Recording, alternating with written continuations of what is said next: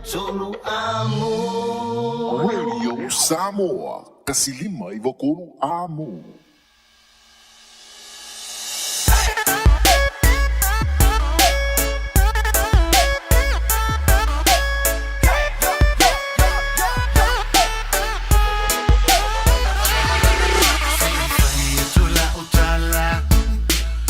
Sola uvaleva le taimi mua mua ya uola ngana mawa sa uma amusa o le tine matamana ya na o ane ya o le mama na o fai ai awane ipisa o le mama lo tama Siva maya ia mana ia le tato aso Siva solo Siva ilunga malalo awe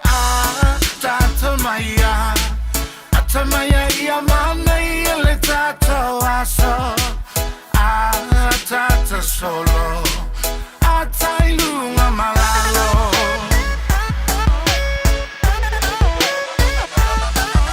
Io le fai na wo Malo si o le taso Na uma waina mai anau o le tine fa so ele vai pa o le tala le fa so wa mai tanga na tu feseli ai ala uanga ai ua mai tala no anga Siva maya ia mane le tato aso Siva solo Si vai lunga malala voi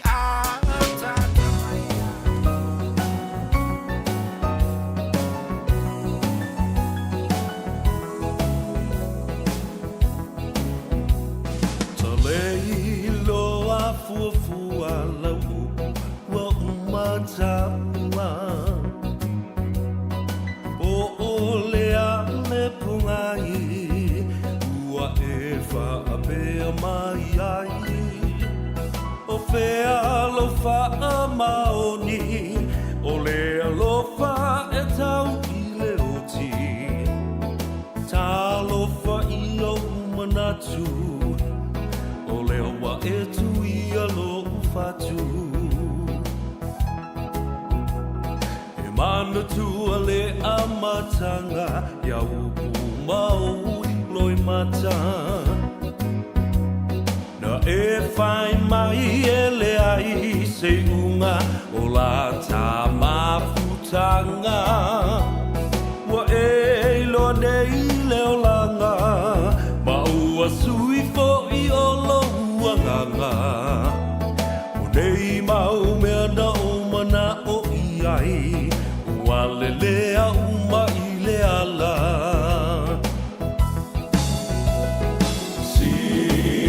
Sila maya ia i nei mea ua o whai O lalo i whoretu unga mau o te tāu atu Ua o fo i mai ai Umatu o si o uola Fasia i ta i whai tionga Ai mo oe o te le I whaafiti Sa o whai o mea sili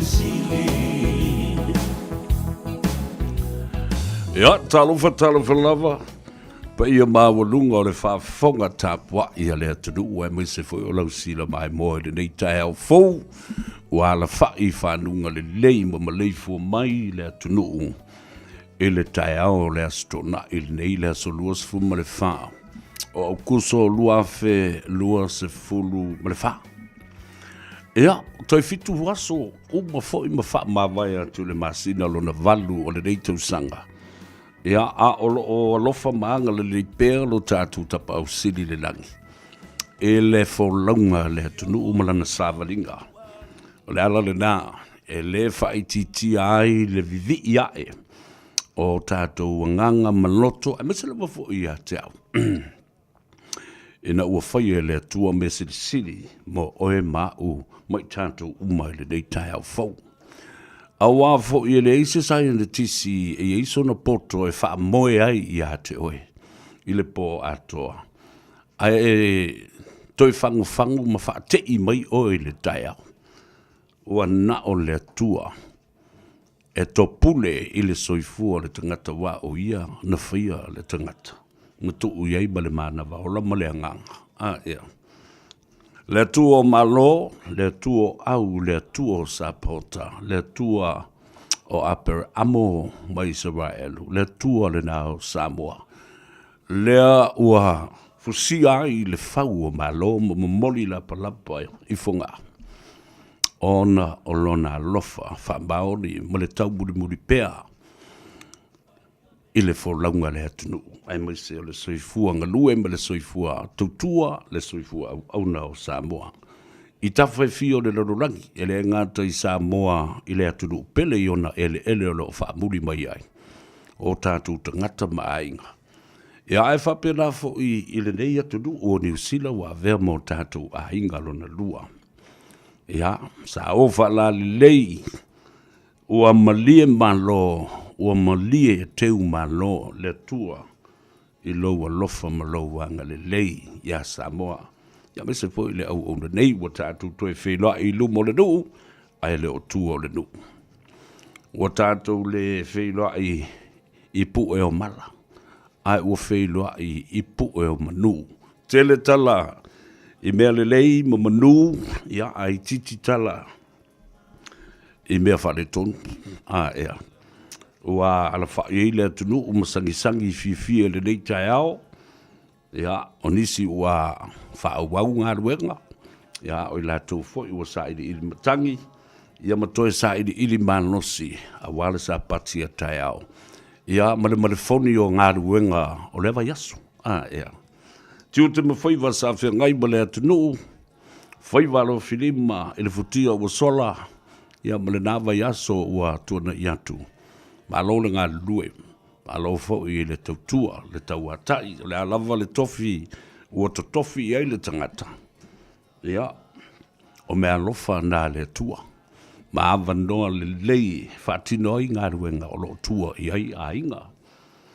Tausi ai le kalesia, whai e ma le whaaravelave i Samoa, whai e malau montanga e le whapenga le whai o lau sa, whai ngai sau le whewhewhewhua i sulu.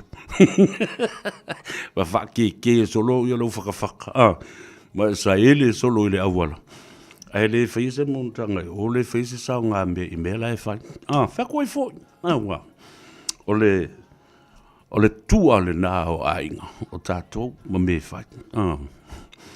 Ai le o le videa kuloa, ki kilo kuloa, o le malapa ngāle mea, o le wala koe ka umailisi maliu, le karia no marke le fongi.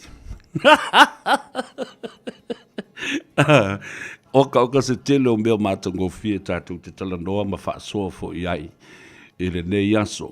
Tele fo i nisi o malo, le a to i ai, i a le lau nei, ma le ofisa whaasa lau. E se teibe o mua, ia a le whaasolonga na o tātou malo i le so, mua tamua le fionga i le Minster o pisi nisi malam luia maleipa le fionga ia Honourable Minister Faumuina so ialo le atinu Wayne Fonga ia ona vaile o foi a fio mai le committee fa foi ia o le te fono o le whelautusi ia male te committee o tāpenanga ale whaatua i le atua Samoa o tasi a o tāpena pena atu mo le whailunga i na o le whātausanga the 4th anniversary talu o na whaavai le whainga whai ma le pati whai lea o tū mālo nei ia i se teimi ia tau nu mai fo i le whai ngā malanga ia ma whapena o na tātu whaasoa e whaafonga le atunu o na tau walunga lea e le fiu mai o le fionga de Minster o whaato anga ma whai ngā whaiwa. O lafu manu ma vau matua ma isi ati na e le atunu. Le te whono, le fionga de Minster, the Honourable Minister, le la auli le malia toa, polonta i vao, asiata, le uatea, Fossi Schmidt. Nga whapupu o whapenga O isi sua whamatai, ma isi mamalu o papa o te malo. Ia. Ka malo o whi kau ma ia le rai ku. Wa matua le malu le mama le tōtele. O le lava enga. Ile ta maloa e swafa. Ile la ahudi le mali ato. Ia le la. Ai, ile nganga whaalalo. Whatalo whai i a te oe, ma whaatulou fo i pa ia masani o le atu nuu. I le tulanga malu o le tawhatolu o le tātou vānu nofo. I pa ia ma malu whale malo. Pa ia fo i ma malu wha le atu nuu.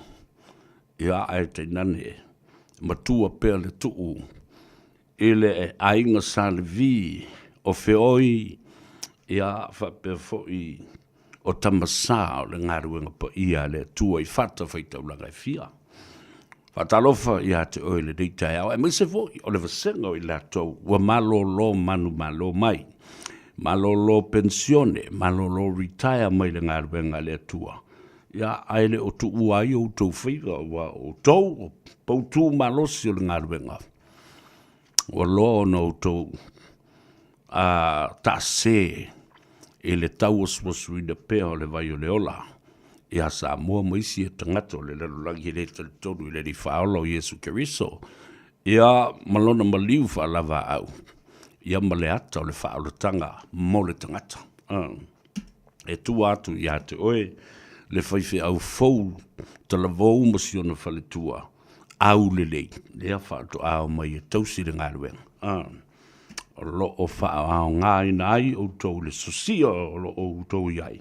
O lo o tau maua. E fesoso ni ai i le ngaruenga. Ta lolo lapa ia i sa mawhainga o le atunu. Peu te o iai, peu te le o fo iai. E le ai sisi e fia utu vai tofo iai. Ia pa o se tau tai fo i. E tau sango le ngole iai. A wafo i. O pa ia lava mai le vavau. E oa e le wha vavau. E tu mau pea. Se i vanga nā la lisi au la leanga ia ma isi au amio valea ia e whainei. Leo te ve mata matatu. Wa tau lilifa e tau sui. Ia se kako amio. O tu maanga le atunu. Le vāno no fuai o whale o polu e mese foi le ngafa walo li i o so ai le atunu uma Samoa. Asa wawai, e eile teimi au te papa i eile mata upule nā, ai maise o le whaamtalina, o mea na waai i ai, o mea na whaalongo i ai, a o mafuta antu le wala au lia whaapitoa, a le fionga i a kingi tuhitea. King tuhitea o tia, o le tupule nā o Māori, o le vai aso le nei, na whaelonga i nai, le se fulu ma le valu tausanga. Talu o na se ei le paia inga, o le nofo ali i o le tupu o tangata whenua, ma tangata Māori uma o New Zealand, Whatalo whai a te oe le nei tai au pe a whai. Whaato a e maleifua mai. O e ke iangi le kai au, se le mea leo e o mai ai. O e o mai New Zealand. Ngai sau anga whine wālile, sau lo e moe ana po. A le la whaato a e a la whai le tai au. Wawai atu i whafu. Sui a kore la rolangi le iai. Malo malanga. Alo le whaato toa. Lau tō la tō le tai, ma le la tō le ea, le la tō le ala. Ia whio mai au. Pa ia mawalungo le tunu. Tā whaonga mai vai vanga a leo le nā whoi o sa i ringa matangi. Ia mō le manosi matonga fitinga. Io nisi foi o malanga mai o no le usui o le fono ma le tuu o le malo o me o whaai poiponga o aso whanau. Talanga teu se mau whaalawe lawe. Ia po reunion foi. Ia o ngāre nei teimi e toi wheloa ia. A inga o ma e masani ma wa ai o iso o e se pasi. Ia. Ia, ta lolo atu le pa ia o le tunu i ona mamalu i sa mawhainta. A ao o tau whale o polu, tofi o le tunu. O lau tau tala ma le matawha ioi, e li poi ai pa ia i sa mawhainga o Samoa. Ma lau tau whatu ainga tausi le nā. maua i lau tau launga, ma upu, a wā le vāta ngata ma le vāna nofo. Whatalofa i te mamti nā mātutua le nei tai au, e le mawhai lava fo i nā luloa le tātou pola kalame. E awhea tu lava i mauta malawa, whale o te ngata mātutua, mauta ngase, a tā lofa i a te oele te māmatua, ma le tina matua le nei tai au, ma le wha moe moe, i alo manuia oe. Ia, mō lo malosi, mō fo i lo fia, ia, le ngata i lea, o lo ta au i le lei o tau tino, ina ia mā whana, langa o lea lawa e whaisi mā ati tele o le tau mālulu, i le nei fo i vai teimi o le tau sanga. O le tau māsani lava, winter, spring, summer or fall, e maua uma lava i New Zealandi. Ia, whamalofo i a te utau, lo whaia le whaiva lea, o le mate tuina mangafa, ma le vai o tātou te mā, ma tina mātutua. Ia, whamanuia le tua, i o tau a au walanga, o le mea moni le nā. Ai le mawhai ona tāwhia. You will never be go unnoticed. Those people that contribute to the elderly old age concern. Ngā lo mawhawhitai le nā, ngā ruenga le lei o lo. Alofangi ai o tātou mātua. O lātou whala au, o lātou tui, o lātou appointments i le whare mai. Ia, ma ave fo e whātāwha whao, ma whātitie, o tau mawha.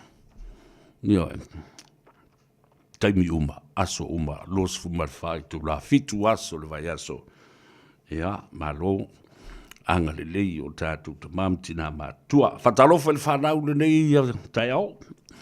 Ma lo li le usupo i a o onga. Ia e ma lo fo i le to anga ai lunch. Ai le whaia ni mea onga. Ma lo li le au ke pasi. Au ka whao vane. Ratalofa, langa e o le tātou purakalame le nei. Le tāno ava, e te maua i le sao. O le paulu le nei, ma le tānoa le nei. E palu umai a me i tonu i. Nau tomu na tua fo i le teimi sa watuai. Tū manga i whanua le tunu. Yaso ia. O winga i o tau ina. Pe atau nu umai wa mai a se lātou ngā ruenga yuta.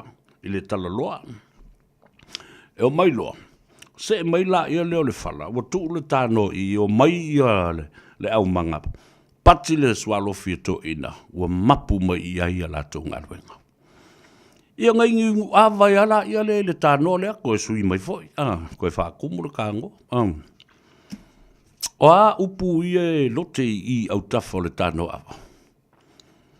A mata mai le tupulanga la iti, se i o le a o ngā sosa, a ua luma o tina, a ua luma o tane. Le au manga, le fale la langa ma le au se papa, le au whaita tala.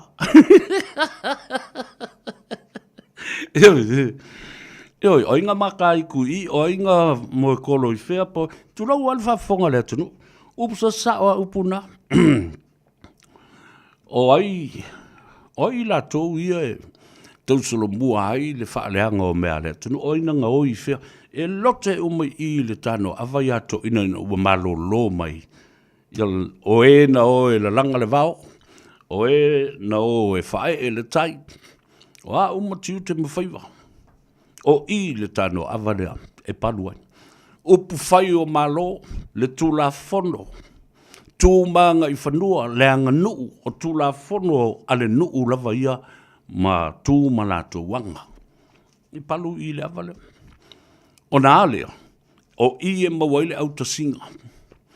O na ave leo mata upu lea i le asonga fua. I le whono i lesi vai aso. O ai lea la au mai i lumai i e oke ngi e ko inga mawhai i aile. Le lafo sala i ai. O ai fo i tū e pui tangata le nuu mai i le whao sala le la lafo nei ai. Mea oma le nuu. To tonu i le loto i whale. O le mafu anga le nā. Na whai mai e loa i a lo ta maa i a tau. Sevilla. O le ingoa le nā o le porkalame. O le tano a vai te maua le sao. Awa E le ea se mea piu e maua le mea lea. Mai ave mata upu I lunga o lea songa fua. O I nā e wha I mai ei mea sa tala no I ne le mea lea. Ea le nā. Wa e nofo mai mafau wha upo le ha tonu le mafau anga. Los fu mon tuptau sanga o tona. Nā la yuna wha ai ngona por kalame lea. A lea la o tau wha fonga mai. Lea wa mata na toe. Wha I atu pou o le tānoa. A songa fua e tau I le asfareile, le polokala me fau le I a tau a savea pes tata malalangi. O le nganga ifo o whaiva. Ia mana tua fo I a ngā ngai.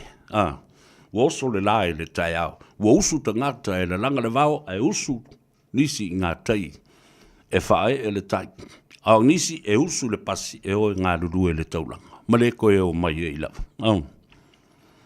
Wa tele la swinga I le nei vai tau. I le tānoa awa mamatau. Wa se a sao na e toi wa ai wa toi poto matai ma whale upolu. Ari siri o le nu. Le siri anga o le nu. Le tuu o le nu. Le pule nu. Le whātū la nganga. The hierarchy of any village in Samoa. Tō tele wa ono nofo I le tauranga.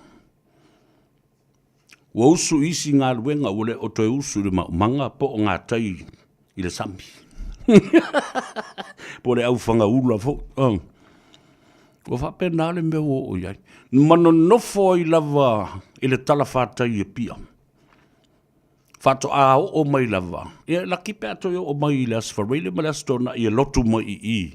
Malu I tua I le tala loa po liu. I le astona I whaisana whi au ma tose tia pula po se whai a se ta mufo. O tō maua mai sa mwole me leo tala noa tuai. This is exactly what's happening with us. A ole o to iei fo I mani au manga, mani au alu mautane matene. Whea wo iei, o whea so I le waalele, o I ngā ruenga whawai taimi. O ai o tua I ai le siri anga le nuu, mari siri, ma whale upolu, o le ai ni tupulanga. O le aini au manga. O le aini au aluma o tina mata mai tai. Ea. Ma le mea lala nā lau o tupu. O le whapea tuai a leo tupulanga o lea nuu maa ngai I le tala whātai o pia ma ngā lue ai. Whai e ia ma le ainga. Ma le toi o mai le nuu. Ma le ala whau ina nā. O le nonofo e a ia pia. Ma le toi e whai mai a ngā I le nuu ma le tu malo. Ma pongi sā ia. Ma lona toi sila fia. O le whaatulanga ino le nuu. O tu la fono o le nuu. O le wāwha whenga iai o le nuu ma ainga ma le kalesia. Ma isi nuu ma wha lave e whai tono le nuu. Is it see? O Milo I New Zealand. O I Amerika. O I Australia.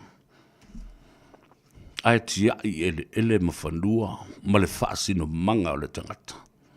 Ia lole ia, skaili a skalia ma New Zealand. Te ia whai mai, wa whai le makai le wharakawale.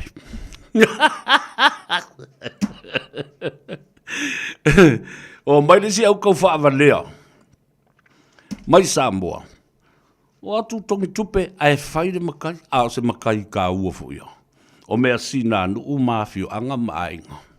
A lea ua whaatasina I le ala, mawhai. So li ei ma le tula whono whanua ma suafa, e le aingi kapa ngā ipu mangi makai e whai e whafu. E whakuna o sori kula whongo, e whai mai. E le e se pule nu, e loa tual tangata la tu e whaawalea le tātou ofisa o le stalo whanua ma suafa. E mule nu, whai mai le pepa sa whai o le tangata. Nai tau te lua tangata I te tala noa tuai. Ea. Na sa oila ia lea, le upul sa u nofo na po ma wha soai. E le fasili wha anga nu olo o tula I mai, le taimi le nei, te nofa oe mai mawhau I lou tūlanga wha le tangata. Tūlanga wha le matai. O le mea te nofa ai, o le mea tu ai lo whale, o le malai, o le tunu, Samoa. Pe wha pe nei ale whunga mutia, whamai o le malai. O lau malai ha, o le mautārena, o le whunga mutia, o si tamai whasi ele alana, e te nofo ai. O lau tofi ma lau whasina mangalena. Sil tonu ala na whaleng nu ule tula i mai nei langa iei se vaenga o le tula whono o whanua msuafa. E o iai la utala noanga. Ma le sunga lauli. Ona o te unga fau lau o whaia mai nei tonu o le mauta whono. Tula whono fo ele na wha tope wha mea mai le. Tulou wha whonga le tunu. Wha mea ola. E tuila epa malana vaenga o le tia apipi. Luas fulu, masuinga o le wha vae o le tunu. Masi iai, wha atu matila ai. Le wha amsinonga o whanua masuafa. Ma fōlinga mai loa ua lua ulu o le wha amsinonga. O tau wawa aila iai. Lea nau whai atu na saundo ai le Palestine faulo iai nei le Sātere Rapi. O le tula whono o le nana tope whapena. O le whiusua inga a le tamaloa e whavalewalea. E le anga le mafo fau le anga le ulu. Na usu i le whawhine fo i e le anga lo na mafo fau le anga le ulu e whavalewalea. O na maitanga ai leo le whawhine whana o mai le pepe ma le tula whono lea. E whavalewalea fo. Valea ka maa whavalewalea koe mariki ngā. Pukan mga waki ngā whanga o mai ka mai kiki valea. Pepe valea. Talale nā le whiunga ia le Sātere Rapi. There are no other words that could simply define the meaning of that statement. It was well said. Toi sau I marisi whaupunga I tō le tū la whono lea. Ka ingwa isi a wari I le whangpia, tangata I ana tusia le tū la whono. Wale ki kiwhai la kou ma o ngā ngai, a lewa ki kiwhai loa whaamsinonga, le whaamsino. Mai lato umaulo o ngā lulue, a wāwhoi, o le tiute ma le, tawhai ioi le nā le whaamsinonga, is to interpret the act or the piece of legislation that has just been passed by Parliament. O ka koko ke whai meko ea. Kariea ai tā ua o le sā vali a le tānoa awaro o momori atu. Nā le palu kongui. Ina ia aua ne I e o nai, ma ia e loai o le awa sā moa lea. Le awan tolua I finao, tō I vailele. So oi le atunu atoa.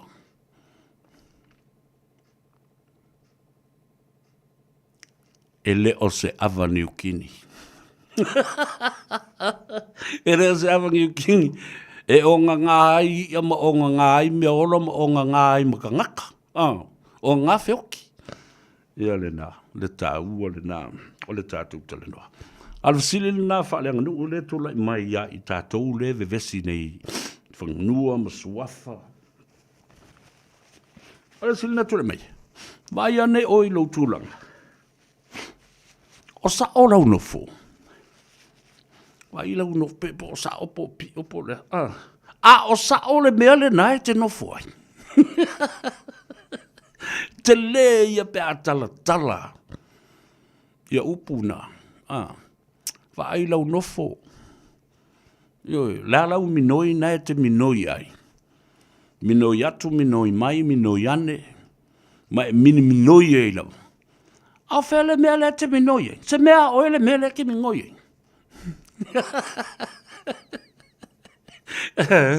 Se ele oe le te nofo ma e minoi. O whaisau tau tua e tau wala tu I le mele te nofo ai ma e minoi ai. Ma whai ei au ki whinga ma usi kairi. Ma pei oe se sifi. Ai ke le loa. O ai e ona ia ele. Ele ia e te nofo ai.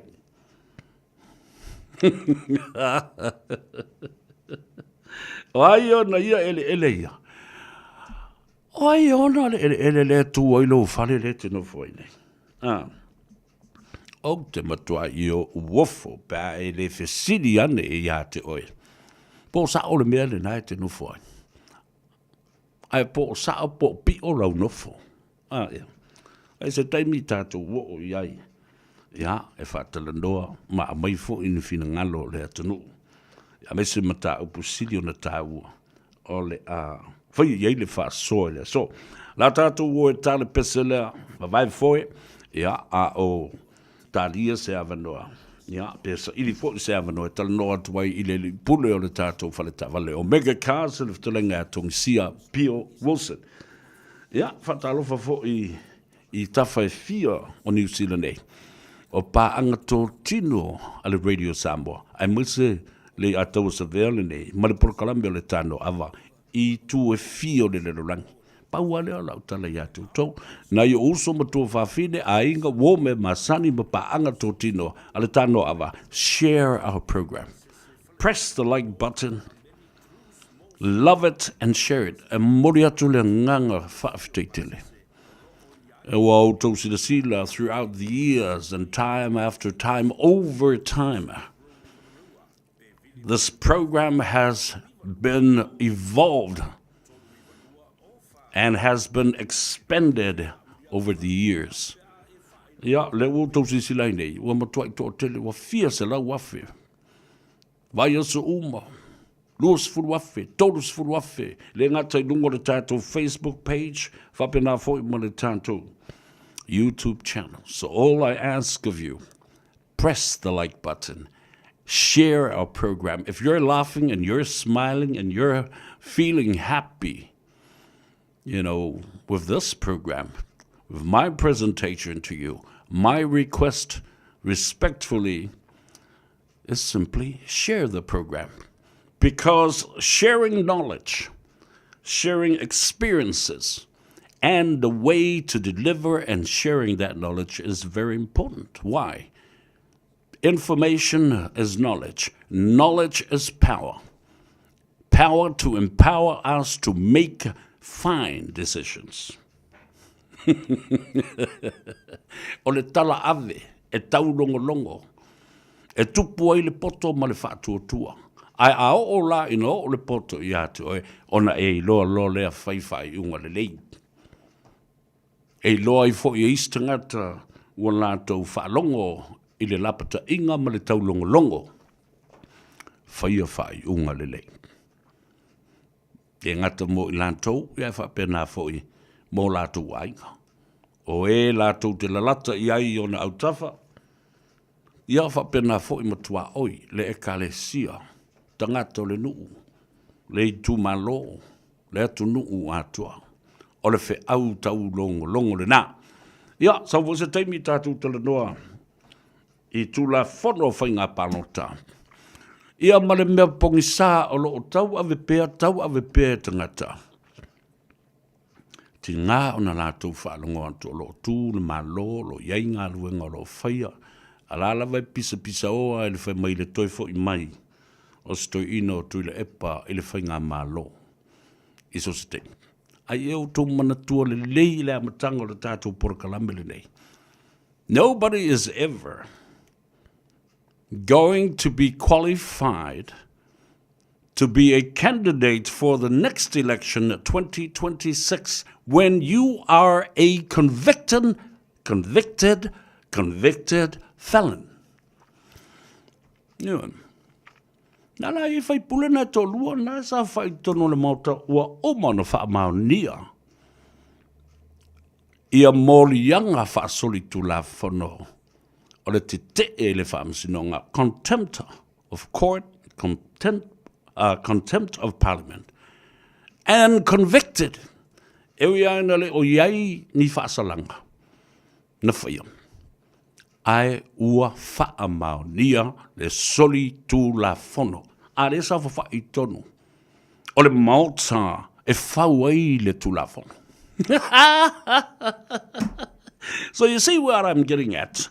To explain to you whawhonga lei o tau. Uso matua whawhino le chapipi. E o tau manatua le lei le mea le nā. E le o pepese I lava tu le epa ma le ala. Lai wha moe wha penei le mataupu. Ai lai late I loa le lei. E le toi talia ina I le tula whono whainga pānota. Le anga wa uma o na wha maonia soli ngā tula whono. E ui na le I whaia I ai se whaasalang. Ona, o le tanga I ale wha amsinonga.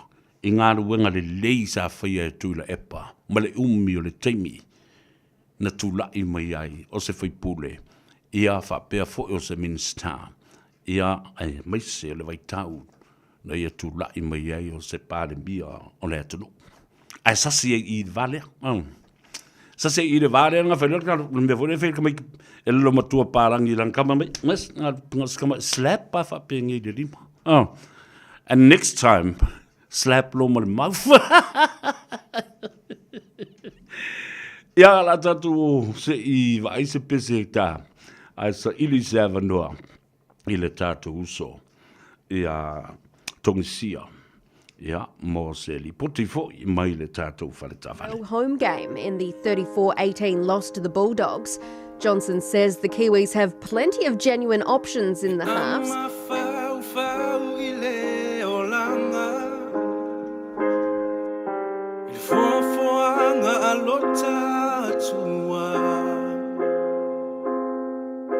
Bishea I e whaatawaa a wana ngā luenga mamana na mulia I ai o e mau.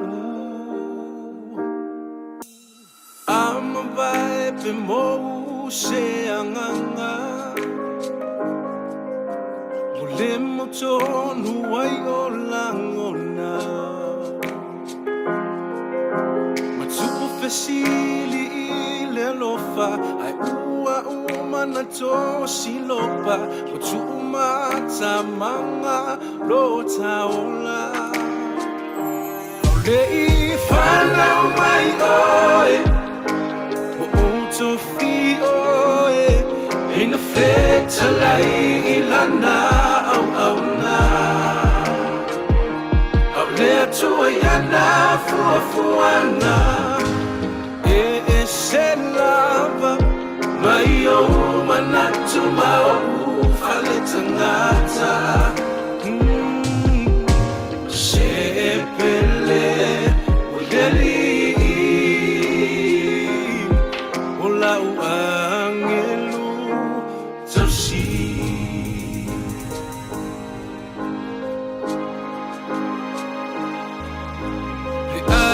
angile malilo Visia mafutanga iletino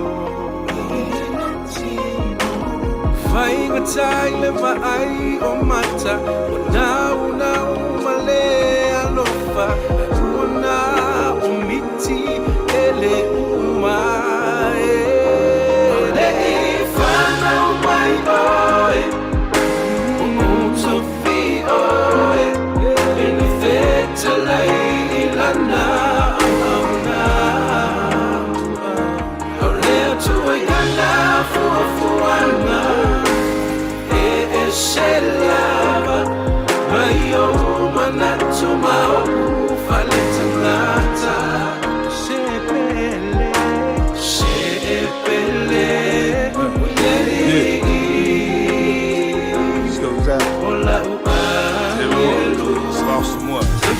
Every parent's worst fear is having to bury their own kid one day.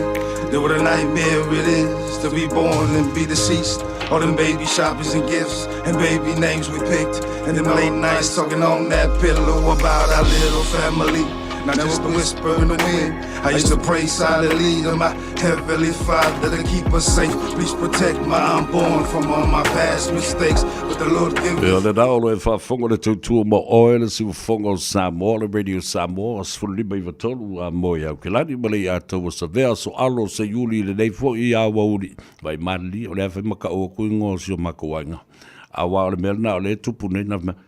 Ari så vi. O ngar kau mai o le fo le ata o mo sa vemba ai le ka o mai le si mako ngol mako ai nga fa makai vet inai ta mama tina matu or matu ai ya to mari die e lau ma fo isi o ko ngoma ya ma lau to fa mo yanga ya tau ile amatanga ia fa o nga kongu mai si ia fa uma mai pe a uma tato por kalambe ia na talia le fo nai te mam tina mat tu ele asa o le ia ele ngare me e whaai te tinga tā fo, i ma te mawhau i ai, a wai whaalongolongo mai au a inga, o ngā whatitele, ma lātou mata i tuina, ma whaalongolongo e whaala lāta linga pe o ta linga, e whaita linga au pā, tā whawhau i ta linga o tufunga uli o sa la whai. Pe kau mention mai re i rea se, re ngō, o le si wā, inga le ana, na whaamata ia le ri i rea, ia ai, e ui o lea, whaaftite di lava i lo ainga, e le tau whaamatala ina le nā, nganga whaaftai, lau tau pule, ma lau tau whaaloalo lea, ula i pēa ia so uma, ma mana tunatu ai pēa ia te utou. Ono o lo utou wanga li lei, ma lo utou wa lofa mai, ma le manatu mai, na ia whaamamaluina le ngā luenga, ma le tautua ia Samoa. Lau pule lea, i leo ahinga pele. Ai, whaamalu lua tuole, maua stato sota i ngā male ta mai ta ia ati o ati. Ia o le whonga tau moli le nā o le awhionga a muri anga tele shusing. O le li pule o le tātou whale tā vale. O le Henderson Cars. Ia ai, e mawhai lava ona e halu le Henderson Cars i so o se teimi. O le asunga fua e tau i le aso sa. E o lava fu i le aso te au. Lua se lau iwa wha. Cavendish Drive. Te maua i ai. Ia le au whainga alwenga. Ia ma le loto a le nā. Ia e te aluatu mo whiri ai se tā vale. A leo le nāwara au le telefoni o varu se lau. Tolu tasi. O varu se lau. Tolu tasi. Tolu tasi. Ele, o leo o i le teipi tātou te tala noa tuai i le awhionga i le li pule o le tātou whale tā vale. Le Omega Cars. Ia se isu e mai la, po i se avano o te vātou lai whaasi pisi o le toina, tongisia. I le te saini ina o konkalate fau. Oh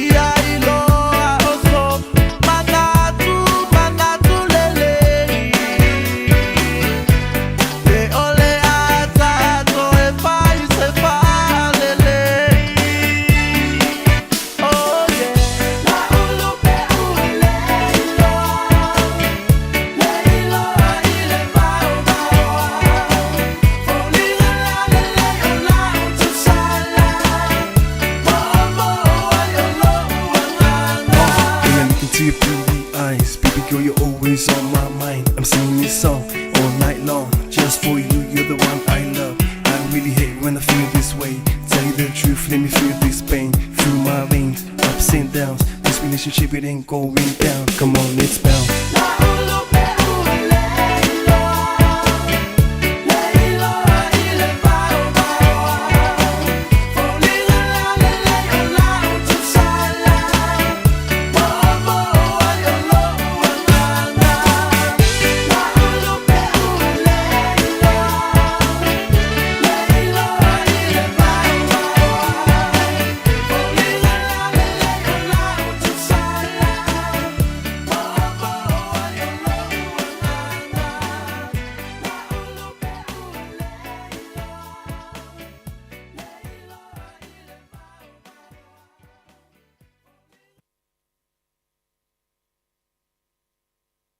Talofa, we're the Katinas, and you're listening to Radio Samoa on 1593 AM. E silia ma le se lau fala oloa I Samoa e mawhai ona whaanga I le talofa voucher mo whaatanga alu a inga. E le atua lava se 5 minute lafu antuai mai New Zealand, Australia, Amerika, mai si antunu. Ai tau nui telefoni maolo e whaanga le talofa voucher e whai e le whaatau. E mawhai fui ona tungi atua I le cash power wha pēle pili o le vai isa o se taimi. Angai loa I le www.pacific40.com e lafu ai se talofa voucher mo lo a inga I Samoa. Mo risi whaamtalanga vala o mai le olua tasi o valu tolu lua tolu po le info@pacific40.com. O le Ardas Travel, o lau company e saunia umau tāpilanga mo so se malanga. O le au nanga e tutongi ei pasese faletali malo va ameli cruise mo Samoa ma le Pasifika. Watauti o le taungofi o pasese o lo o iai le taiminei. A e le talitonu susu mai I le tuatusi tasi valulima Great South Road I Manurua. Pe vili mai le telefoni tolu iwa lua o fa o. Tolu iwa lua o fa o. E mauti doa nisi wha mrianga wha pitoa, pe a e wha iloa o le Radio Samoa na mawai le nei wha salalaunga, le Ardas Travel, le tali mo au ta penanga mo lau malanga. Tina marwhana, o le ase tau ta penanga mo le asotama. Po e mai se vilo dad, a o wha matala sana tala mali e po se poka de tau wanga o le asotama, ua wha ingoina o le dad jokes. Mo se avano e mawai sana whailonga whapitoa. Woo! Ia awani o vantu ma le 2 minute le umi. O na tūle I lunga o le upengata whailangi a le radiosamoa.co.nz. O le vilo e tele ana reactions I lunga o le Facebook. O le amanu maalo I se whailonga matanga o fie ua uma o na tāpenaina. Po lo le vilo a dad ma lafo mai. E whaangata le lafo mai o tātou videos I le aso tofi lua iwa o kuso le iwa I le taiao. Na lau leo whailonga I le A46 lua le pokalame a le fia mai show. Le aso tofi na walea. Manuia le aso sautama. Mai le pulenga mala whenga luenga a le Radio Samoa. O e fufu e whaatau ese lo whale. E te manao sta ngate whaanongo ia oe, tau tua mo oe, ma mala mai laungangana. Vala au mai loa le malu mawhatau Bob le malu. I le olua lua, tolu ono o, 5 lua iwa fitu. Olua lua, tolu ono o, 5 lua iwa fitu. O le ate talaloa ia le lala fou o le Deals Direct. I le asu tofi, le asu lua se fulu iwo au kuso, I le tuatusi 5 se fulu Love Grove Crescent I o Tara. E te mawai o loa mo loma o ta pei o mea fale, o mukuka, ka peta, mea whainga luenga, ma isi tele o loa. Vala au loa le Deals Direct I le lua tasi wha, iwa fitu o. Lua tasi wha, iwa fitu o. Te dala fitu aso le vai aso, mai le iwa le tai au, I le fitu le afiafi, I le 5 se fulu Love Grove Crescent o Tara. O e whafonga I le tautua ma oe, le atou sa vea le nei fo I au auli. Ia, o le aso tō na ima le polakalambe, o le tano awa e te mawai le sao. Maku o I malau whewhi ke mawai le aka. Aka ia mawai fo I male mea le na. O lau whari. E te whari mai la o le ka o akule sa o ia ki oe. Aso ana nafi tawalunga iai, ia le mamoli na mai o le ati e kopo. E ona ainga, ona paolo, ona ngafa maululunga, o le ekalesia, o le nuu, o le itu malo, ma sa mua poto. E le aso ana nafi, I le malae, o malae ola mangafa, ngau le tofa ma mau, ma le tofa manino. Oka se matautia. Aftai atu I lo ankol, le vea na toia lofa, sa tu le foe, e mo moli ai, le fionga le ati e kopo. Wafta iatu le kalesia. A o le whaafetai siri. O lana fionga ele ati e kopo. Ua malanga nei i lona wala aunga malona wha uina. Ai ole ale mawhai o na ngalo. Le tele o tausanga o ngā lulu e wāwana lata. Ai mese nei mea o whawhiwhianga. Masu e ngā tupe mo e kalesia mātinai. Ia, leo mai atu nei mai le toi tau whiau ina nā ngā ruenga le lei. I lo umafofau. These were opportunities. These were chances to do something for God and the people and the church. O te le lotu ai le kalesi, ai to tele o ainga o wome masani e tapua iai le kalesia katoliko. Ma o foi, o le matua tele lava o wo. E pa tele o felela. Ai o le nuu fo i o te sauai. O le nuu lava o whaiwhiau. E le mauta malmalaya i sula mai i finao i sa fotu. E whai o le tele o whaiwhiau isi e kalesia. A o i foi. O se nuu e tele. Lupe whaalele. Ale nuu malei tumalo. Mai tu tono o sa fotu. Ile e kalesia katoliko. Ia. E le tō tau whailo le nā mea i le tu malo anga i fumaua. Mare nganga e maua. Mai finao se ia pa ia masina fiafi. Te lenga la vea, ea te pō niu ma le wha sau, ma le sao e wha, ainga sau mula. Ia, e wha pia fo i po ia ma mamalo le lilo mai awa. Ma sa lilo mai awa. Sa malo fai o le whaiwai lea sona. Sa mātou tapu i atu. Sa utilutilo atu. I le malosi. Uncle. La vea. Na toi alofa. A pena fo i si o uncle ia la vea. To vi o. Le i tūpo. Ia male tō tele lo tātou ainga. Ia fa pena fo i le tātou nuu i manase. Teito mo na alo tusa fa pe fuetelenga ya tau asam. Fa fitai lo tau osi fiangai, fa fitai lo tau fa aia i le tātou tama. Wa le ai masisi nei lo le mele. Ona tua a tofi le mele ati e kopo. Wana o le vao loma, le Vaticano, umai ina se vangana ua longo mai se tasio ati epkopo ale Pasifika i New Zealand pa pena foi masamo e fa lilo uma me uma ai wila le wala la le toi o ila fa mtalanga ai momoli atu foi le fa maloma le fa aftai o tato ainga Paulo manga fasili langi ilo tato nu i falfa le ainga sale utele fono tima le ai o le tupu Yala i salandoa. La ua matua iuli mamoe ono. Whaftai. Whaitama. Whaftai osi a inga whaftai le whaaea i le lupe whaalele. Wa lele ma wa tū māwalunga.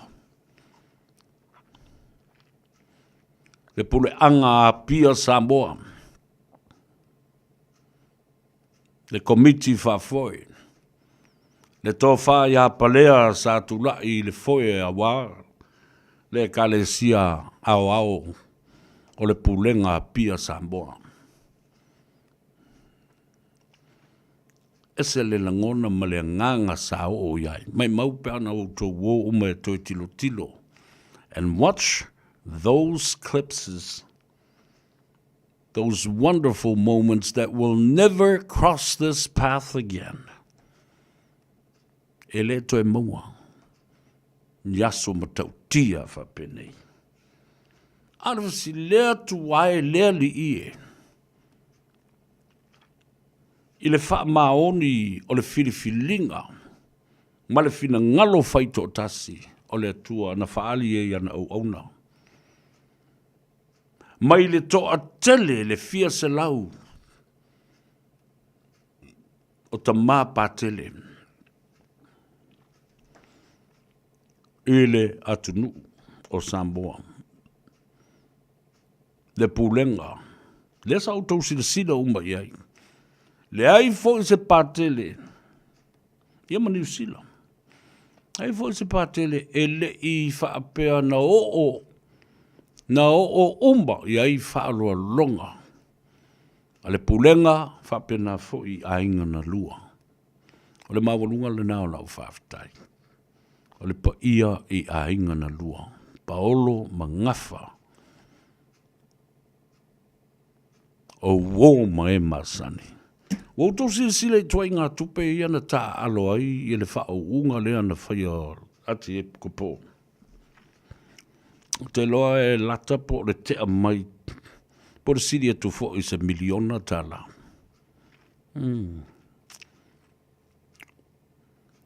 Le alofa tu la. O le taunu unga le taunu iai. Se nuu masi a inga. Masi tu malo, masi e kalesia. Pe a o. Ina whatu la i le tua se te tai. Ewa aiala na lafu mamoe. I'm so grateful. I had a lot of time with Patele. Mo se se auri a vea o ia. O se ati e pukopo mo le tamā whaao o le kalesia i Samoa. Te leo nā taimi o le taimi o le ata. O le tala sua ua pea Patele. Ia o se si au ta ita uso ata ngata fo i lele. E whai o le vāwala lata o so tanga whale a inga i le nuu. Ai o le vāwala lata fo i o tala noanga i taimi e whasoa ai ma whasua. A o taimi o sa iri ngā se leni ma sa iri ngā tupe ina ia fausia ai a tina e a le kalesia katoliku.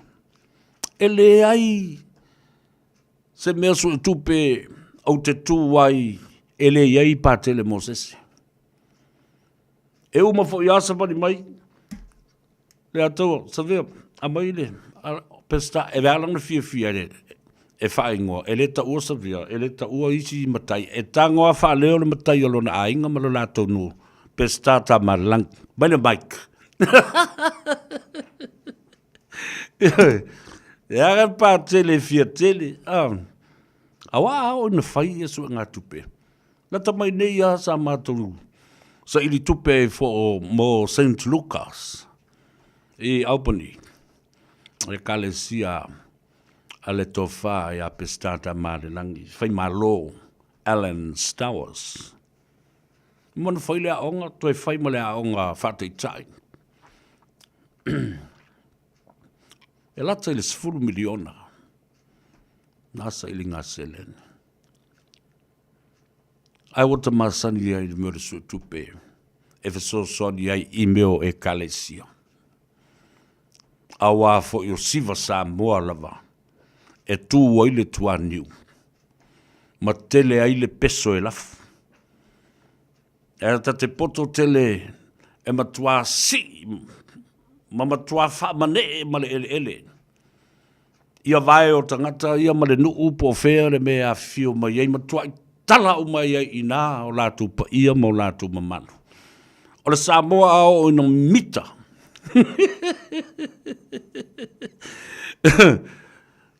Ono lona alofa. Toia o le fofo e mai o pau. Po le foa I mai fo I ate o lona tolua. E vei luru rauri e mai. So le... Pia ko whaafonga lai.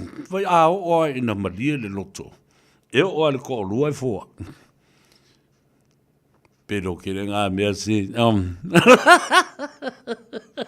o mea, the metaphoric comparison of the love of the Samoa when he is satisfied and being happy.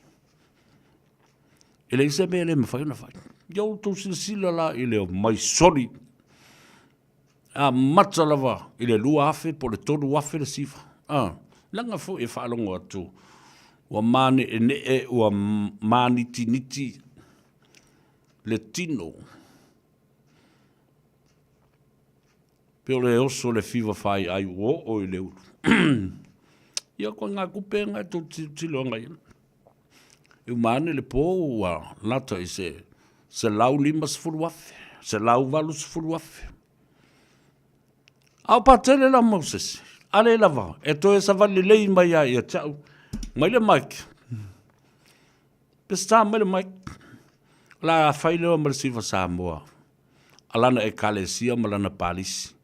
Sa walofa lava i le asona na fi. Because sa alu lo na nganga malona loto i lana palisi malana e kalesia o lana au whaipese. O lana ngā luenga. O lana lafu mamoe. Masi i Ranui Parish. Na anginga lava i lana launga. E talo whai la au lotu. A nei ma whai ono ta moe na nei. E mawhau whau atu ma le alofa. E le palisi sa ngā lue. Le vala au ina i nei o ia. E a vea maati e pukopo. A saufo i lunga e whaangare microphone. There I know whamatalatua because I had a personal relationship. Ma te tani i lava mao. Lo sofo i ape stata malangi whai malo Alan Staus. O winga mali. O upu matala. A o upu whai matala. E au mai matalava. O le winga le upula na mata. Pea wha pirkangi. The statements, the intentions, the true conviction of his mind is delivered raw.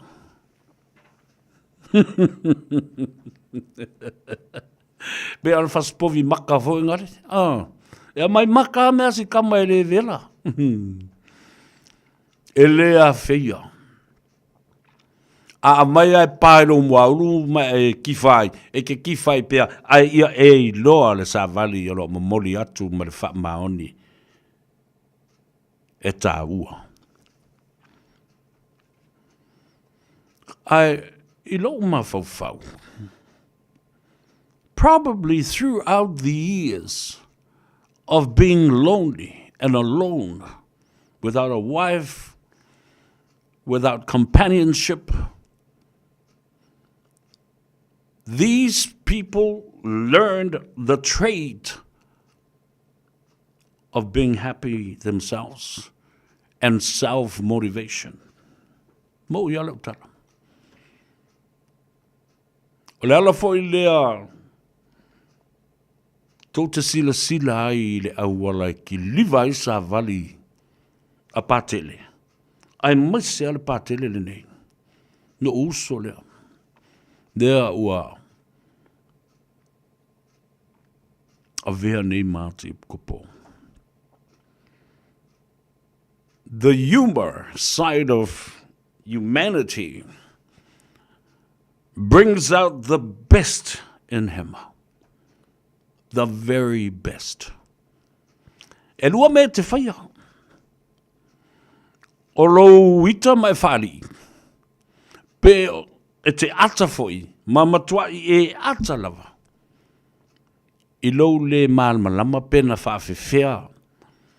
Ona e ata i le mea lea ua whai le tangata lea po le tala a o sana ngā yoinga. Tai tutusa le lei lava ma le itu matua foi leo. Ta vau mari i pe telo asuau. Nana e tilo ma e popula i mata e atalo. E atalo. E le i tautala mai. But there is always already a smile on your face. A big grin. From side to side. Mea alofa le atua. Ma le filifilinga fo I a le anganga o le atua. Ia. Ai se tasi le I mata. Ia ma utou fo I na mōli mauai. Na mata matai. I le matautia.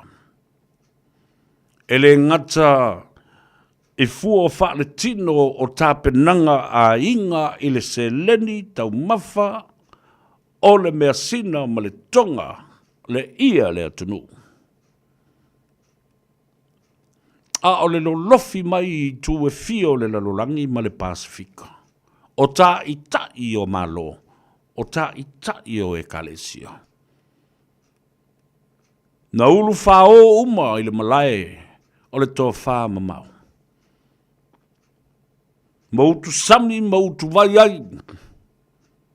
I malae ola mga wha.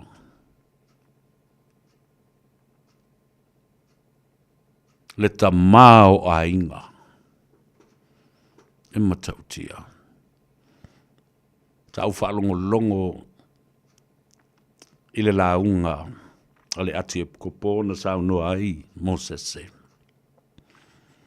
O a inga. O a uwo.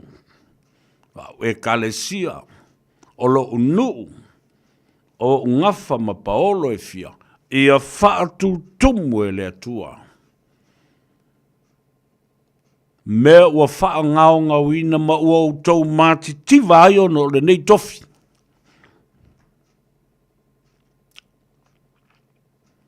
Talo whai. And you can always see it.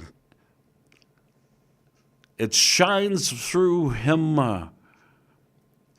the real person of who he is. Mana ia le whaamtalaina o le ngā rue ngā sion ta mama sion tina. Mua mai si ave I asau, a mai I pua pua. O le mati tiva rava. Ave te le matamata I le rau whaamtalatu I atu e wai mana, ia lau whaamtalatu I atu e. Ia na se wheri o lau teimi lau toi matamata, ai a maua lau teimi alu toi matamata le lei, and watch the real thing, and laugh at it yourself. O le mamalu o le atunu ma le ekalesia ma le lalulangi atoa. E whai al tali e ngai o I le malai o le tau whamamau. A o le 4 miliona o Samoa I atunu I whafo. I le lalulangi atoa. Tali e. Tali e. A mata mai le amatanga le launga pātele a le tamā. Ati kopo. E tau ai le whai unga, whaasere muku ai le whapenga. Ang whai maia, ia, o whore kaimi ua kaunga walu ka ele.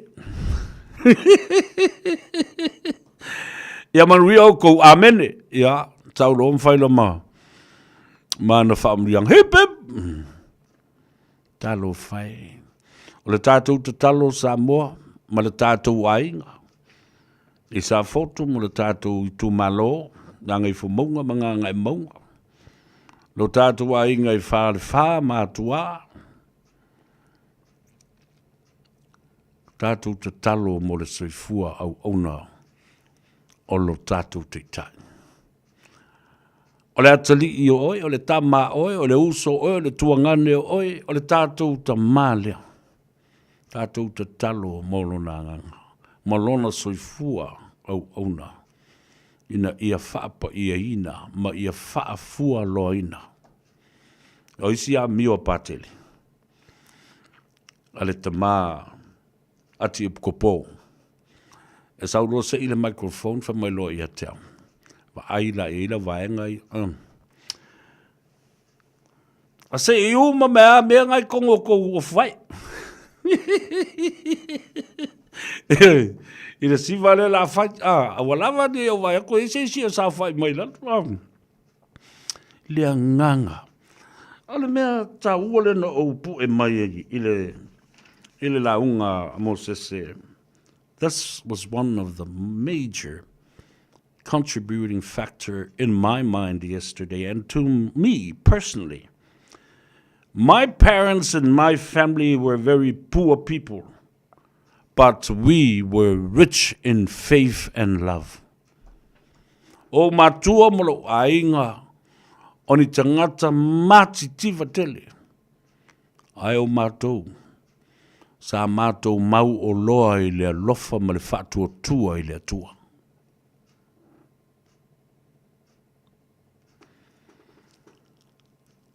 Ai pale alunga i le upu e tasi. O oe maau ma i tātou uma. Lei ma se me mwhana whaia tō tasi e stangata. Upu lea la e alu e tue whalongolongo i la unga a pātele le sonafi. Upu tu sao. O oe maau ma i tātou uma o le fina ngalo le tua ia tātou ngalu lue whatasi. You and I, vai whaingo fie i o le whao. May you and I, you and me, and him, and all of us, we have to work together. We have to work together. Ina ia manuia le ngā ruenga le atua. Ma au mai ai fo'i se whaamurianga i o langa o tangata. Wafu o le merna, mantua fo le stato por kalame sa ua vatu ai. Tātou te fiu e tāwa vai ese, whainga wha porkiki, upu whai o malo, mai tāpua inga. Ele mawhai. Ele mawhai. Au tau silisile le koruse. O se pine wha mau le nā, o lau tala lea. Na po e aia tangata iuteia, dali whaolo Yesu Keriso, he was a religious activist. He was a religious activist. Tangata solo te te tu la fono, a iuteia ma tu la fono tangata, ai tau mawhai e wha mua, le opua le atua. Le tala le lei, ma tāpua inga i le atua. Aia, po e mai ai le malo iuteia. The state itself that went against this activist had the cross constructed and built and made. And he was nailed to that cross. So se taimi ala te tilo ai, i le whātusa o le koluse, ona e manatua la ia lea, o la utala lea. This is when religion and Christianity and the Jewish law crossed paths. Le mawhaia loa e le malo, malana tula fono, ona whaustai le tangata lea, oro sau e momori maila na savali e winga i le tua. O mai loa po e aku, ai whakaukau sa kaulo, ai kuku ili mai whao, kui mawai, kui ma le kūre kau, whaapale ma le uru, i le pale ma tuitui. Ai kau wembu e mku whiangui. O tau sisila e. A lena o mai an nafi le la unga. A le tamā ati ipukopo. Le sunga ya Mose. Moses.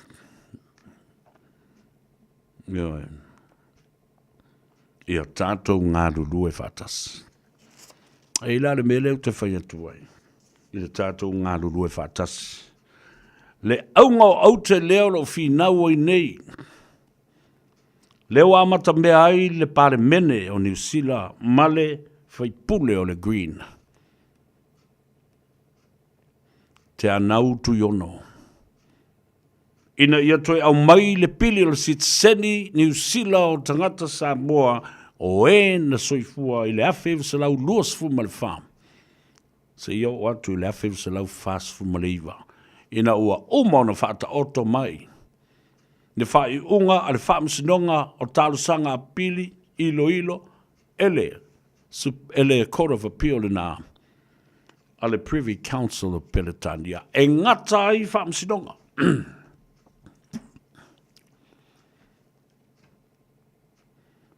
Nā le mea le whai nei. Mā nei e lau whaafonga mai Samoa. Nā le mea le whai nei e isi tangata ia. Isi awali ia tulau o tautau langi ma suafa. Awa o le mele tau te whaia, e tau te le awa ia Samoa. Ai tau te sawa vali e whaata sina le atunu. Awa o male leo no tau sila fia. O lo o iai whala popotonga, lo o iai fo o isi tama whana o Samoa, o tupu mai e wa lewa na whau. Le siti seni New Zealand le nei o tangata Samoa. E tutu atu le mafutanga o whaife au so o whaatasi. E lango sua. I le Pacific Leaders Forum pa o le whalapu patonga o tai o malo o le Pasifika. Ma lango atu o le whalapu patonga. O le fono fau mamalu o Samoa. Le tā whatonu le nao sa ilinga malo o Samoa. Ala le mele whai isi a wali i, mātua ia. Nā mea vale, e ho e toso le mataupu, toso i tua le mataupu. Muri atu ai maisi tua whawhine. O mana invite, ma le whaaloalo, o mai tātou nuti mea ile vai puna e tasi.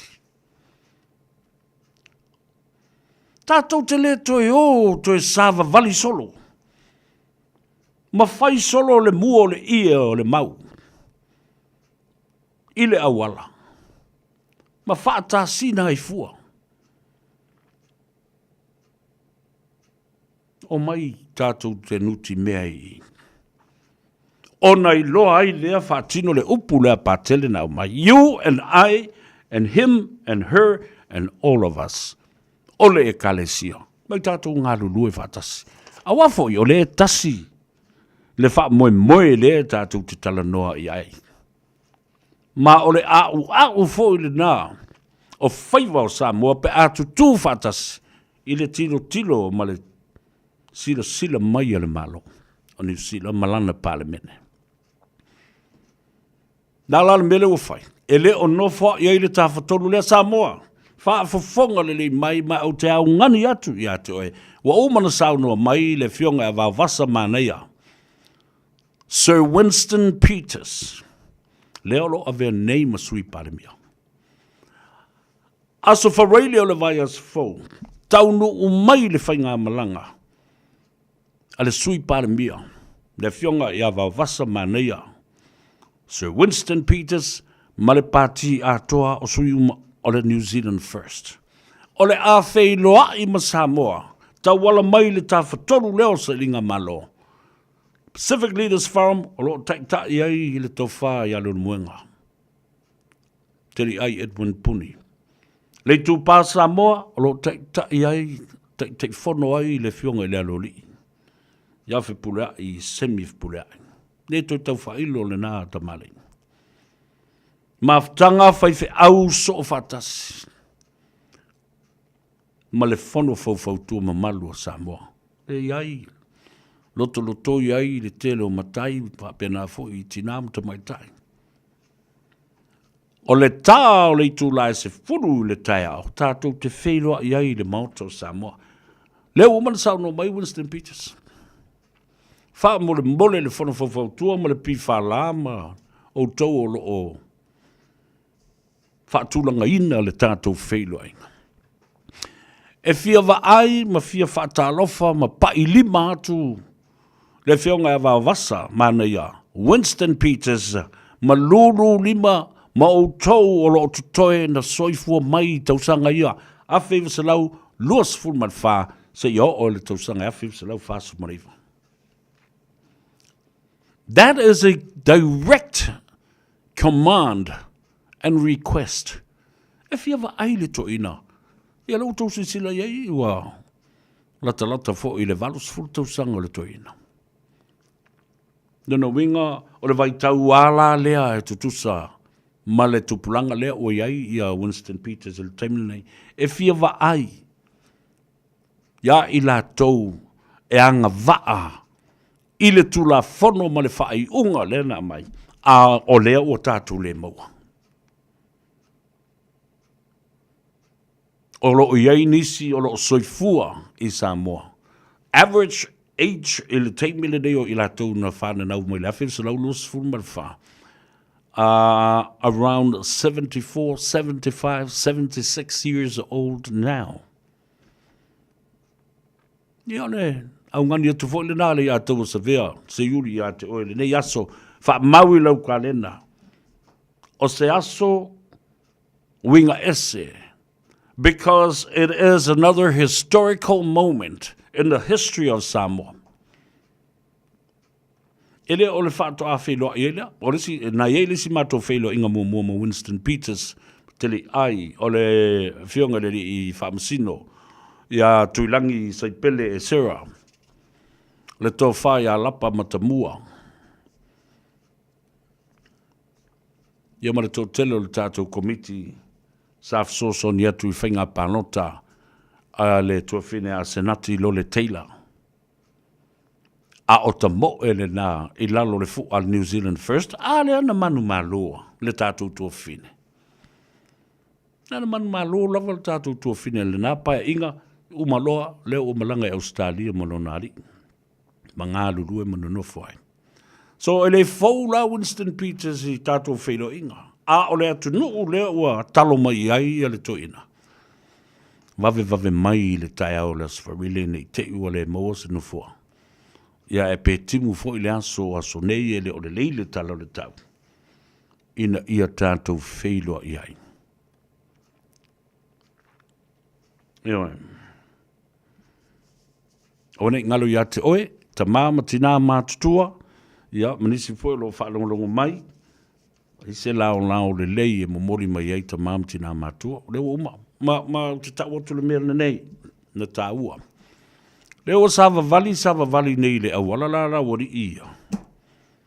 Ma tau valvala au i le atunu ue o mai. Ai a valvala au atu, le tawhatolu o maloe o mai tātou te whenua, ima tātou ngā lulu e whatas, ele o mai.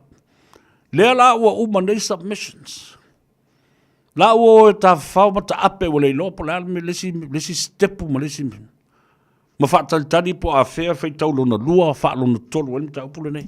A la le me whai e le tawhatolu le, leo lo tau sila mai nei Samoa, ele o no wha i le tawhatolu le. Pacific Leaders Forum, le whono fau a Samoa, so tanga whaiwhi au. Ai mai se o le lango sua mai o le na fionga le konsula mamalu o le malo tuto tasi o Samoa malona au waa. I le whao ngā ino le mauto Samoa e whili tānganga i ele tau wha. Ma tātou tali malo ai i te tai o le palemene o le malo New Zealand. Nea ua fito i tonu i ele mta upule. Ia si tala le leia tupea ia ngā ruengoi. E leo no wha i eila le tawhatolu lea. Leo wa mātou wo'o. E tau anau te tai o pāti whai nei te tau tas. Ia tūra lata atu le teimi o le whaitaunga lona lua. Ai ua tātou manu malo ma ua tuu i a tātou tanga. Loto ma nganga o te tai ia. Leo uma le green. Uma atu David Seymour ma le act. Lea la tātou tali malo.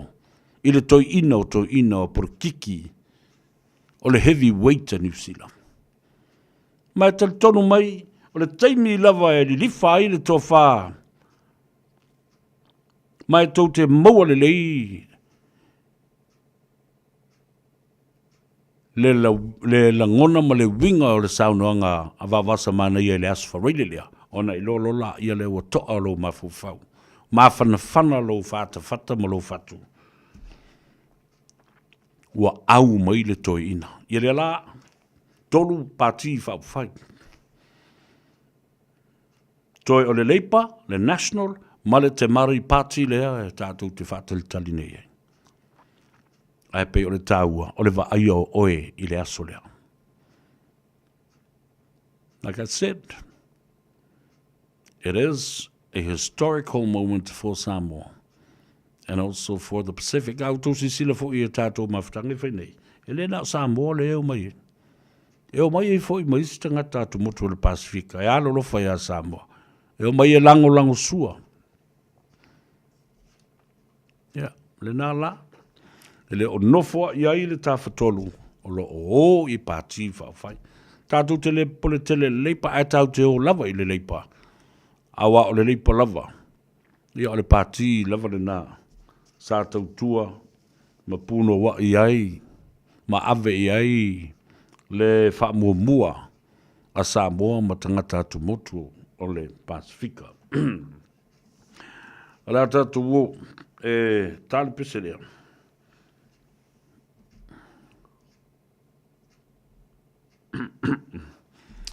Ia, a o tātou tāpena pena. Ia, whatali le tātou whailo inga, mo le tātou malo mumua, le whionga le minsta, o matanga ruenga tuma oti ma pisi nisi ale malo. Ia, a whiwhia mo oe le nei au au le tau 5 so la i Willie Tavita.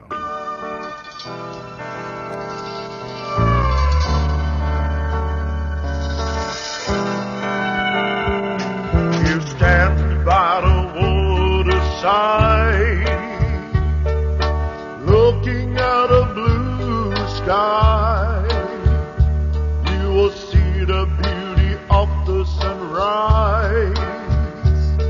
We'll shine, travel, and conquer the world, just like how the world has seen. Samoa represent the team.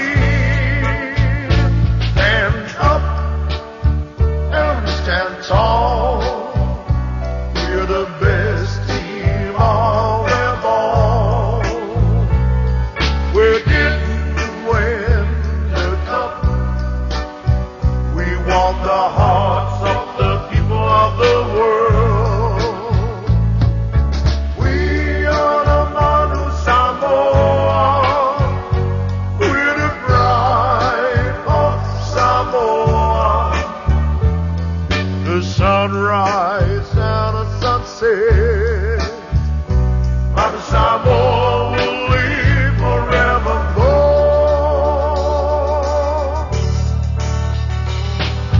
Now that the world have seen, Samoa have played for the World Cup, but in the hearts of the Samoans, we have our own cup to give. Friendship, love, and hospitality. We share those good words for free. Stand up and stand tall. We're the best team of them all. We didn't win the cup, we won the hearts of the people of the world. We are the Manu Samoa, we're the pride of Samoa. Sunrise and a sunset, Manu Samoa will live forevermore. Papitai ile tapua inga ale atunu, ile Manu Samoa loto du. Wa aveu tala ile lalo langi, wa eno kufale patu o tangata ta eto atasi. Aore ngalo ina ita ua, no tapa vale tua ia mua. Le Manu Samoa ia malu o fai fai, le Manu Samoa ia malu o fai fai, le Manu Samoa le nevo o sam. Oi sei si manu o le atu lau lau, o o sau nei vale mea ato, o lo ma losi ua ato.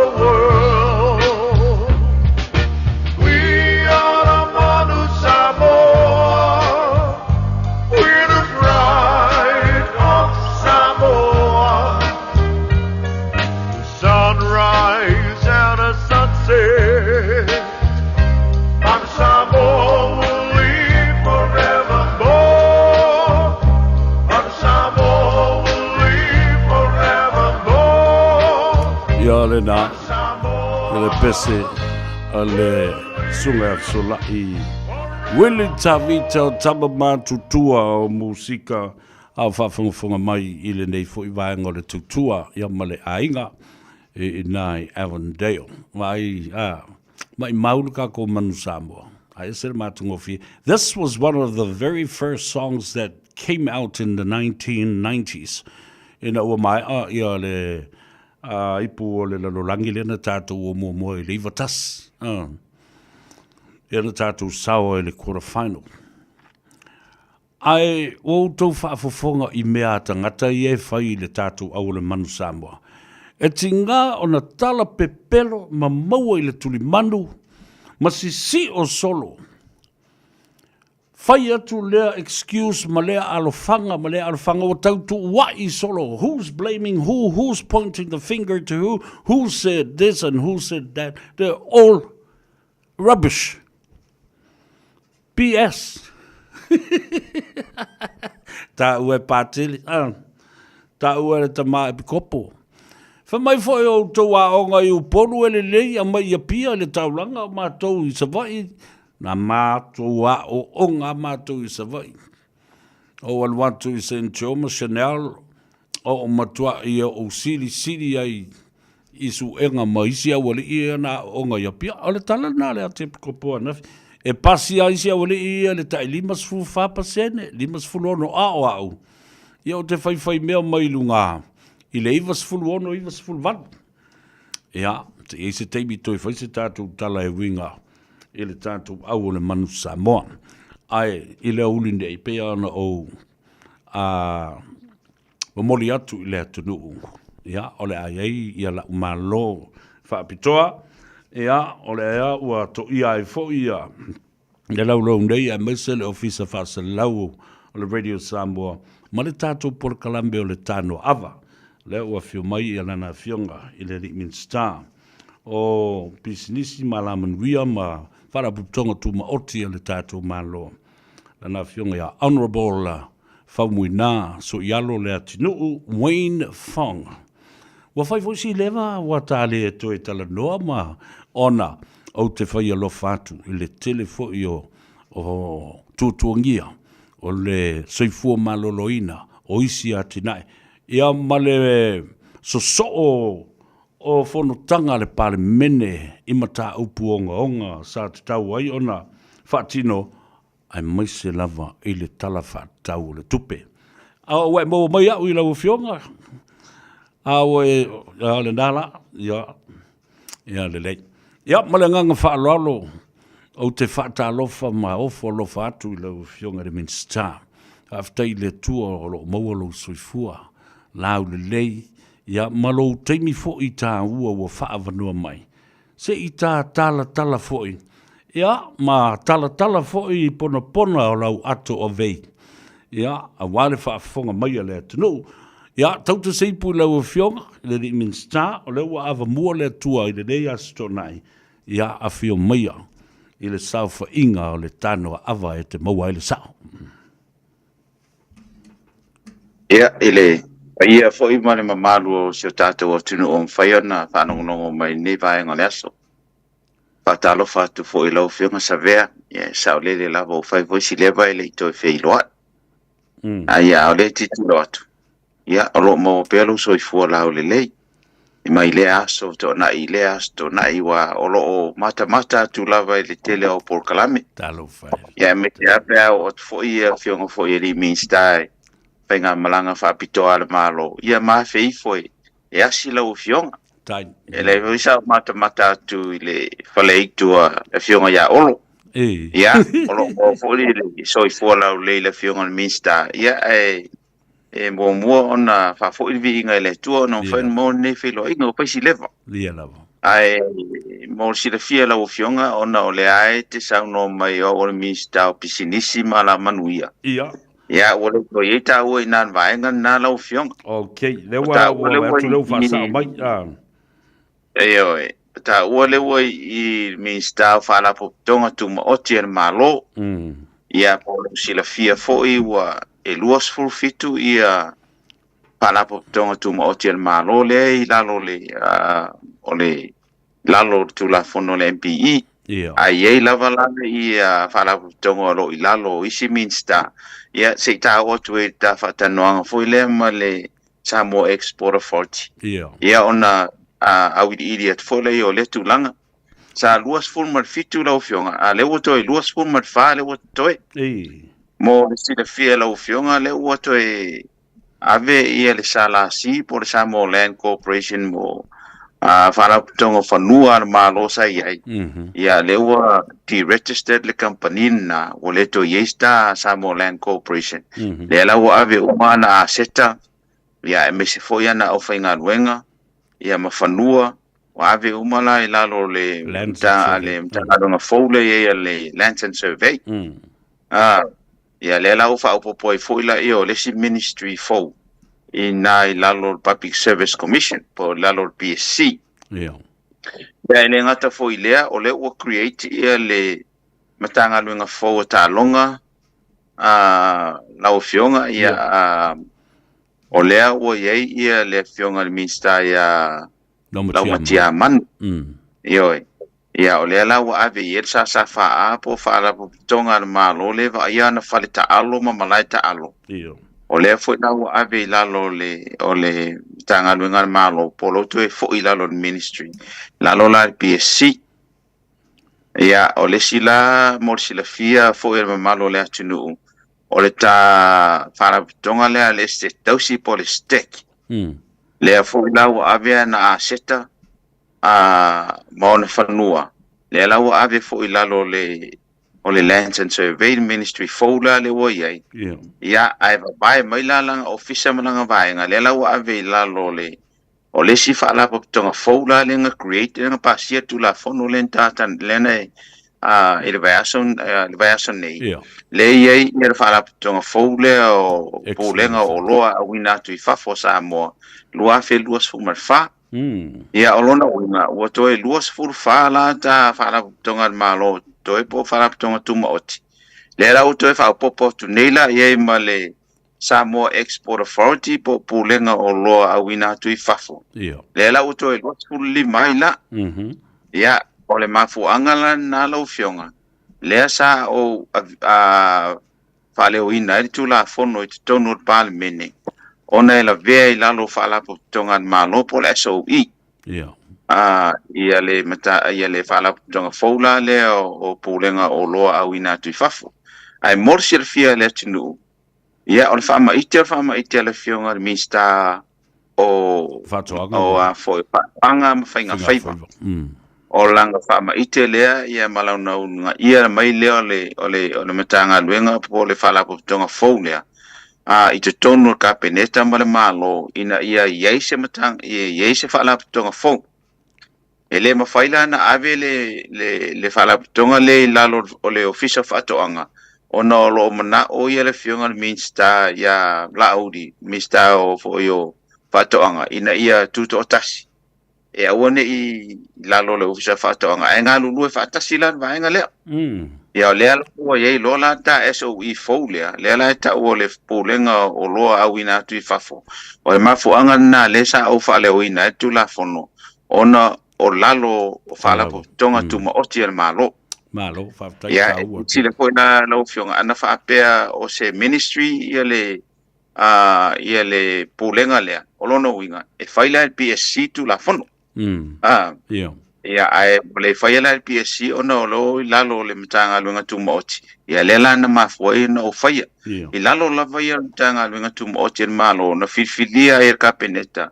Ma fa I unga fono inai o le a fa ngale fa la tonga folia I lalo le MPE. O le fainga fa vai mar fa tino ina ma le fa nga yoinga man ngalue ina. E lalo la o le fionga mista o fatoanga. Ia, se sira foi o lau fionga, o lo iei ma le Stross.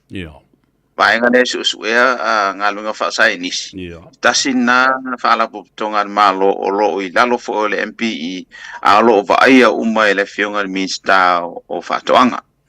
le ala e ba foi ia te pe foi au isi fala tonga malo le ia isi line minister se ia lo fiong ia ai or fanga yo inga la le governance ma le fatino ina ona mulenga ma e se lava ia le a li potina o tupe ma faunga ina ia o ina ta fala tonga o foi tu mo tier malo o ina e fai ia li potia ma li poti kabineta ma li poti de ele parlamento al fatino ina lava la finga fa vai mar fatino ina nga wenga mar fa nga yo inga ia o lalo umala ole matanga wenga le fato anga finga faiva ai nga lu fa tasila ole esele ole export authority pole samo export authority le ye maisi mesa ye mo e nga lu fa tasila male vai nga foi le tato matanga wenga vai fafo ia matanga ruenga o whainga whaivam whatoanga. Matanga ruenga o tupe.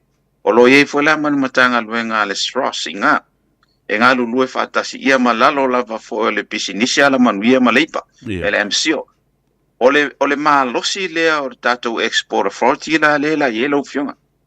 Ona e mawhai, ona whai ia inga whaavao malo. Ia na saula i tono o le foreign affairs po le vai fafo. Mor whaanga yo inga I fafo masu enga ma me whapena. O le malosi na o la taula le e tua. O le tātou pūlenga le o loa au ina tui fafo. A le whatino ina a toa ngā luenga ma le whainga le o whainga luenga ma tūlanga whapena. Ea li lifa umala vai lalo le fionga le minsta o whatoanga. Ia pe o whama ite lea le fionga ia la audi. Ona e te le longa sila fia malona I loa.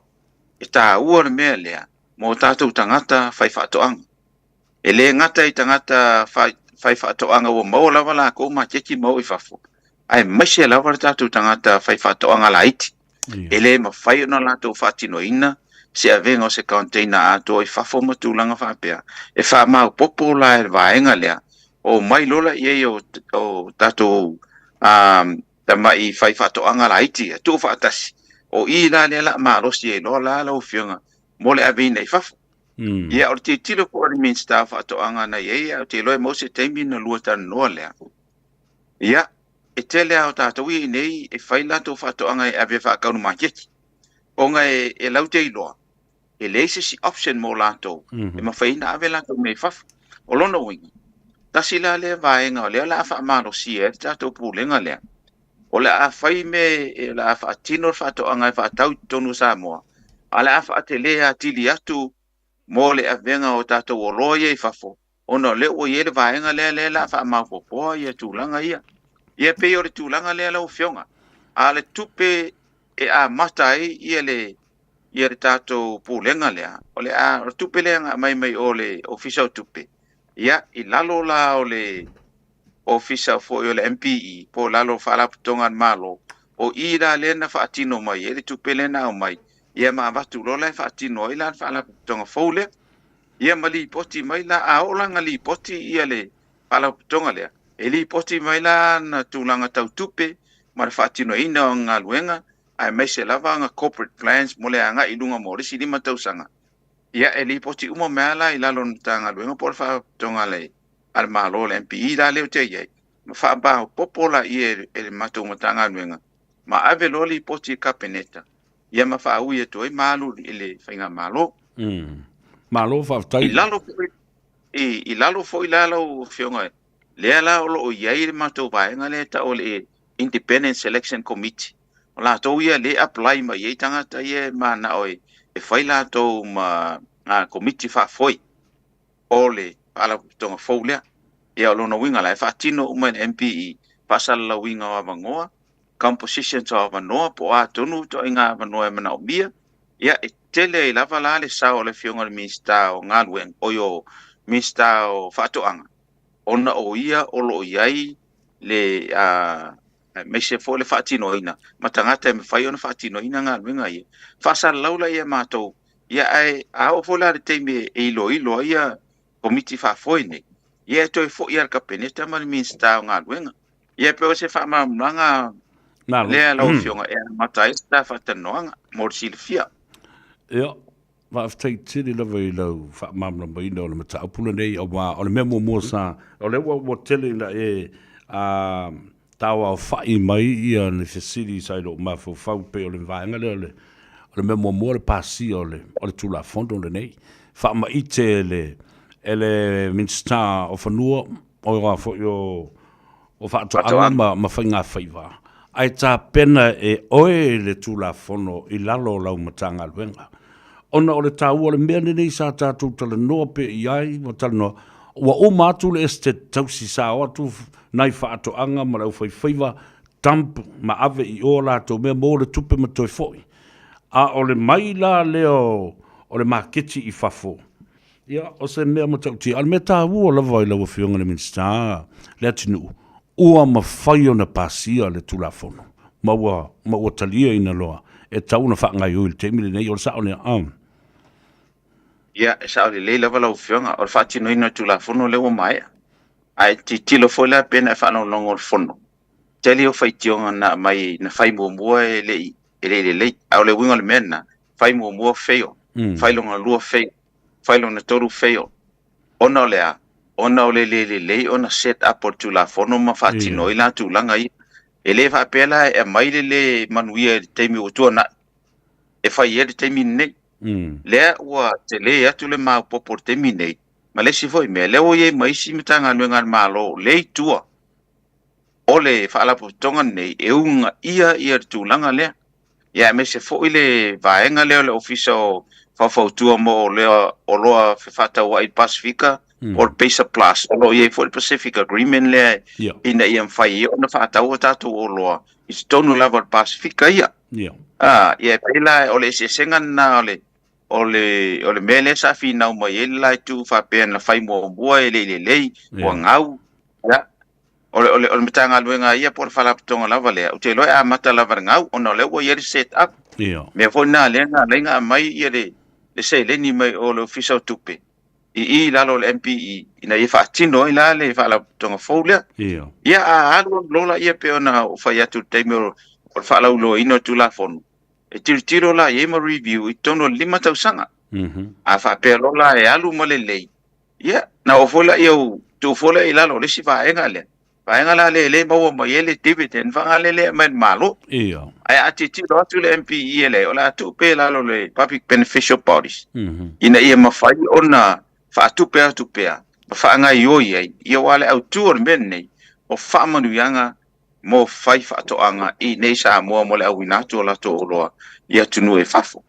Au te lolo yeisa te lenga ma se manga leima le fionga mi sta whaatoanga. Wa o ia lea la patino tonu iai. Ia whaalapo tonga lea. Malo whaftai ta ua tele wa o le ua ta ua le tātala noa o le tula fono ta pena mai lalo lau mtanga luenga. Le MPE aina whaama ite le fionga le minsta o whainga whaiva ma whaatoanga la whamanu ma vau matua.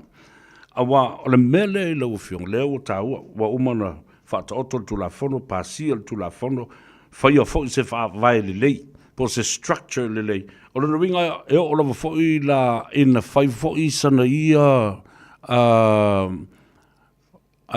se vaenga fo se po o se komiti whaatonu o leo fo I vaenga Lau fionga o le ayer komiti wha foi I le taimin nei ina ua fo mo le fala tonga lea sa to fia ia kabineta le interim board por committee fa foi o le fa ingon tato committee fa foi tone to lima al termine na to tolu le wa matalia le la lo te fono ele fenga ya tanga lo vanga le Eddie Wilson o le la ye ma le tina ya lofi ya me se foi le fenga le lo ya tasipatea o la tola ya la to ia Elena amatanga fatino ina ole fo mainga ole fala tonga lea ia mali poti le fionga le mista fatoanga ia mali poti mai ana tonu ole a for cabinet ia mole fa mau ni atu umo mea ia ua la to ye a mese foi la fausi ino tu la fono sala to ngaru lue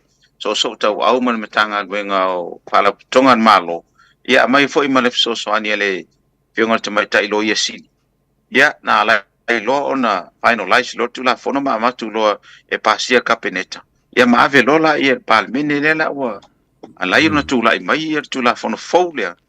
Ia, a whapelola e mai. Ia na mga lue whaatasi fo le ia ma le fionga i le minsta o whatoang. Ia tau whauwhauina po a composition o le board. Compositions o ni anga wha. E mga o mia. E ila tau o le a apply mai. Ia mo le whaatino ina o le committee whaafoi. Ia, ale pōlenga le o loa au ina tui whafola o fionga. Ta ue lau fionga i le na whai mua wheo. Whapena fo i ngau i le whainga lona lua, lona toru o le mea la vai tasi. Alonga winga, there was no structure, a real structure i le amatanga o le mea le alela wa i la sao none. Ua leo wa whaatulanga i le structure fo, o le whaavai, wa umana pasia tu la whanu. Mai ele tau mate ele na o whai whaatoanga ma whai ngā whaiva e ao ngā i le matanga alwanga. E tele isi mau o loa lai ngā osi tu tono le atunu u. Ele au whai o loa ma le au ngā osi o loa. Ai le o ma whai fo e o na mai ni marketi whafo i lau whionga le Minstam. Ia, e peon sila fia fo e le mamalo le atunu. Sa e whala paputonga mai tu tino fo i a tatou malo. Iaso o mawai e peo le asosia le au whai koko. O le asosia le au whai pusa whai. Le foi sa e whala paputonga le au whai pusa talo. Ia, e alua i lava mawai lupea ia nei wha moe moenga umana malo. O nei tele e alu atangata ia. Ai iai la taimi nei. O le watu whaatasi umai lalo le o le tato tonga leo o loa au ina i whafu. Ia peo le mena na mafuai o na whaale tonu po na vai taimi. A lela o iai le moe mitinga lenga iai le fionga fo i le mistao o whaatoanga. Ele ai la e te tau ona structure le lei ma whau le lei stu la fono. Whaatino le lei ia le pūlenga o loa au ina tui whafo. Ngā lulue whaatasi maisi matanga nuenga na malo lea. Wha malo si ai. Ia o atulo i New Zealand mea wanga lele i tato komsinga leo whatawa inga ngai i New Zealand. Ngai ei ia. Watutui. Ia, watutui. Ia, o inana lela ngā lulue whaatasi e tuai. Ia pefo en sile fiela o fionga. Nale i tato whale nale tui ngai o taho. Ia. Lea ngā la tu eila se singa le ICC wa o la tu sa fa tu per vale. Ia. Ia e o tu. Ia o nai tu ele se me o fa nga ina o. Ola ku fuai mai le yo. Okay, ro e pon no foi tangata va ngai homeless ngai o tau. A me pito sidin tawa. Lea la tu titino ye ta tu malo po le ase fainga. Peto i mau atu se so ni le ICC. E toi fa fo wel falena. Ia. Ia mto watu lo ile pūlenga lea o loa au ina tui whafo. Ina ia mawhaina la tau whaonga ina maina la ia tūlanga le iei. Sa mata wasi asi pūle ACC i Australia. Sa e fole fina ngalo na mātou tu ua i le tātou haikomsina i Canberra. Pele te tau fo ona whau se tātou whale i Sydney. E whaatino uma i le ACC i lalo langa investment. E whaatino atua i whaangale. Ina ia mawhai lola ona i fo se fale inga i Sydney mor whaatino ino mea ia. Ia, o umana awen mātou li poti i le kapeneta mor whainga mor malanga lea. Ia la fo ua au mai marfina ngalo le fionga i le haikomsina o sa moi Canberra. Ia, e tau ona whai se fale whapea ina ia peo tūlanga ia lau fionga. Ia, moving forward. Ina ia mawhai fuinga ngā lulu e toi male ACC e whaonga ia la se le nila iei. Ia ona tupe whanga i lalo ngā investment. Ina ia mawhai e ona whai ni whale whapea. Ia epso soani e tongi al malo pe tongi fo ia le tatou pūlenga le pēa ina le lei. O le whanua le i mangele i whavauna. O le malo le sa la ma fio i le konsula. O ka se whanua. O le ute whatu nei au. O le mātala noanga ma le fionga le minsta ia olo. I le vai aso na se ima vai atu nei. Aina toi alu eisa na si singa. Mai isa na tala ina mai tala noanga le na. Ta fe ai matua fau o se marketi o Samoa. Tau no uma ma container i. Awane i toi o i tua le mautau Samoa. Tau no uma ma i wa sila fia uma e wholesales le marketi lea. A nga i mai i ai e watu ma distributor i as a distribution center. I lau fionga le minsta. Awa mele te whatu nei. Sa whainga tā tele wa o le tō tele o nei o tātou whai whātoanga ma lau ngausi o loa o whai ngā whaiva. E o mana whaile sere ngā tangata ia ma tū le container ma o mai e o sueni a lātou maketi. Ai o lono winga o le tā u o le whaavai le o le New Export Authority. E so soni e toile malo, e tau walatu le Foreign Affairs, e tau walatu i le whaavao malo. E o mai la le malo e tau so soni whaatasi ma le au whaiolone. Sa ili maketi. Ioe. Nai lo le alu alu tangata la tau ma le tapsa ma whaafingata i o atu, e itu la fono le quarantine, e itu la fono le compliance, e itu la fono, o le tu, lo isi mea siri o le tuwai o na taunu mai o tātou shipment, air freight, air cargo, ina ia taunu mai o lo maintain le quality ai le o le aso expire ai le usage o loa le lau whiunga na minsta. Pe o nai mena o le utafsi le tua e masana toa ai o le mata upule. Ia, lau whiunga, a hoe tolu a whala popitonga an malon, ngai ongo whale nai whau i nai i New Zealand. O le ACC, o le UTOS, ma nupi wha. O le whale lai o i K Road. O whale nā nān whai ele nupi wha. O le whale le i Mankau. O le whale nā lena whai ele UTOS. A le whale le i o tahuhu le o lo te le whale tonu. Whale nā lena whai ele ACC. A e te tongi uma lava la ele malo i a matanga duenga po le whala putonga i e tolu. Mo le whausia ino whale. E pau fwoi la nā o whala putonga. E ma whai o no atu e whatino se ngā duenga te le whapena. Ele mele o no foi le fionga ele tatou konsula. O lono winga. O lo tau wā nei la wāenga i e whalaputonga i e tolu. Ia SOEs foi wāenga ia.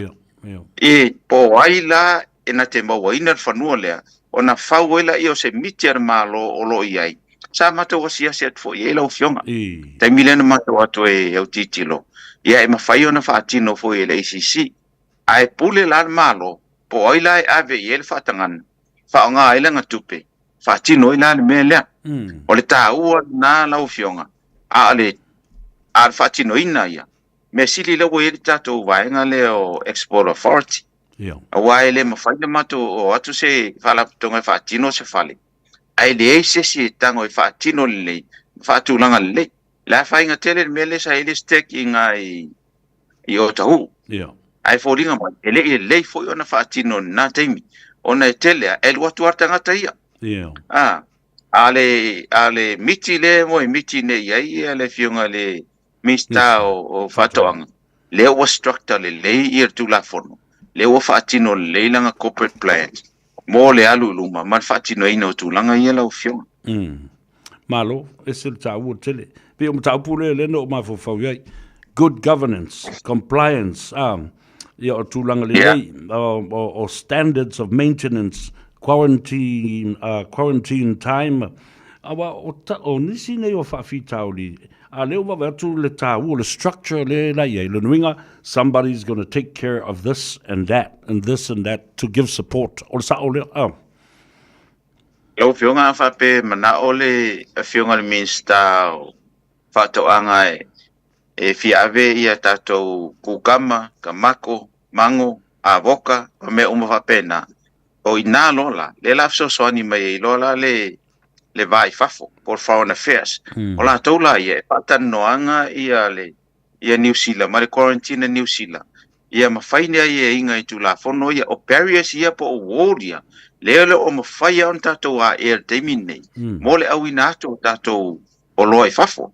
A whapea lola e whatan noa le Foreign Affairs on behalf o le Samoa Export Authority. O la taula na o la whatino ina le whatan noanga na. Ma New Zealand. Ina ia mawhai o na a maini a whaamatangatanga mai le tū la fono. Ia mai sia le restrict le wako ia kako mea i o. Ia a umalola baenga na. Ia on tātou o mai lola ia le vale le lau fio. Wai tasi na me pito sile on tāua. E teimine. Ia, ngā ole e New Zealand le mawhai o nā luatu. E container rice e tātou ia kako freight ia watu i fafo. A o fwoi na maua lor tātou export. Whatan noa fwoi la ia Pesa Plus. Ai maise le MCO ma le vai fafo.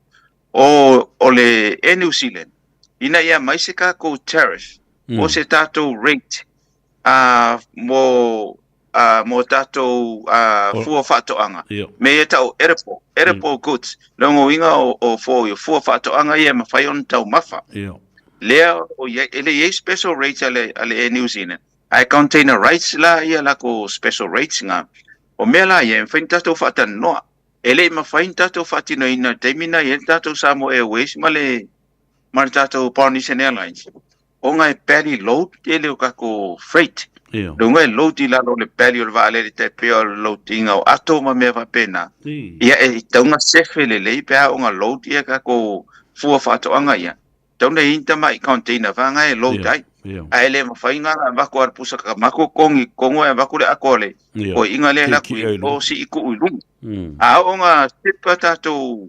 fua whatoanga ia e ave tono container protect ai longo winga ngar container rice ale va po ale New Zealand po le white body e fai ona vatu ai e tasila na me a ona to ti tilo tato fenga malo tato va le mole anga iluma tawan tato ti tilo se va le e fai se container ya kai pe le A350 e pass fang le A350 ya e foi si e pass la iti mai ia va le langa en container rice va tu ton ia e fu voila man onga ia fu le tupe mawar Samoa Airways e me fai on fa tino tu langa le ia e o ngata si uma nala o fionga ia ina ia ngalu lue ato ila io o fala tonga o ne man tanga ngal malo ka ona fau ma tu lai ma si tu langa le ia tato export ngama fai fu le nga export tato talo o le un fai fa tino te minela vengo talo o fo ya patu lalo va lalo lo fionga fitu aso lo atu elva e o tu o mang ia ele penda o talo fiti o le vatu vale le ia e vatu ne tai o e tau o le udi ai fa tau le fiafi o mia kula le lifespan o talo na fiti pe fa tau langa le vatu vale ia o tato a vatu container ia fa yo le fitu aso la tu elva todo aso quarantine a to le leile to ti tia lua vai as e tu ro ilunga fata fata New Zealand ai mango rom ya pe o tu langa la nai e ta wonti tilo e ta won tan no fo se valele pe a fo e se tu langa va pena malo ta wotel me umana le no tu si tuai maintenance quarantine time o le tembi o le si me ta wole mal transportation air freight bo le shipment for Lesi meta ua leo te fiafsile toi lau fionga le Minstown. A tonu fo i mwhaiuna of silingi a le Minstown whatuanga. How important is the rebranding or branding our products o le manufactured mga osi Samoa ina ia whawhingo fie o na masani mai loa e o tātou tangata ma maketi whafo? I tonu lava la lau fionga sa wei tonu tātou mtanga nuenga leo leipa o le MCO mo le label mo le branding o le tato export ina ia mawhai ona apply ele label le mau ai Samoa ina ia mawhai ona trademark foi pe tūlanga whapena ina ia mawhai ona watu tato o loa nei o loo watu i whafo wa le leile label ma ato toa le lei mea uma ia o le mela na le exporter e tau ona whai ngā lulue whaatasi ma le matanga luenga leo leipa le MCO. Ina ia mwhai on whaatino leila tūlanga lea. Ina ia mwhai fo on ta lia i lalo o ia inga whanga le pāwao malo. Ia ai mese lava ia ua māsani e fo le MCO le tūlanga nina. Ina ia mwhai ona brand le ia tātou ia wa temine. Ia pe ar talo ngā tua tonu tanga. Leipo ma le tanga talo. A o lola tātou o lo i tamai mea la iti ia. Ia e lo ia fo ia tātou oyo o lo ia fo ia tātou mamanu ia tātou ie ma mea whapena e se taua ona whai whalelei ina ia ma whai ona skurai me se tūlanga whapena au te teton ia o lo ia i whainga whawai o la whata tia lei atu le whiunga le minsta o fo i o whatoang ia wao mea umai e lalo i la vea lalo le export authority le alo whiunga ia le fo i sa tā ua e whape la vea i ma Matatou tangasta ia le umon fa man malam mai le yo le mista le exporting tatou tangata export le service le fa nga yo e tatou tangata ia pe le se senga na ai sa yelo manatu sa fa kapeneta e te tauna ave mal tatou aluenga fa vai temi I lalo le pulenga le ia o la utatalo fo ina ave vai temi sa o ye mitanga aluenga o leipa ma business ina ia a mai se tupe fatino le yen mele ia le la umon fatino malo le la ave lalo le tanga no tupe tato nga lo fa vai temi la fatino el to mawol tupe au te lofo tato nunga foi le le fio ngal mista tupe sta wanto o le ia lalo le o le pole nga le o tato o lo e batu fafo ia le pa nga le ia ese tilo e mo le nga i Mana ia fituna ing a ole au wala na whaasoa I upu na lalafo I tonu. E mana ia pa exporta toi mo tātou tangata. E maa li e fo le whaalonga. Ai, I lau whiunga na minsta, sa o iai I le tāpen penanga ma soso ni fo I a o iai le tio I le tele o tau sanga o mawai. Le whiu sa lau iwa sifuru ma le tasi tolu, lua ma le tolu. Sa whaatulanga mai o nei le whiunga a watu tui. Sa ila le porkalambe sa whaasoa I lunga le tioma sa o whaia le teimili nai lima toltas. O le encouraging our people to buy manufactured goods in Samoa or to buy Samoan manufactured goods. O le awala e nei mwhauna whaalawi loa I o tātou tangata. Ia le whaamarusi au na ia oi whaatau. Leo tau whai atu lau whionga le minsta. I le whaonga ina o media outlets a Samoa, leo o iei le teimile nei, ina ia whaalawi loa ia tātou a tātou a tinae ia me se fo I fua wha le langa lewa mai tono le tunu. O la le tā ua le melea to use the usage of Samoan media outlets for advertising. Lo iai ia tato tupe whaanganga mo whalau loa I fafo. O lo iai whalau loa le STA I lalo le Samoa Tourism Authority. Ia, a o nei foila o na iai se tūlanga o ta tia le mai ia le pūlenga le o lo awina tui fafo. E te tau fo ina iai se la tau fo I vae ngā tupe. Mo le whalau loa. Wae le mawhai ona watu tatou mea inei. Ai le se whalau loa ina. O le tāu o le mea lea, ina ia mawhai on toi whaalau I loa e tātou tangata. A tātou fua whaatoanga ua watu. Because I'm sure 90% o products uma nei lea watu Samoa. E whao ngā e tātou tangata Samoa. E toi tau lia e tātou tangata Samoa. Pauar me le fia I loa e tātou malo lea tunu. Po fiar me mawai, a lea te me mai ei. A lea le availability, a lea le vave. Be regular. Tai masina, pe tai lua masina. Ia, a lato lausi la fia la tūlanga lea. E te taton, e follow up la ve lato, te me tau nu o ele shipment I nai, I New Zealand. Ia, whalau roto, A leo le nao pre-order wa ula whau I lau saunanga. Fule le wā, e ta ua tele lisi whaanga le fia pa I eile. Awa, o le advertising le nā. Marketing strategy, market targeting our own people. Wa masani tangata o le wharongorongo le tio, e whaongai fu le tātou wala leo me le tātou au nang ale la o mou me le tala. E iai le tupe whaalawi loa ai ia mea nei. Ma o le porkalame lava na e taunu whai le advertising. La le tā ua o le sao Samoa. You know, if we play on the emotions of our people approach, ina ia I loa e tātou tangata Samoa, o mene ia mai Samoa. O mea o lo aloi lea fo whai whaatoanga, ma le au whai o loa, ma le au whai whaiva, ma isi au ngausi e loa. Ina mea wholele, ina ia I loa le tangata, e mita o le o loa na mai Samoa, sa whai e le tama Samoa, e le loo matua Samoa. Sa I sau nora o fionga, I le tā ua tele o le role a tangata Samoa, e otu e whaataunu mele. Ia e se maritau, e leise se drivinga kako makia ki ngā New Zealand ma Australia na I lo tātou a tangata. Nā dila. E tofu uma tātou ma le sao e ave iei tonu tūlanga lea. Ia fai fo le sao o I mātou I nei Samoa mo le prepare ina ia whaina le lei. Le sao o tō lo whaatino ina tātou media outlet ina I New Zealand ma Australia. A le sao fo I o tātou tangata I Samoa. Ia mo le whaatau ina ma le driving o le mele. A wai ma whai o na avatu I ina. Na ta apela I o tātou tangata anu I Samoa. I vaenga ese o New Zealand. Ia ma whai e o na tātou whaatino ina. E me se fo I le aru I Australia. Ia a tonu Australia e tauna tiro le e le fionga ni minsta whatoanga. Se strategy le mo Australia. Ona e tau whaisina mau la titi atu.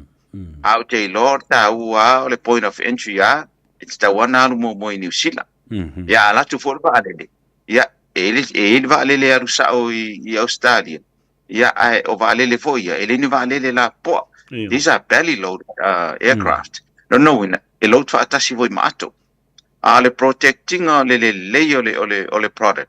E mo le whaala uloa ina yo atu le le. E tauan containerized mo le latu New Zealand. Ai ta ua yo tatu tangata. Peo na whai atu. Nasa rupo le iwas 4% o tatu tangata. E toi oa ia tatu mea umai e watu inei. Ia e malesi voi mea. Tau no whai se survey. O mea tau te mana o e watu. Wai le ma whaina songa a watua ni mea e le tau dia. Ai le pea a watu la ia le survey na. Ia ma whapea mai o mea tauna a mai. Taunta I masina pe tai lua le masina tauna au mai. Ia na foi te sila fia le ia. Ia o a foi tato fai ai fee. Fai ai pusi. O mea sa tau ma fai foi e isi. O mua atu. Ile tau ma whainga e watu na vai teimi. Vai teimi o ia le Coronation Airlines. Isa a wautua ia pusa ia e whaatau mo whalo loa sa mo ina. Ia e se a fwoi mangongi o le whai e whee e whai atu nei Samoa e se fwoi whainga I New Zealand. Ia e mo le sila lau fionga. Le e tau o te leo tātou tangata. Mo le tū le ina o le tātou o loa lea la au inatu I New Zealand ma Australia. Ma lo whaftai. Maua lama whai ufo le tā whaatala ruanga. Ai I le tā ua lea I le mafo fau o le tangata.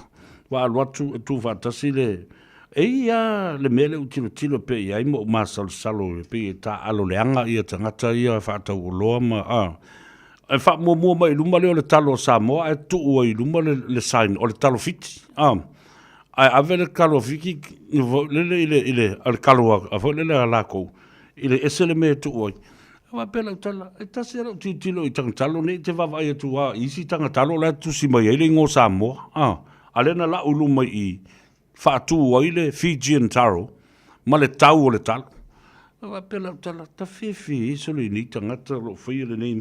E tai peo le whainga le newspaper fo le yaso ia o. A tala tutu le Samoa Times I luma mai. Ai ave le pepa le tau tuanga ngā I lalo le si. Le si pat. A le mele tatala no tu. Lo fionga, ia o nei nan tato Trade Commissioner nei na watu tui. Me tonuan na e tau fo na titilo iai. Ia ma ye ni so langa o whainga luenga fo I whaina o e titilo le asio singa o tātou mea pe a watu. Ia wa te tonu e le to tere se o whainga luenga konsula ia me se foi watu tu ina. Ai te tau ona ye ni se o police le mea lea. Pe o fo e survey. Po sa o ma le lei o tātou o talo ia. Ia ina ia mwhai ona whai se fo fuanga. Wa ele mwhai on tātou o te whapea lau fionga I le whatino ino tūlanga na e leo sa. Ia e tāti leo tu New Zealand fo. Ia o ia iana tū la fono e whaton tonu ai na ia mese a mea o loa. Marira. Mor whatau ina. Ile tele o teimi o te tala doa to il tātou o tuno. So teimi a tilo ile product lea Samoa mo le product lea tonga po fiti. E wawa ea tu I talo a Samoa. E mawalunga le tau. Pe lusu sene, pe lima su sene e taunga tāte isi e tuailo o le talo pai a tonga ma fiti. Ai I la o wha malo si au. Ono sai, ma fau I nai o tātou tangata lai Samoa, ia ma le au whai whato. Anga ma le au whai whaiwa, ia ma le au ngau si o loa. Tu sa pe lusu sene e vo le mawalunga I le tau o le kilo o le talo o le Samoa. Ia e tātou ono sai whatau pea. Ia ono o le manatu I o tātou tangata. Wa umatu ia au fesiri sa uwe e tali uma le tā ua tele le Export Authority ia ma ua whaamali ina I foi ma le nganga whaafitai lau a fionga. A si vaenga ua pa u ia tau, ia, ma ua le lao le nei, ia e te whaasoa mai ei, ia lau fionga le rimista. Ia, ele se mata upu, te tonua e se manoa, ia, ma o pese rua whata noanga ma le fionga le mista o whaatoanga. Ia, o ie e ona le whamaite, o ie fo ionga le miti. Ia, le ua tūlai mai ua whamanu ieina. Ia, o te tonolo ie fo ina i mea tia o nofo marito ina. Ia, ua furitu le ina o tato pūlenga le o lo au ina tui fafo. Ia, e mole atu whaftai tele lau fionga e me se fo malu si e tato o tunu. Ia, o mawhai ona whanongolongo mai nei aso. Ia, e me se fo i e tato sauni atu mole aso sa pati atai au. Ia, ai whaftai tele lava lau fionga mole avanoa ai e fo se steini. Ia, tato e whailoa ima, tato e tanu. Ia, inisi fo ima tato. Ia, ole vai. Tanoa whaaloalo i lau fionga. O le nganga fifia lava ma le tatalo ia maua lava lau soifua. O fo le tau whao le whautanga, whaftai, whaatotoa i saudoanga fo i tonu le mauta ma le pale bene o le atunu. Ese le manino lau saudoanga i so steimi, pe a whaata oto sau folo sanga, i lea mata upu ma lea mata upu o le mātou te talo re nā. La tau e lango ina le whainga malo. Ele o toi maa fo se teimi a tātou toi whaidoa i mai i malayo au te roa nei i se teimi o mua i anga leile atua, mau se malo longa le lei, sa pati a tai au, ia mai se fo i o ngā ruenga le vas fau ma le fono usu o le tātou te nuu. Lo fa tele mo lau whionga le minister fa soifua ia. Ia, soifua ia. Whaftai. Whaftai. Ia, le nasa moa, whaftai o mau le avanoa. Ia, le ua whae mai a ele talanoanga fo i ma le whionga i le minister o the Ministry of Enterprises i Samoa, private enterprises, was a tele lava minister o ia matanga luenga fo i lalo le whionga i le minister. Ia, lea la ua toe maua mai i ai ma le Samoa Export Authority, ta ua tele.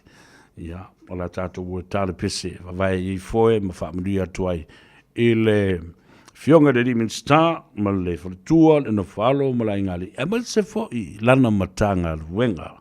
Ia ma le matanga ruenga fau o toi whao popo atu.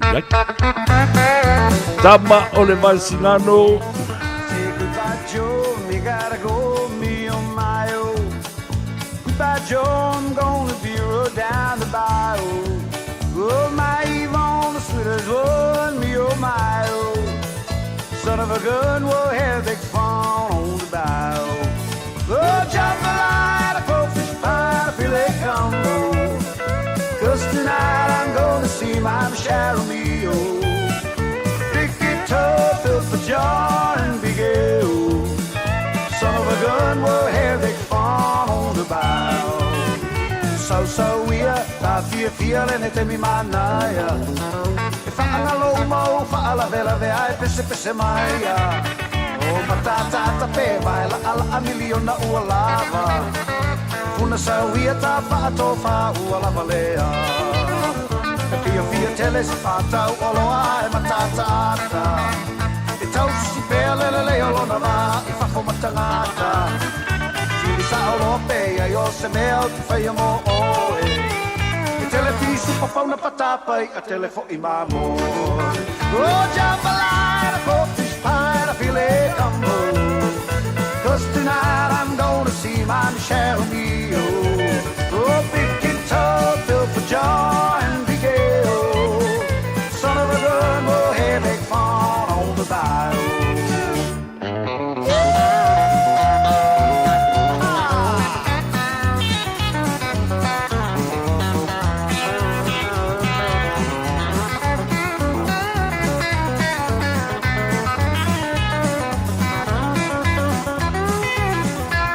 So we are, ta feeling it in me manaya. Whaangalo umau, whaala vela vea e pese maia. E matata ta pe mai la ala a miliona ua lava. E puna sa we ta whato wha ua lava lea. E fia tele se whata uoloa e matata. E tau si pele le olona va, i whafo matangata.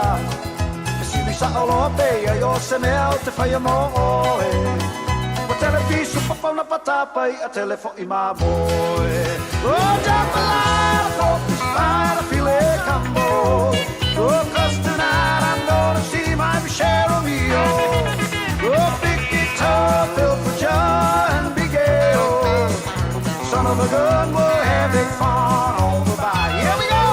Oh, Japalana po para file cambo O cause tonight I'm gonna see my Michelle Romeo Big guitar filled for joy and big gale Son of a gun will have big fun on the bayou Son of a gun will have big fun on the bayou Son of a gun will have big fun on the bayou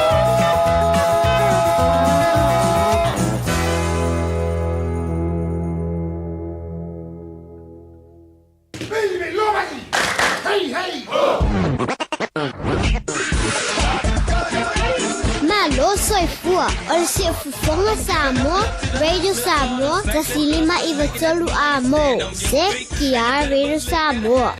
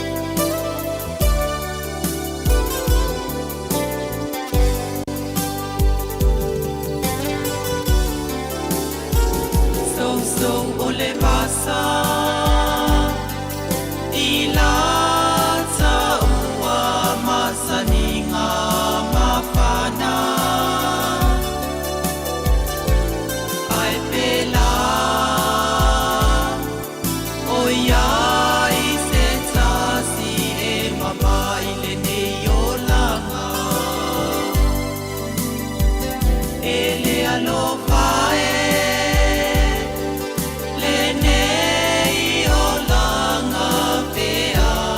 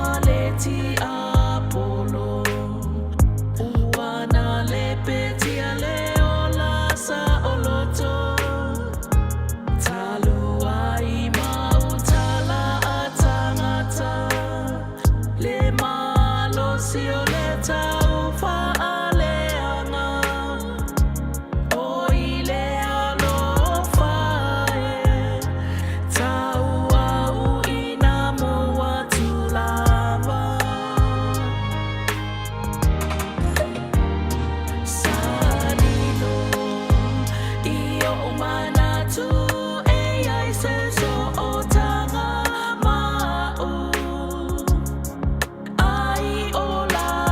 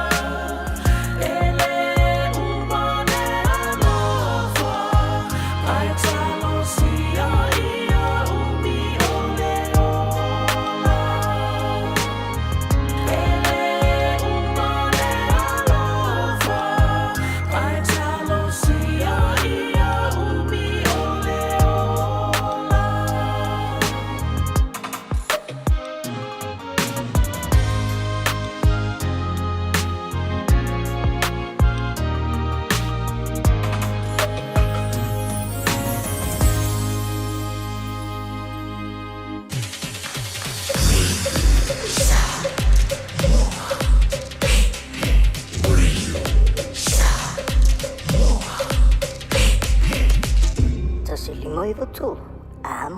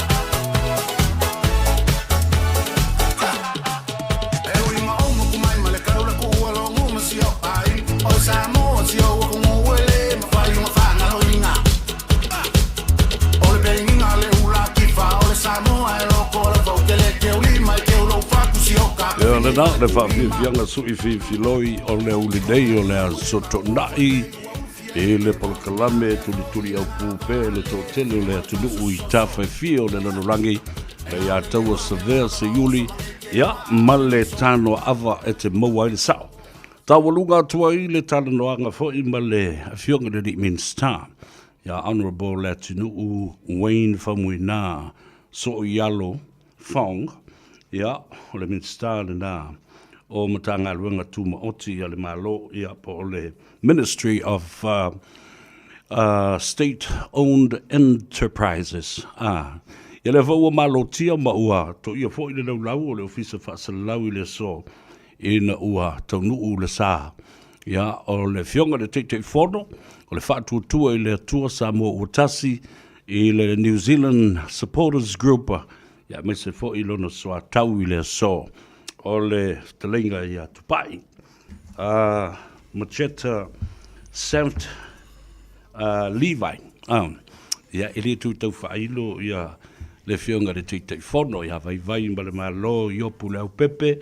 Ia o pa ia whasino hawa le malu ma le mamea tama swafa.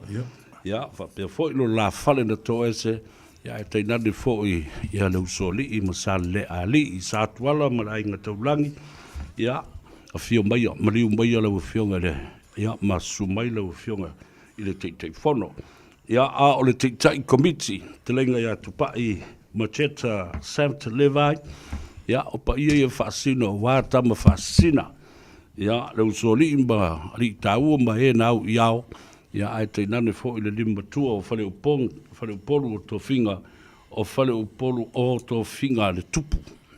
Whatalo whatu marenga ngā whaalalo. Malo le soifu manuia. Ia, o le ua umana awa mua le atua. Tau te fo i se awa ma se ipu momboli o le tai au i le whionga le Minster. Ia, tau bafa se awa i au lua whionga i le nei fo i au auli o le astona. Ia whio mai mo tala mai au. Ia, malo whawhikai. na wa fionga le ia kaua. Pulo le por kalame o le tano ava e mawaile sao. Ngai foi aso e le ko e la so foi se ma o foi fa mo le o umonga e ava muor kaia o ma o ava ile kua me umonga e ka kangu ma ka lafu mo ngo fauso le ngai aso. Ile nga ka foi le o i foi le nga loa le se le nga muki o le ngai aso. Ia wa foi feu ma kiu ki sa fenga e a mai se la singo ngai va aso.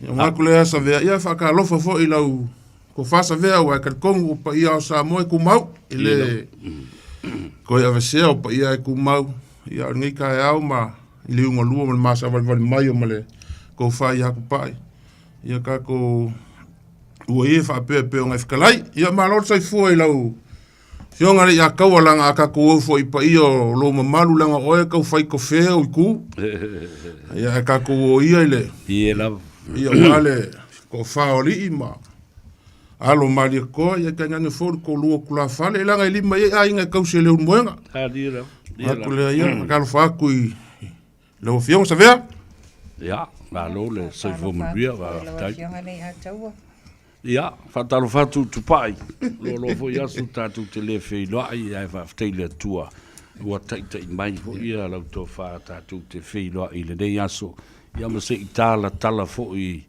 ia le ato pona i le tūlanga o le ai ia le tātou wha moe i le nei fo i tau sanga ia wha le tua ele i whaia kusa ma wha makalanga i a kaua ia wha longo mai lu por kalame ma le mingska tai sa ma kamu whai ma kupai ma ke fia maua mai ma ke fia karo sanga i le mingska i Samoa ongo lela sa ungir fongo fo le whaia ku Samoa le pele ka kalo i le kupu molongo masiofo ao inga umale fongo ku ule valele ma kako kungu ulanga le fifai valele kako kungu ia pika yange yo ma kiki makangu mai ia umalu por kalam ale menga sa ka umo mai ai pele ka kalo ia fionga miska valele pele familia ia Camila ma a umale fongo ku ule valele ma kako ulanga le fifai valele kako kungu ia o e fa manatu mai e te ule sa luanga le ati ko po le so nafi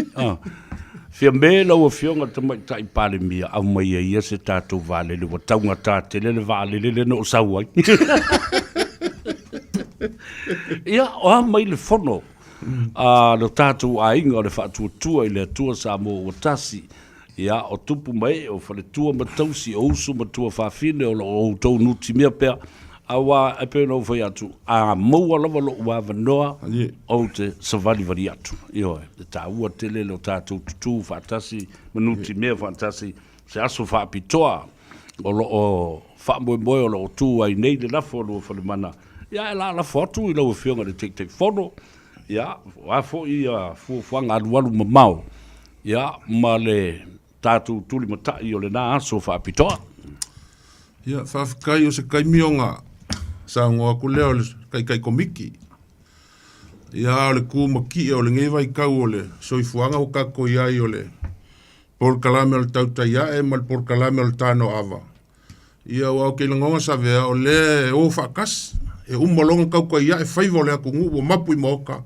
fa saulo ile ava o le ava la le kango ava le pe o la por kalame mo ole sa mal kong o le mele sa vea kai fo ngai vai kau sanga wa pe o riki o ia lu o lewa wa kuma o ki ngai vai kai mi ma kele ka ku lo mai mo ma sile mai ku ngui fafo lo ka po ia foi faiva tai ia al faf sili so ai male sa nganga sa vea ia al mafkanga wa ki le nga ma popo tai pe ia al kai mi foi nga solanga wa ku foi se langonga nga umolole pa loka kala lole mafkanga ai me la maloki ai la fongu o te rope amala mai ale ia kai le vang fa fai mar kai fongo ma ia ma mi skam fai pule ia fa penga nga koi kalo ma ko nga lu e mo falar kai minge ia le foi wa ma popo ma mausalime mo fa mo o nga o le wa ke le foi nga ma o lungo ko penka fai langi le fa mo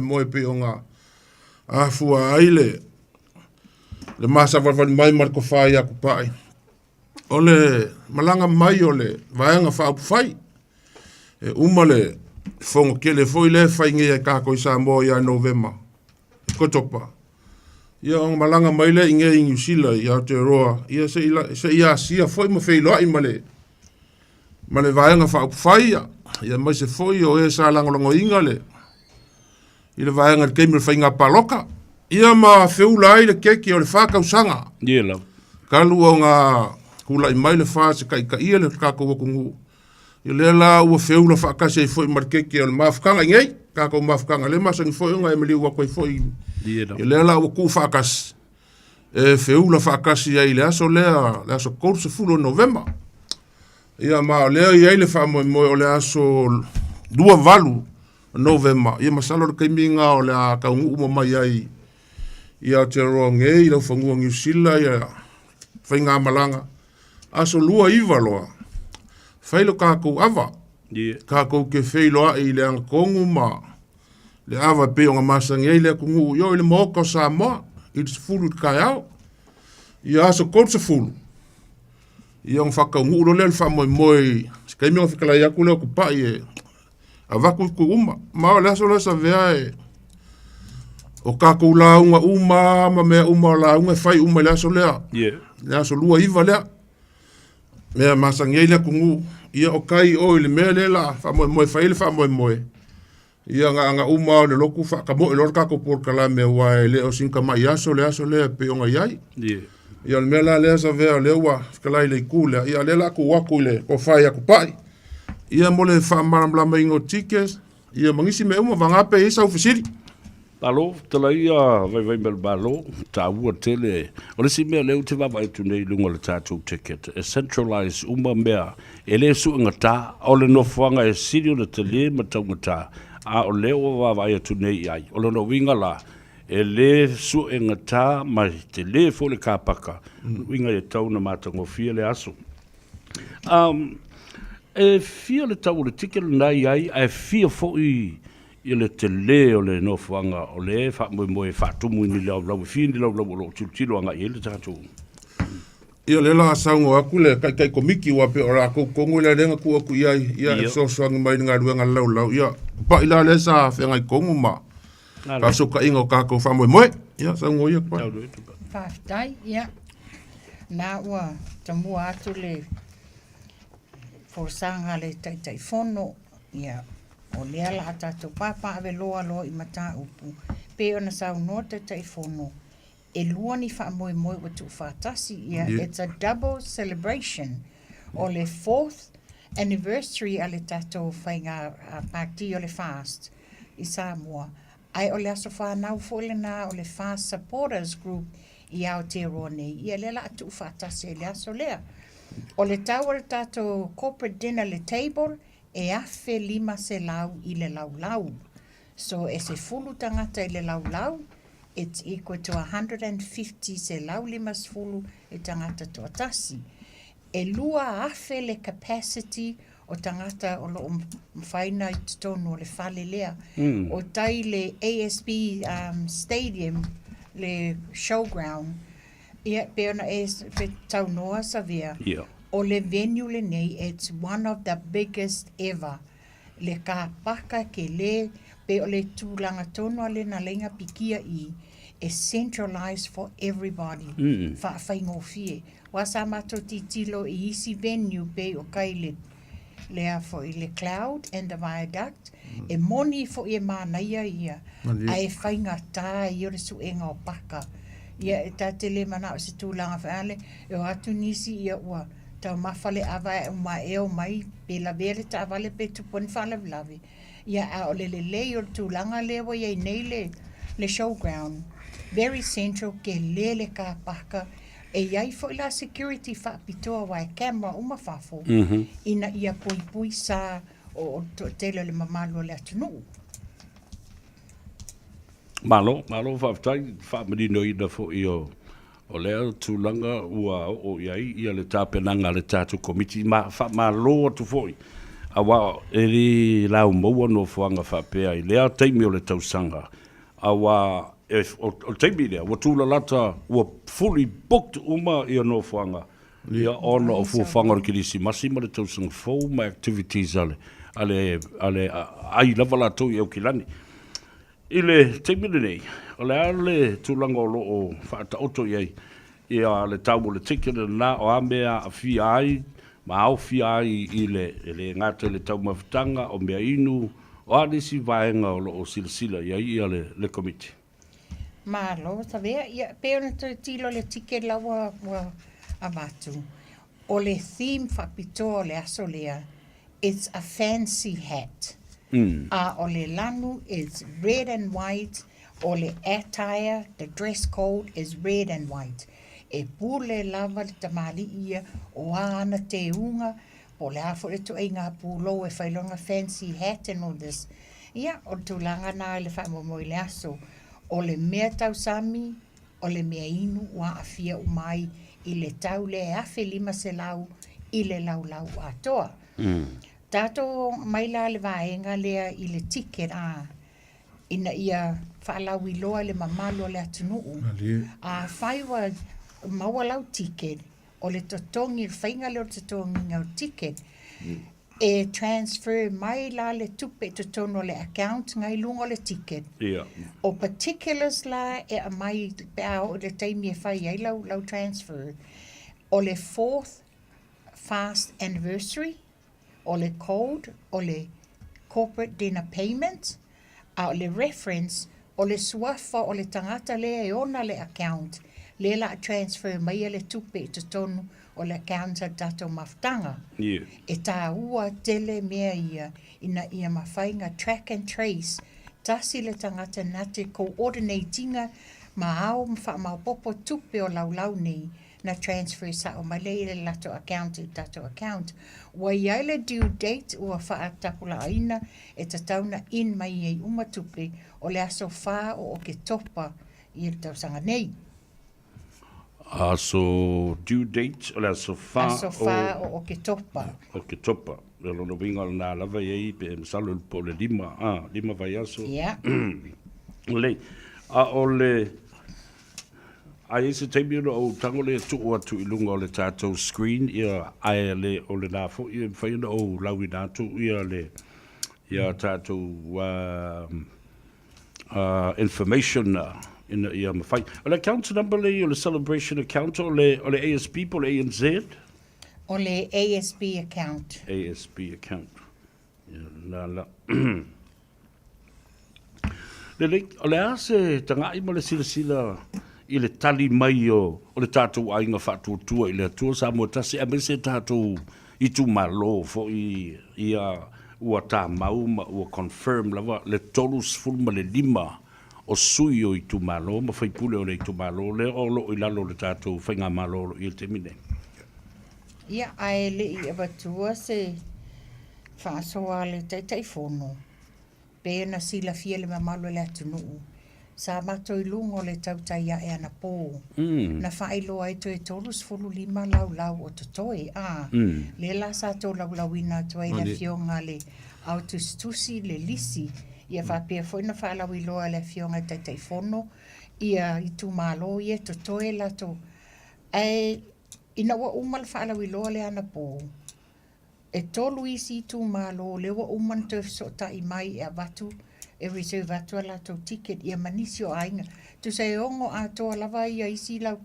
Lea lua wha ono. Iva isi lau lau to e alu wha tope ana po ia a ulea. Ia o lea fo ina sau noa le fionga teitai fono. E iai fo isi lau so ta ia tu ia te ia. O te tai tonu ai longa o to te ai longa to tele se ticket o to toi. O le tūlanga le nā iai e watu se whasoa le teitai fono, ia ni ticket fo i poni lau sa so tai mai ia te ia na pō. Ai le iwa kua se whamarmula manga peonga pipi fo i saunga le kai koe komiki, asa vea. Malilo. Pe le koe whaafonga mai pewa, masalo e koe pauwhaleo ni maawangon, ngai masinga i lunga o kako le kio ngai. Wa le koe koru masinga, koe rua masinga. Ia, e kasi a ile masinga, ai le pēl koe whaafonga mai a whapenga misi lau whaafonga nga pō le tautai ae. Ia o leo kako lunga le tāno awa e mawali tonu o sui whai pule la ngai o kako fast o lo kula i mai i le moku sa vai. Kako moku kele sa vai. Whaasale anga ngumela kasi o makamua se umanu, whaasaleanga umerenga lua o maangele se kati, whaasaleanga umele kolu o papali i ta e mospau, o whaasaleanga wha o tea peato, o nganga e maunga ngumele kasi o tuala pongi whaasio, nganga e maunga lua o seua muli fas, o nganga i fo maunga lua o fo isala lilo, o nganga e maunga kolu le fionga ya la auli le maria koa, vaisi ngango kasi, ia le kofa yangi wava, vaisi ngango lua o le valas, minska o soifua malo loinga, fale alupo o fuyongo, ia ala kau e sifo se ula, yoane, i ku salenga mua o fepule ai sua, salenga lua o le fionga le minska ya olofiti, va ai, palauli mua o le fionga le minska ya muripola anelosa, palauli te whaalwhao leo kalaki, palauli sifo, ia o le fio o le kofai alang aia. E iai la ia whaipule o le kako ele i avea lako ticket. Ele avea lau o le lako kumalo. Ia ele lele whaafonga mai o kako i kumalo. Leo ko whaafonga mai ngai. Nga o nga pole nga mako mai ilunga. A leo koe kiki a whalau lau i wanu. A koe koru lima lau i koe. Leo a nga alu masalo, leo a alu over fulu lau nga alu angir kaya au. Ia le halanga nga leo nga mai lungo le kio langa le ka o mai le koe keringi lau.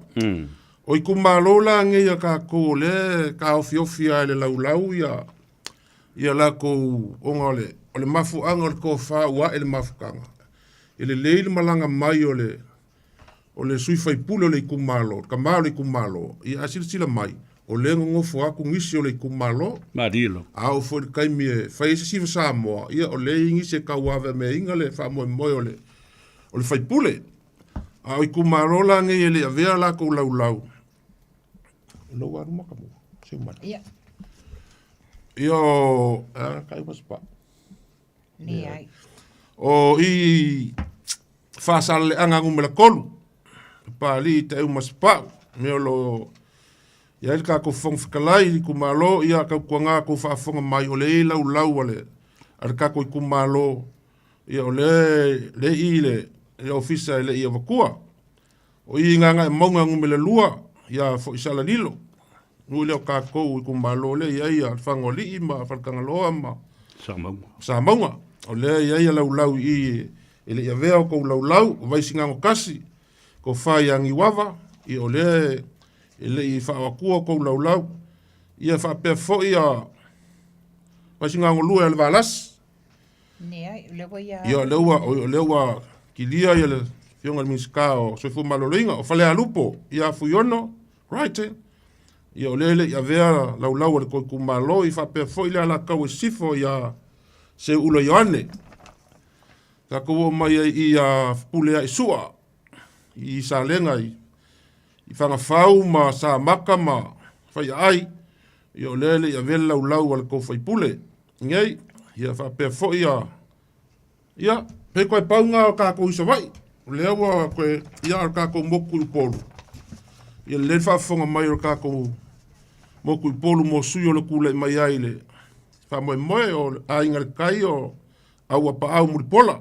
Tui whong whikalai a anga lofi kasi o fesola ia pulu, a anga lofi kolu o nga seaka, a anga lofi whao koe sursulu, a sa nganga whao o kanga loa kele, whale aka kasi o manureua, whale ata lua o le atinuu, o whale aka whao le whiunga ni ngā makua ia ale vena, vai maunga kolu o lautimu ia wā ai, o vai maunga whā, ia whiunga ia whaualo Harry, Siusta, ia o va o fonki o nunga kia konko inga ya mau pupe mai, wale baka i kupa ilalo, whale mawaenga titi tafua, loko whanga mawawau i le fionga palmia ya fia me, whale a lirikasi o toi lupe an semo, whale a liluo fui mono, si umu, tu an sii, sa fata lua lau matia manu, whanga mwhale a se la o masina lupe, e iai foi lau or kako moku i polu o lele i a vea lau o kako whaipule. O i anga lofingu melekasi. Le iai sui whaipule leo fasko uka o ia fesala ia pulu. I whare asi uma, ia ka kua ngāru ka koi kumalo, lele ia vela ulau ala sui whaipule, wha pēr fo ia, kangaloa kele. Whalaulau lisi. Ia o sānganga wha, ia kangaloa kele, ia wha pēr fo i whale aka wha, le ingoa makua ia alevena, whale mawenga titi tafua, ia le paka i kupa i lalo. Ia wha pēr fo ia whale alili lua ia fui maono, ka koi kumalo si umu, kuang si, wale a inga lua ma ku ma la insa ku ia i ka ngange foi sa whakalua, ia lau ki mu ia. Koe paunga o whai pule ia o le lisi anga po. Ia. Lisi anga po, ke minga mako i lunga, ia langa, le koe saunga aku i lewa ave ese mai lau laua. Ai kumalo, e kai peila paula whai pule ia nga, le nga ave ngai lau kai au. Ia o le fionga i le, mai kai pāna mia. Ia mai fia foi o le nga whaafonga mai anga por kako por kalame, o le sa i ngei i leo whangu a teroa. Ia o lo ku waa ku ngei leo uli lako whongkanga i langa au malanga i konga. Ia mori mea lo whaanga foi o le fionga mai kai pāna mia kako karupe mor kako whainga malo. Ia, a peo paunga whai pule. O lenga o le lisi leanga po, ia le la wako saungo aku ia kupai. E a wako ngisi ua umanga, mai lau o whale aka wha, o yo ia... Whale ata lua. Ia le kimu ia, o ia whale aka lua. Ia. Ia lea kingu, le fionga ia lea kingu miskawa lele. Ia. Whaafiso ka eile ko whai a urungia, mika ele. O leo a ave e lau laua, o ka kalo mai lea... e fisoka ia kui e langa ngu mela lea, whamone mole ia ka koi kumalo whale aka lua. Ngu mela lea kou ke wala au iai, i le kou whaurungia, e wa koi kou tike, le o lua, 5 iwa fiku, o ngo kolu fiku wango. Le o lua, 5 iwa fiku, o ngo kolu fiku wango. Ar ka kou, o i loma di kumalo loko whanga ma wavau. Ia o ki ngā lea wala au mai ngir ka eo, inga whanongo longa po manga i o ngā maa kua ile. Ka ko por kalame. Ia ua ngonga leo kia fwere ko ingo lea inga. O le ki ngā ia Victoria whatea. Fwere whakea, o ia ngā o lo ave lau lau ka ko i kumalo leo lo ko whanga ma wavau ngai kou fisiri po ai leo ave iai. Ia o ngā uku waku ia ao ngisi fwere ko i kumalo, ia waku pai ko ngisi fwere. Ia le lei whaaftai lau fionga te whono a pe o le whasalaunga na pō o le itu māloa palauli a le fionga le minsta ia mulpola ana rosa o le ua whaatea i le tina ia langa aia fia longo lo i te tono komiti o le ia unei ia ticket a le fionga a le whaipule mai vaisingano numero 2 le minsta soifua maloloina le fionga valasi lua pito whanua whapea le fionga ia whawalo Harry Schuster, ia whamole whasotai mai ia ule o lua tasi, lua iwa lua, tolu ono o tasi. O sanganga wha, le talangoa tangaloa tele, whapea ia whaleata wha. Ia o le la whamatu o mai o te aveina i le kiliwaina ticket al vaenga lea. Ua umana whao o ia ticket a salenga mua, le fionga al minsta o ngaluenga te tele, o ana pola ina wa umal whaalau i loa. Sa wala au mai ai loa ia le ainga le tu malo o salenga mua fpulea i sua. E whapea whamolmole tu watu ia ticket ia i latou, e whapea ave i lea whipulea i tea.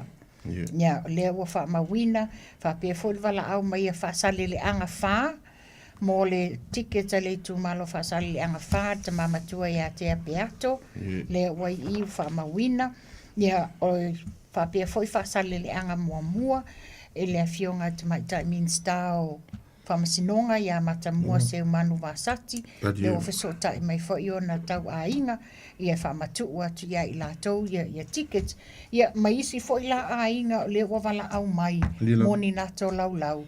Ia pe fōlinga mai o le wate ale afa o tickets ia na tutoe. E vave la le alu, sawa le alu o tickets le wai nei. Ia se au te lenga le nasa vea mo le whafonga anga le atunu. Malo whaftai. ta noa whaalolo fo i au rua fionga. Ia, o lo tu mati e matu ma ile foi a wā, i le tātou anga whātua tue le atua sa. Ole tatanunga i lau fionga le titi whono. E vave tele.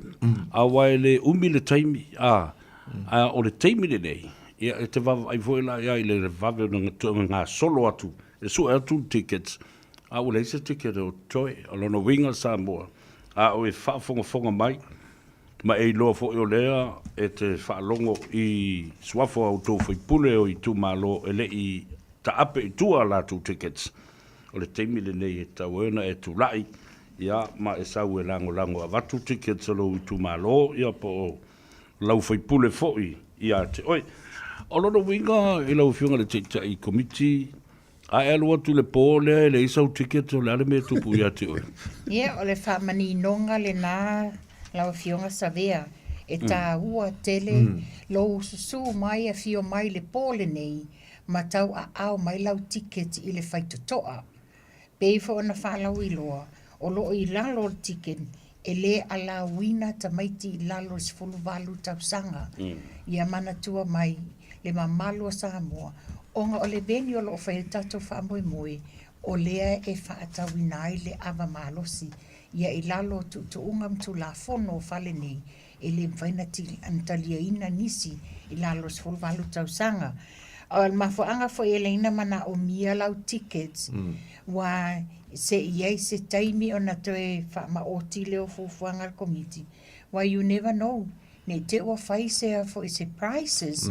A le ai la lau ticket e te le qualify ini price whapitoa mo lea po. E le si kūru le a kaua e mangua le.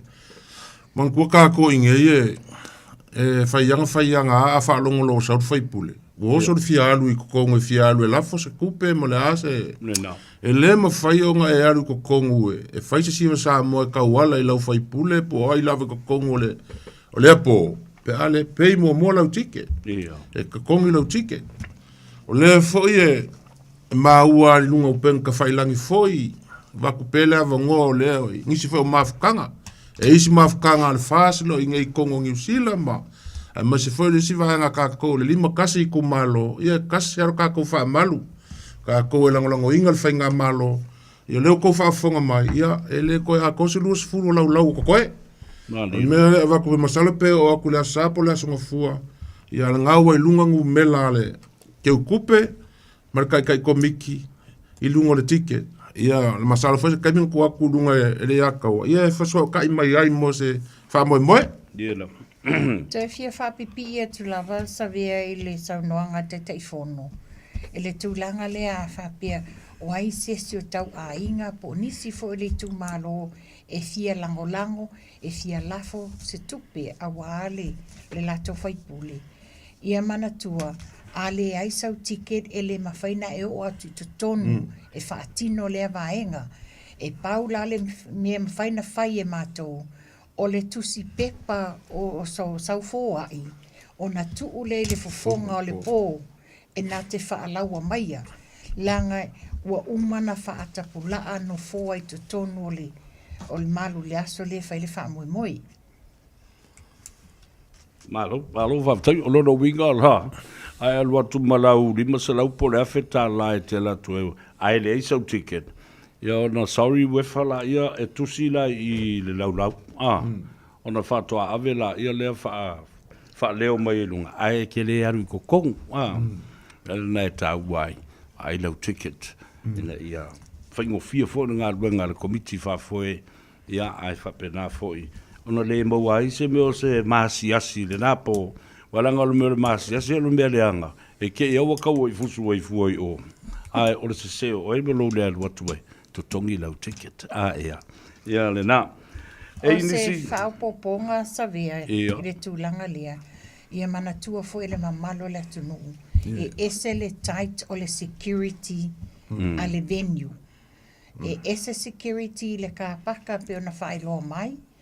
O le entrance o le venue e iai security se tutu wai. Ai e te le io o le whaitatoa e te ulu whale i tutono me whai le wha moi moi. E iai fo ia lato securities.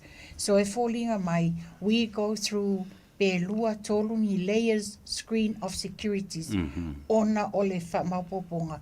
Ia malesi tūlanga o loo iai nisi te mali i te tono o le mato komiti. E iai le lato au nanga wha security. Ia o le vaenga la lea o mato tuutasi iai lato te puipuia ia le mamalu o tamali i ma whaipule ia la malanga mai Samoa.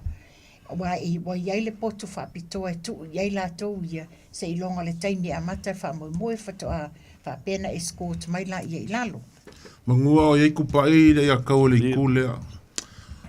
Ka kou kilo foi masira Samoa le fale lea le la whai le whamoe.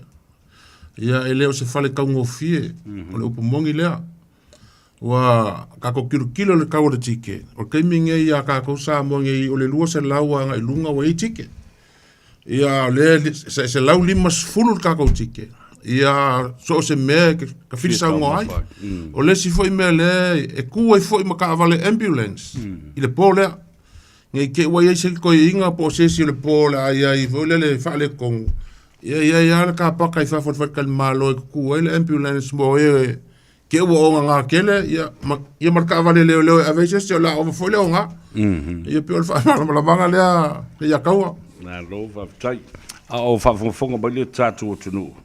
A iso peni ma sau pepa ina sila ane le tatu numera nei o le fretua ia le asi courts o le o lua tasi o valu tasi lua lima lua o fitu tu e whafonga numera le na tu te le a tangata o lo mai mua mai le ile so o lua tasi o valu tasi lua lima lua o fitu o le numera tupai, le ala watu tusi foi lalo, o lua tasi, lua iva lua, tolu ono o tasi. O lua tasi, lua iva lua, tolu ono o tasi. Tatia tupea ma le numera savea ina. O le o lua tasi, lua iva fa, fitu iva lua fitu. Mo le whafonga mai o le tātou tunu, o ui tu malo o ainga nei, o whaleata le tasi, o le whtarenga i a manu le leua, le sui minister o le ofisa o le Paremia. E lua tātou lau lea o lo iai wa mata na halu i tua i a le tātou ticket, le ngata le tātou aulo kapi, ma le mawhitanga le tātou lava nuu o le awhi anga i Vaimoso. A le fo wa mata na halu i tua e lua tātou lau, o le tātou ainga i le tai, i le whale manono. Nā whewa mata na alu i tua tātou tickets na, ia o tātou tu malona o leo tā pena fo i ai, lua lau a le whale manono, ma le ainga i le tai, lua lau whale ata le tas. Ia, o ia tau na isi tickets o lo tutoe mo le, wala au le telefone na o lua tasi, lua iwa wha, fitu, iwa, lua, fitu. Ua tā ua whalea mea le te telefono mo le. Lau whenga le te komiti. O leo tātou ngā rurue wha tasi e waila e le ngata i la mamuta i. O le vai o sa fau, e whaatulanga i le porkala me fau a le ato sa vea lunga le tiole nei. E lima aso le vai aso. Mai le tu lai fa se ia pa ia le tu lai fitu o le manava o ngā luenga o wha ingoina o le nganga ifo whaiva. Ia, o le am whaia na longo puia li ia le tunu ilo tātou whabue moe lea longo fionga le teitei whono ia wha pia fo i le teitei komiti. A ia isi si mata aupu ne ipa u ia te au. Ele i maua se whainu mera o le whainga malanga mai? Taimi le nei sa u sa mua mai ason te nei.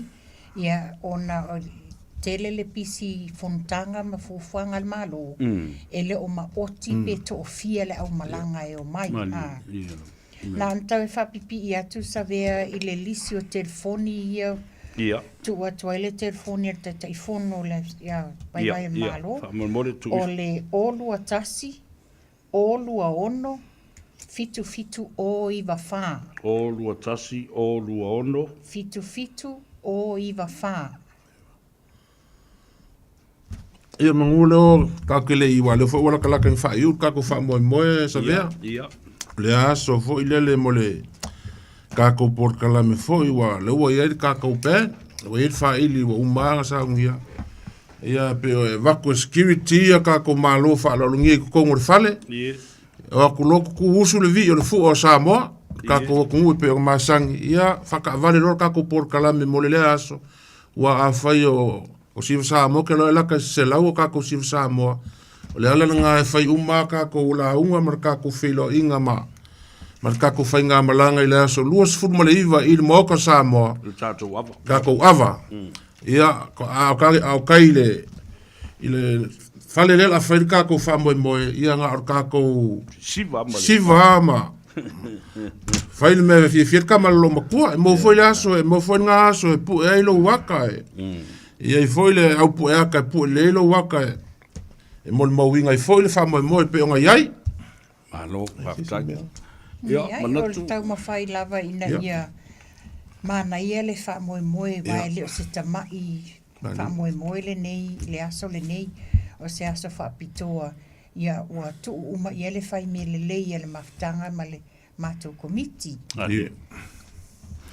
ia malo fa tai i au lua fionga foi lau fionga le tei fono ia ma le tei komiti foi o le tatou ainga fa tu le tua Samoa o tas manatu leo o seu i fanua ia ma o le ala fotu i le lua i tu vai ia awa se fa mlianga foi mo le atunu fa malu si au le tatou ainga fa tu le tua Samoa o tas wa tala tangata wa le fa le anga mai marisi mau me fai tatou fa tu le tua o le o tu malo ia ma o fa pena foi ona tele me le lei o fa tino mo le malo mo tatou tangata au al fa vai ia loto te tele mea o mai fai ona fai i le loto o le ngā lulue so o tau au ia lau o fionga de te fona ia fa afkai le ia kaua fa afkai kele mo le fa vango inga foi o le por kalame le ka ko mafkanga i lungo o lau por kalame o le tano ava ia pe o mako o vaku sa mo le kai me sola mai se lava ka ko au ka puai o ko sila mai lo ofu le ofu Iela. E lang moanga ai pipi ai le fasi de kanga.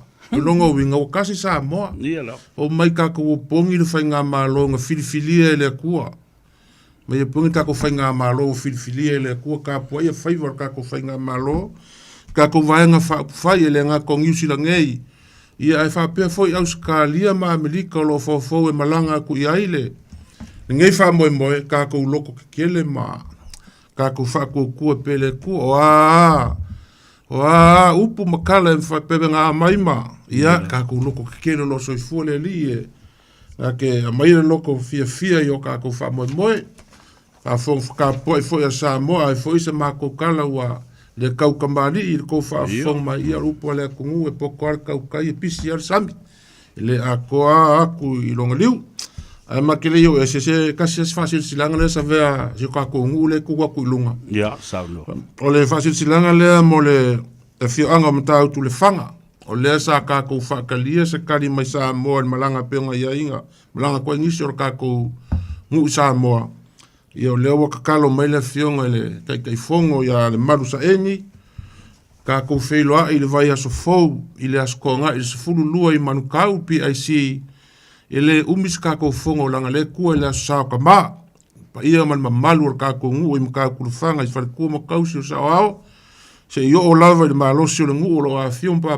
ao yo kilangei ka ko fongo ile askonga ile vai as fo ia la fa inga ho la PIPC manukau ia ve fo ngai avango e fa manguia ku ai ni le ko mo se ma avango mo ku pai kama umar mafkanga ele vai aso fo le asa unge koile asa ka ma ia ka fai maua se asa ka ma fia ele umai o ka ko mafkanga ri akawa ia lava o le kuli lumar ka ko fa moi ai ar kai mi mi fo fio o mai luma ngei o ia lava ka ko mafkanga fa la wilongi me o la o ia ile ka penganga mal fa moi ia fa penga lavonga ka ulongolongo mai ia la kango ava ia male tauta ia war ka ko fa moi ia mangu ia kelen ngei fiaf fa so fo akuma uia sa mo na no ia faftai ia na lo faftai sa lo i la fionga le te fono e fa pe fo i le tapo inga tupai o le talo le na ia sa o mo ri fo i le sa i le fale Ia, tāpua i mai a inga ma le sapati le aso a tai au, te talo ina ia whaafualo le soifua au auna ma le soifua tautua, ia manuia le sapati i le aso a tai au, whaasoifua ia ma ia manuia. Ia, soifua. Ia nā sa moa tā walunga atu e fōi, sia mātou i talanoanga ma le whionga le teitei whono, ia, mai se whoi le teitei komiti, le tātou ainga whātua i le tua sa moa ua tasi, ma le whaamoe le nā, alo manei, vai. Ele umi fo ia na tuli tika se a pisa fo ila ele fa pia. We, ngole lo po fair e tickets out feto e mo once ticket I saw ticket. It's a historical moment for all of us. Le fatu tu le tu sa mo sa mo la tele. Yo. Ye fo le tangata HRPP la to yo lo fa longo mai. O le o tasi lo na ma fo tātou nuti mea whatasi le vai tele tasi sa moa ua tasi a la le me le angai. O mai? A fio mai?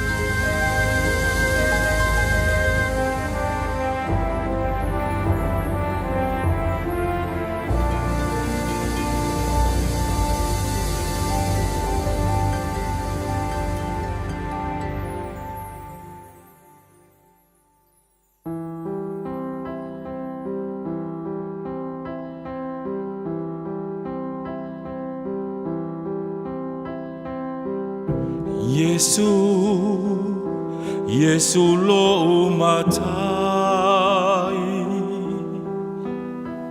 o nau lo toya te oe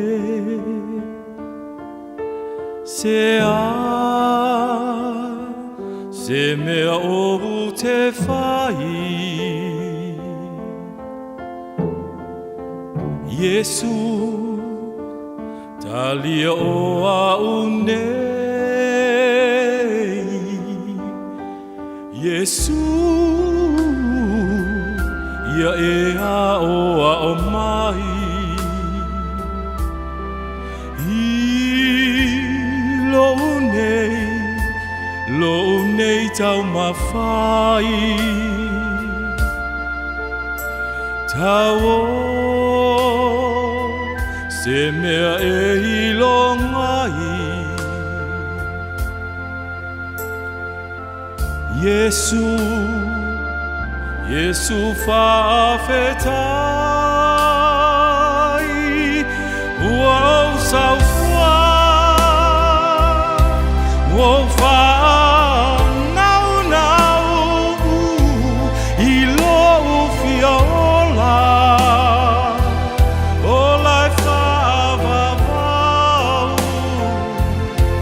Malo ufia fai au fe au Yesu talia o au atoa Ya mangalo se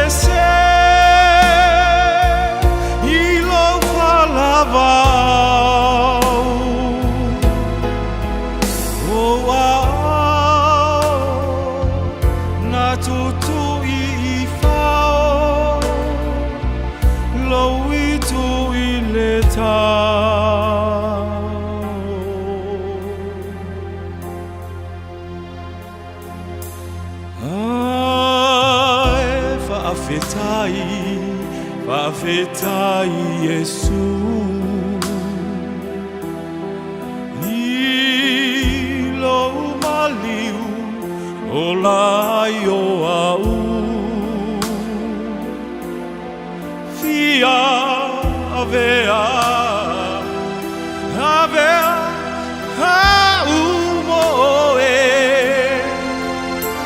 Yesu Wolai Saolotoi Au nei le pangotai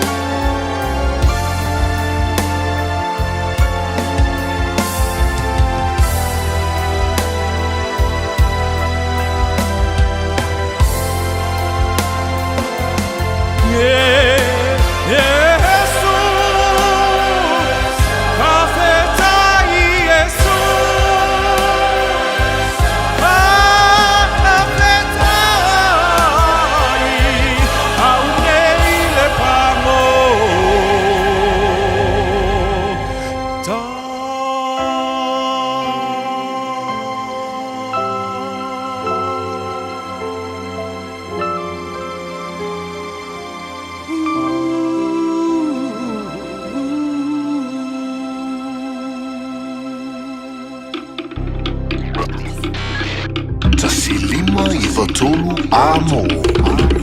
Radio Samoa. Nalo fa Samoa. Wa ule ne yo kas futialu. A wale suia lingila wa ule kio. A eva mai ina se fudu lima i Wakolu Amo. Radio Samoa. Bevela a.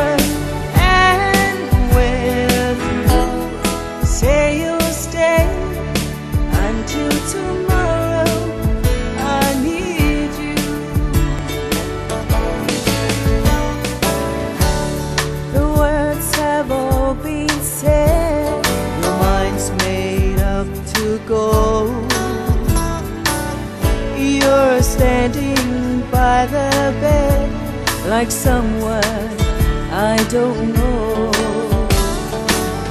Your love has died, and there is nothing you can do.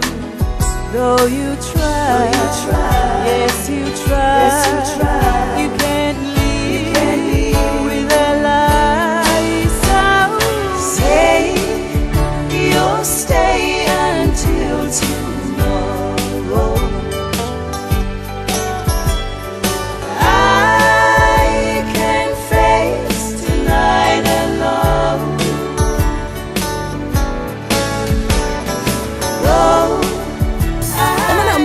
Po se siolo a inga se fisoso ani tau fe malanga inga mo New Zealand. I mata au po pe o le vaita mai no whanau po nga luenga. A whai o lau tali o le ioe, wala au loa Ken Fernieho o le Fern Immigration Services e iaila na laisene. Ma ua silia ma le se fulu lima tau sanga o lana tau tua. E toa tele tangata o fisoso ani iai Ken, i mata au po tau fe malanga inga. E au fia ai mata au puna o atu le tribunal. Ma apili le minister.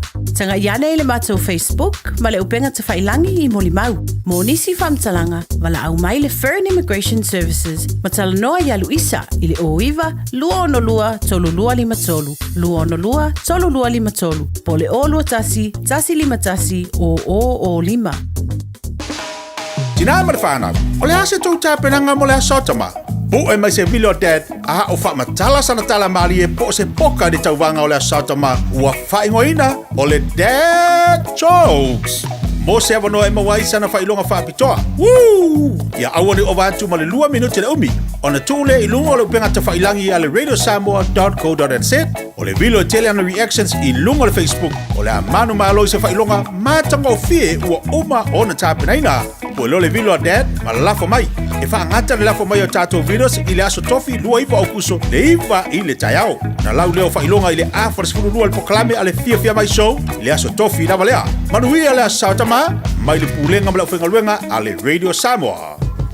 Beta Drive Doctors i le taulanga fa tau i mangele fa pea manrua o le vainga o so singa se pe amana o mia e fa tino e fo i matui pui o le fana witi o tui pui le COVID is flu river mo i lato is flu on tausanga malunga atu fa pea matui pui o le flu pala au telefoni lua lima fitu valu lima iwa valu mo so vano e fa tino ai nei au nanga o fisa fo mai mangele i taftafane o le McDonald Amanrewa e taftafane o le faletusi po le Public Library Beta Drive Doctors Clinics. O le Ardas Travel, o lau company e saunia umau tāpilanga mo so se malanga.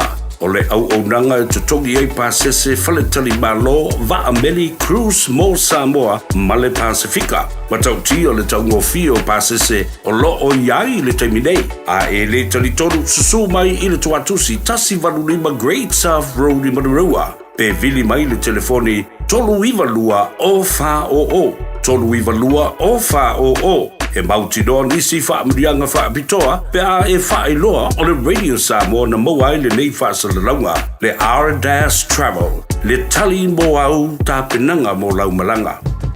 Beta Drive Doctors i le taulanga wha tau i mangele, wha pea manrua, o le vainga o so se pe amana o mia, e wha tino e fo i matui pui o le whana witi, o tui pui le COVID is flu river, mo i lato is flu on tausanga malunga atu, wha pea matui pui o le flu, pala au telefoni, lua lima fitu, valu lima, iwa valu. Mo so vano e wha tino ai nei au nanga. O fisa fo mai mangele e taftafane o le McDonald. Amanrewa e taftafane o le faletusi po le Public Library. Beta Drive Doctors Clinics. Talofa Samoa, o lea ua sauni le tui sa mau Manhattan e whaafia tama i do lato waso whaapitoa. Ta pena mai sona la e mo le matu a loa night, le aso whalaile aso tolu se folo au kuso, na o le fase furu lima tala le tau. Ta tala le whaitoa ma le a furu lima le afiafi, au mai tama e whaewa le tui sa mau Manhattan a loa night. A o whaafia le tui sa mau band i le Manhattan Function Center, i le iwa whaatasi ai Domino Road i Mount Rasco. Monisi whamtalanga, pala au mai lis i le Old Watasi, o iwa tasi o fitu o valu.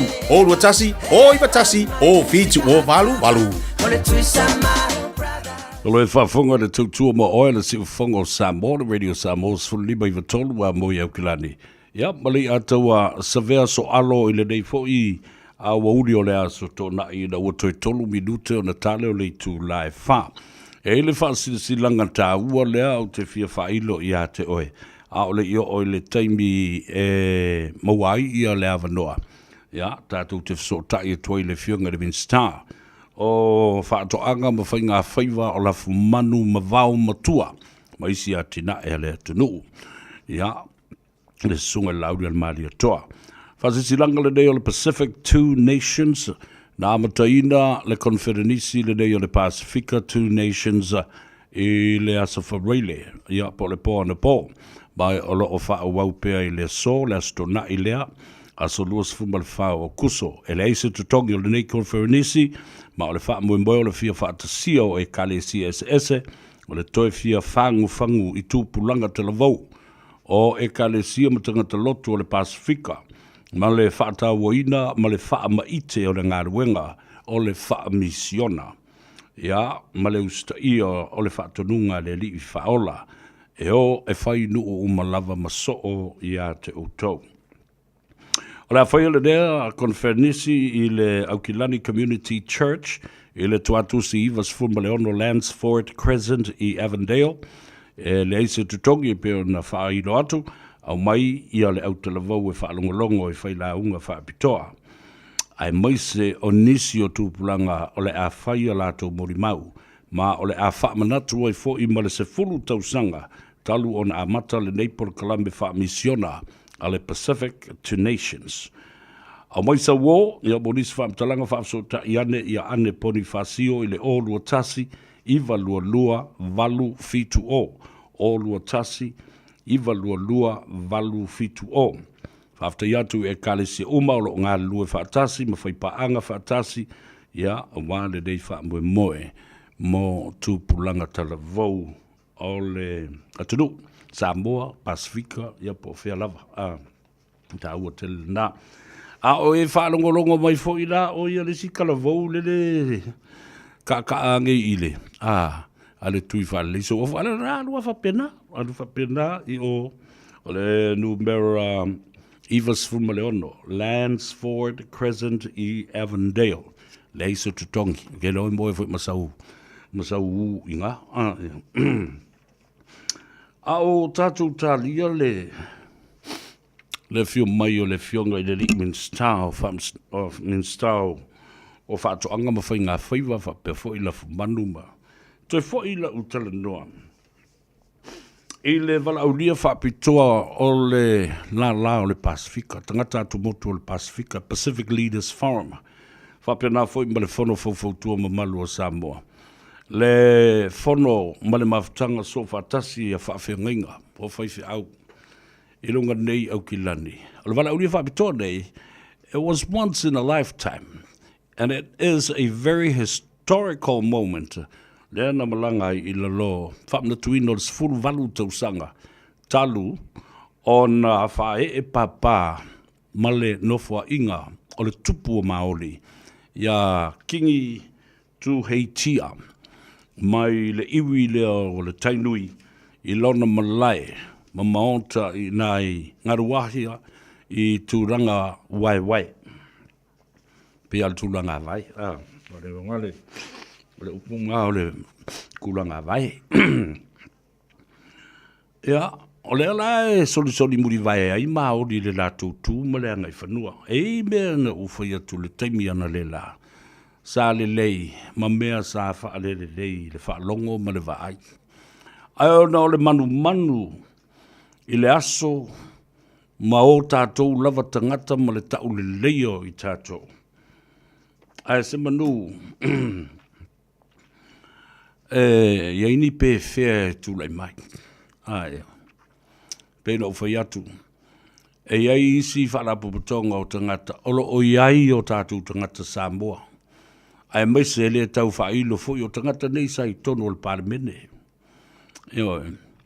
A o le mea o tula i mai. Wa whate na i le tāwha tolu le nei. Ia ma whalapu patonga fo i o a tangata nei ma whau lava i lātou. I lo lātou mālosi maleiloa o lo iai. Lea e toi te tai e lo bafu fau le tala le fionga i. Le ati ap kopo. E tua tual tangata i ar whaisia na mio, luatu lesi malea, ia pēnā fu ia tea. O le tala lea na saunoa ia i le fionga i le ati kopo. You and I and all of us are here to build up the Church of Christ. O tātou umalawa, tātou te ngāru rue whatasi na ia fausia, se mea manosi ma le ngā ruenga le lei. E se mai le upo le tua, po le kalesia le tua. Lala le nao, le no whetoi. E sia wali ia no mai nei whaatūle me ta ole. O le mafutanga asifi. O le mafutanga asifi. Po ole a Council of High Chiefs e po le airpo. Ioi. Ai o Samoa, a o lea tilo mai i leisi tino Samoa, leo a mai fo i le wala au lia i malanga i le lo. Sa te tau o na tātou whetu nai. Tā te tau o na utou tali mai i le tūlanga o le ngā lulu e whātas ina ia mamalu ai Samoa. A tātou wōne i le lo, in mena na whainei. Tasi ale lau ngā tonga.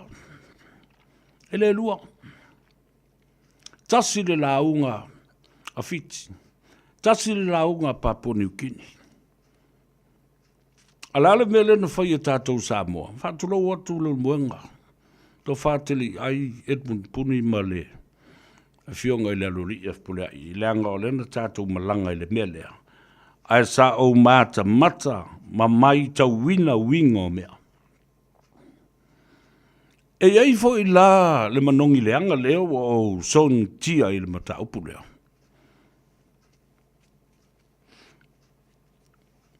e ese mai ai i le concept o le tāua ma le whaatauaina o le tū ma le anga i whanua ma le ngangana ma le launga Samoa. Sa umina whetoswa i le mata upu lea e whaalongolongo ai whaafitai a le urumuenga. Le ai i le lotu tele ma le tū mawai o le tōwha. Ina ia tāua lunga e Samoa. Mea ia na whailolo. That's how to silsila to the National TV 1, 2 and 3 at New Zealand.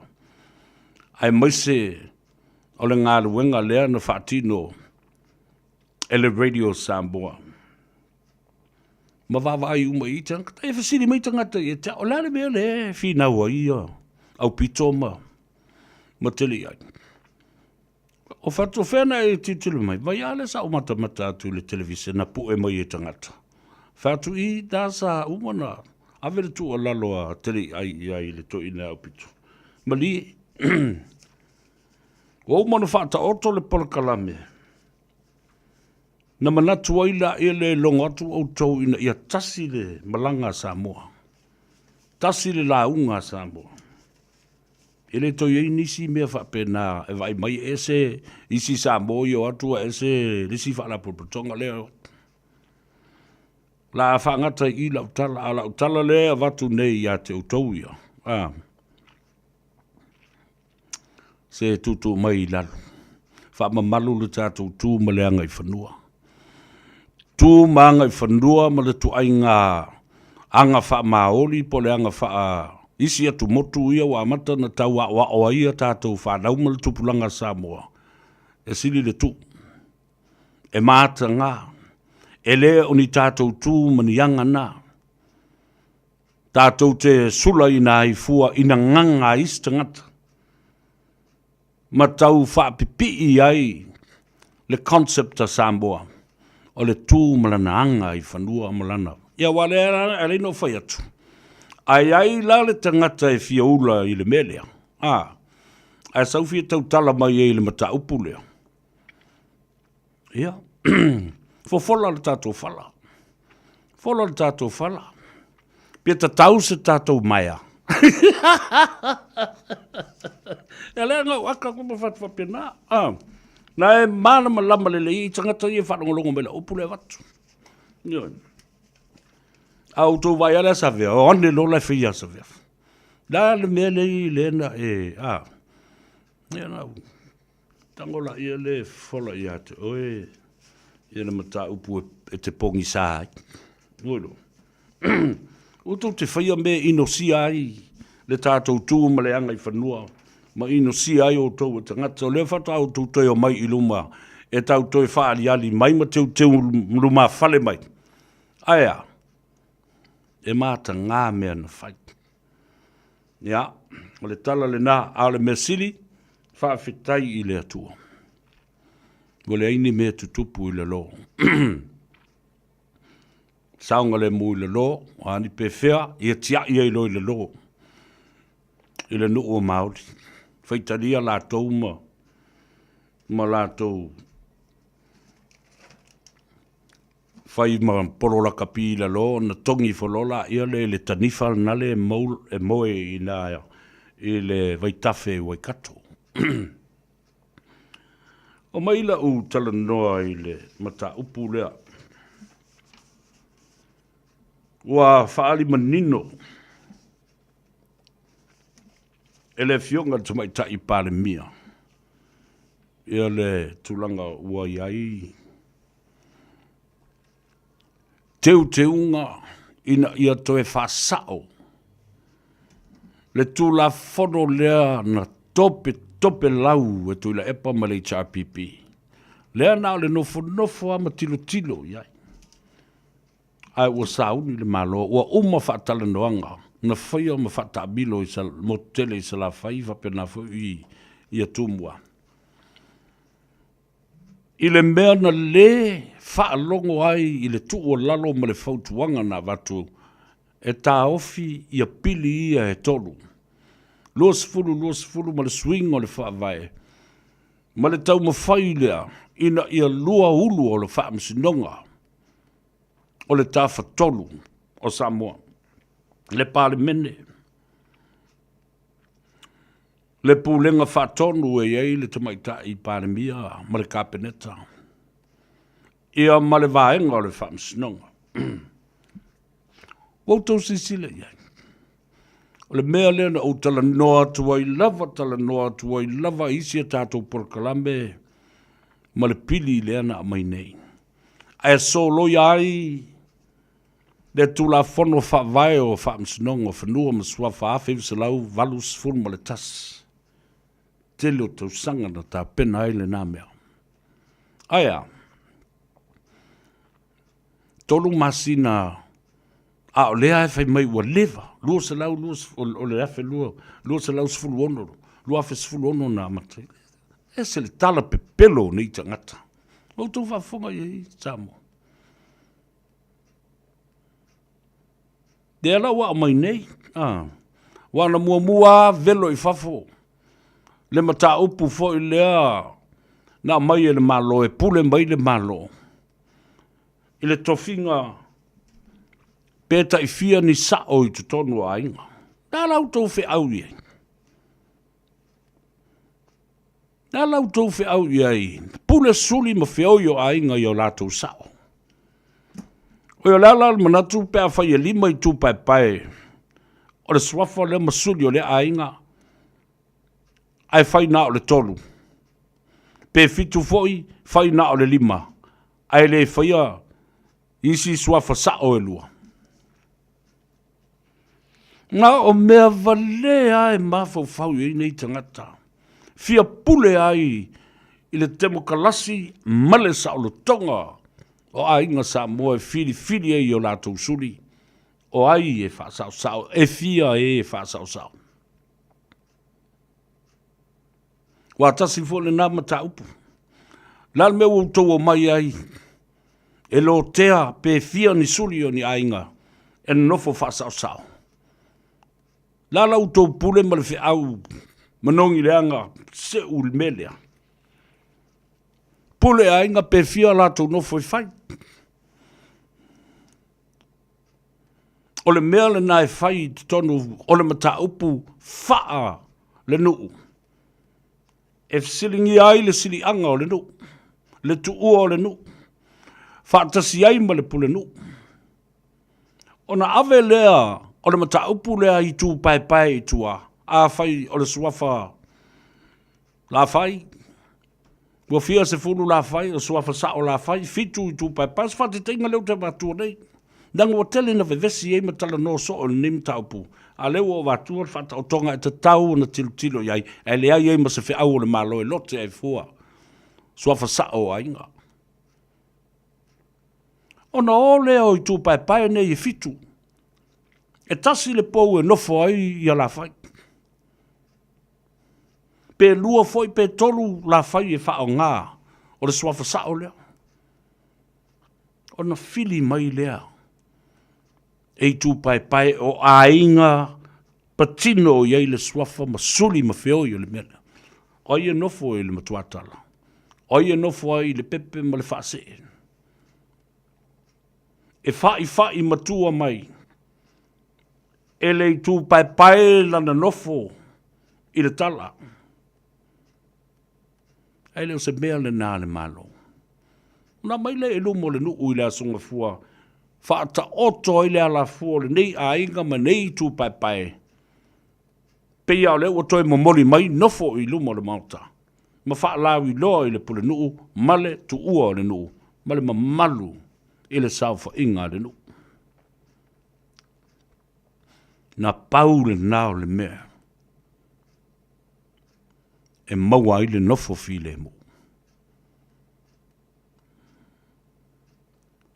Yo.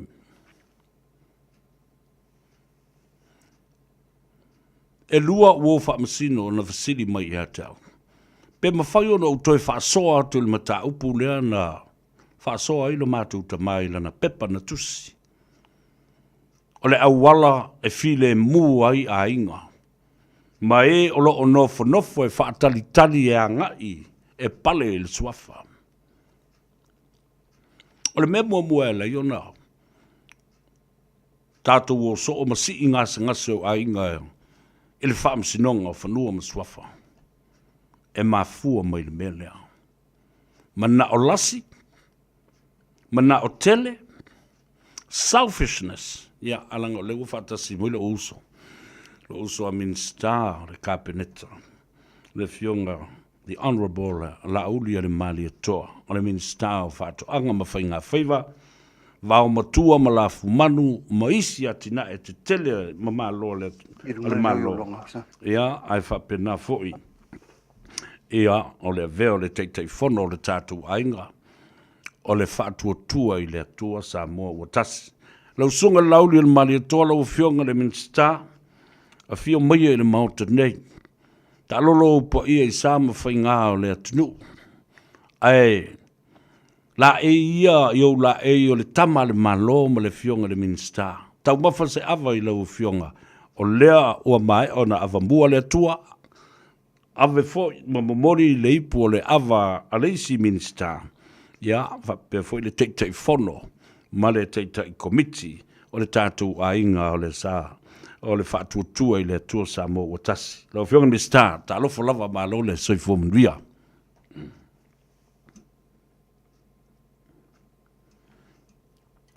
Pe ia o koe ngimo akuluga ko minska. Le fionga minsta. Ia, ase i toi fai pēla utala i le mata upule nā. O le mea la e leo na vevesi ia le tō tele.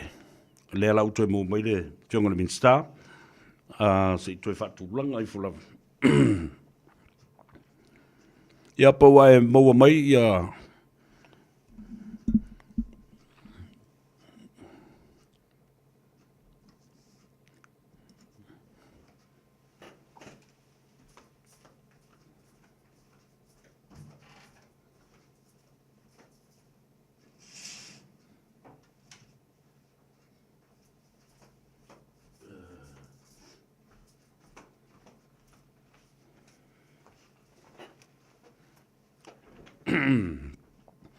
Ia se i toi tanga i ane wha mole le tātou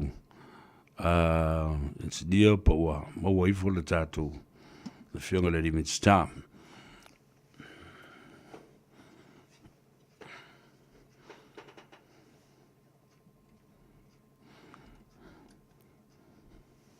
One, two. Ia, lewa maua le leia lewa fionga le limit star. Ia, whatalo whatu mo le nganga whaaloalo i lewa fionga le limit star. Aftai le tua o maua le nei a wanoa mo le nei lao o whaifo isi lewa tāte le i toe whei noai. Ia avi ia lava le tua. Ta lolo pa ia i sāma whai ngā o pa ia wha le atunu. Ai la e ia lau fionga. Lau fionga le tama le malo.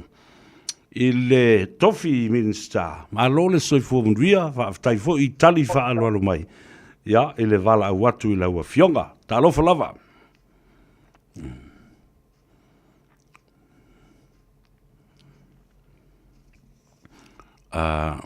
Se toi va ai tasi ane wha mole. Ia ma se i kau koso mai mo ka kua melea.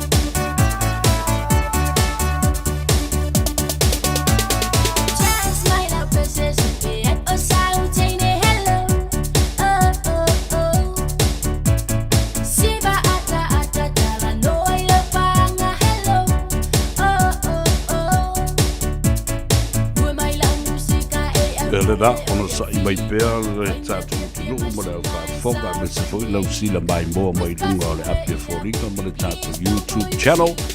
Patalo fatu I le auso ia mo le tatu nuu sa ponga ia whapefo I tamasa ma auto uma. Ia olo o tatua I ma whaafonga mai I le pito nuu ranui masi I le tulangi I sifo. Ia whaamui moe o lo moa se teimi e mano lo le ei foi. Ia mai tute mga aruenga le nā mai aso o tuana I atu. Ia, a ole hafo I sa utou sila I le tātou au. Ia, ole I longa se me, ka mala I le mea. Kumana tutuli le whai a onga, o le teito fitu. Wha malolo atu maisi tama, ai awhesiri ele I tali mai. Ma wha manino mai. O ai tutonu o le teimi o le whiriwhiringa ma whainga o whai unga a o ai toi alu toi kiriwa ia mea. A le insensitiveness o nei tangata pe le ingi o lato uso mani lato whanau. I le tutuli e o e tā alo I le Olimpika. A lea o lato uloa le leilava. E o mai e le isa tupe toi tongi I whate alo. Ia koro de kai ko sful lima la ko ia ma ko I fa mo a mai e fiti na o mea le anga ma mea matanga. And I think we are going to go through this bad, really bad batch, until such time. Talo fai. Talo fai ta ino I noe I le whaingolo fai I nei le au o le tunu.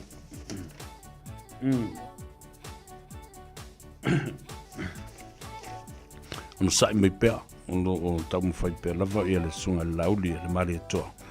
Ia, so tai mai, ia, po tau fa le tonu foi le interneti la tau ia, ia po le tala foi o le tau, I lo tātou o tunu. I o tātou I nei, nau le malu lua. A lea o tau vai atua, wavala mai ia. Ia tau tau le leia. Ia.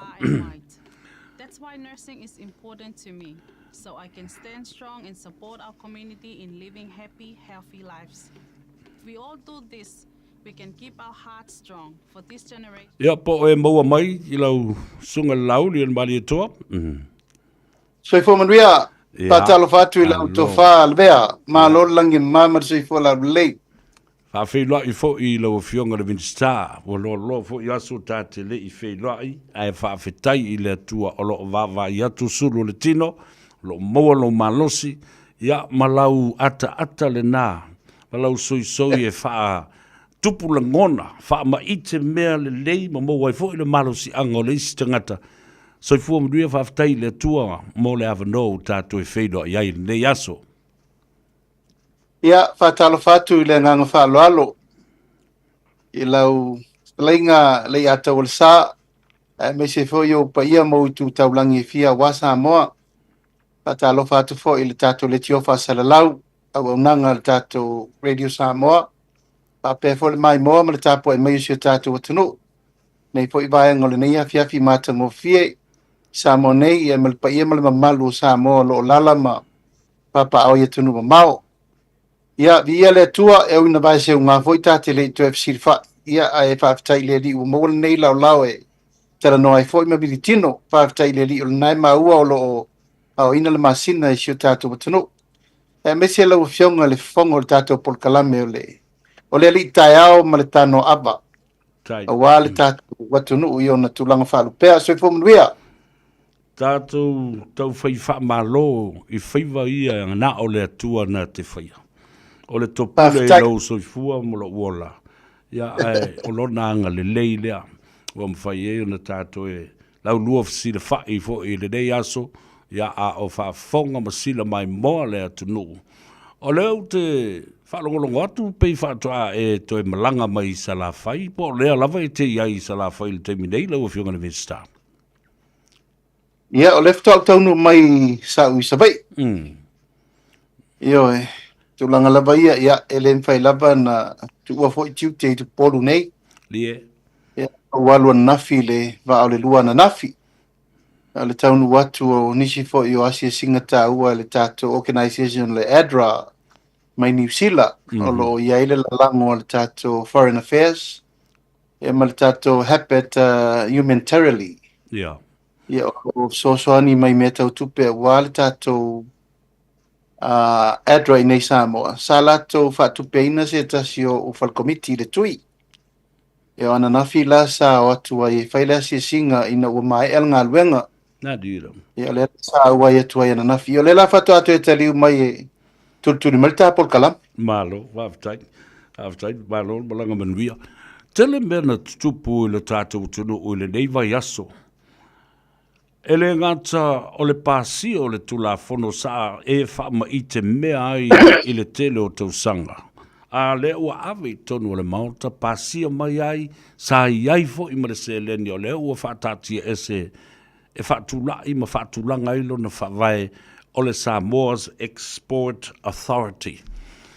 Ia, si i le vi inga i le tua, i le lupe whaalele o le tātou a inga, ma le tātou nuu le tu malo atoa, o lea o a vema ati e pikopo. Ia, e peo se langona a mita i fo lea i le langona, whaafitai i le tua, i nei mea uma ua whaia, i le teimia tasi, le ase sila lau fionga tā o mua i le ati e pikopo, tā fo i mai lea i lau tūla fono leanga sa e whaama i te mea ai. Ia, o le anganga lava ia sa vea, e tā te mai a tasi le lofa ma le anga le leo le tua. O le aso na whātaunu i nail wha moe le o se aso lai titi. Le fo ia wa mori mausa moa ma le lalolangi atoa i le anganga o le Kalesia Katoliko a wā le sa ilingo sona teita. Ia wā alu suanga le vatele. Ia ele whaingo fiat feelinga langa o le whai unga whai mai le o ngā tonu Vatican i loma. Ele so ona whaia lani si tūlanga ni feelinga e whaatumtumu lima. Ana wai si le fia ia whaatumtumunga le malo loma e ave uma iai ia whaamaumaunga le awa unanga whawhenga inga taulangi uma lava le kale siru pope. Pai whi au uma ia malato uma o esa ngā rurue mai le fio tausanga e o mai le so. Mai whapena fo le whiriwhiringa ina wai whiriwhiri ia le tātou tama ia katina li pio. Mai o fōringa ia wa to e fofola o le temi le nei i le vai aso le nei. Ia e le whaingo fie fo le nā vai tau le asa ina o le atina ina o le Kalesia. Na iwa na malanga mai ia i le tupu sā ia pope Paulo Leono. Ina malanga whapito mai ni nā vai tau tasiva fitu sfut. Sau ai lava ma whakatinali ai loa ma. Ia ma le sunga le katinali pio nā vai temi. Ya mai alena so mai male fionga ya alpati rui mata ilinga fa pena fo it feeding na fai mai fo loma e le lau tatu wo mal tatu teng ya o le wa afa tasi ele a fionga fo le tupusa ya male tu ainga sa mai loma e fili ya le sunga ya patele mosese ya ele mfaina fa ititia langa ele whaingo fie le whaingo le feelinga i lau mai tau. Mantua foi o le Kalesia Katoliko iei umai tu ainga ese uma o vaenga e tautu ai ia lea i tu ainga patele, ma le tu ainga patele ia ale tu whatasinga atu e tasi ala afu o le pulenga Samoa. Mai lango na le nganga whaftai mua wa mause tasi wa atol tau sanga o sa ili. Sa wai sto ino patele Peter Brown. Aki e piko po tato mafuta i nei tau mwhai so tau au maranga lunga ina watu malo al pati lui mata i linga. Ta shared feeling. Ea ole fionga ya patele mosese. Ole wana tau veina mai nasa auto si sila umai sauninga ma me umasa patino e le la titi laso. Ta penanga fo le Kalesia wao le pulenga Samoa e le la titi. o le afio mai, maliu mai, tala mai au katinale, ia soane o le malotonga, ia ma le au aki e piko po uma ma le Pacific. Fo i tuila, ia o lea na whaataunu mai le sauni ngalo ia. Ia mai le lai titi fo i le tūlanga o le vaai le tato malo langa e alu le mere nei. Ia o lo fono le pare me. Ia, boni ia.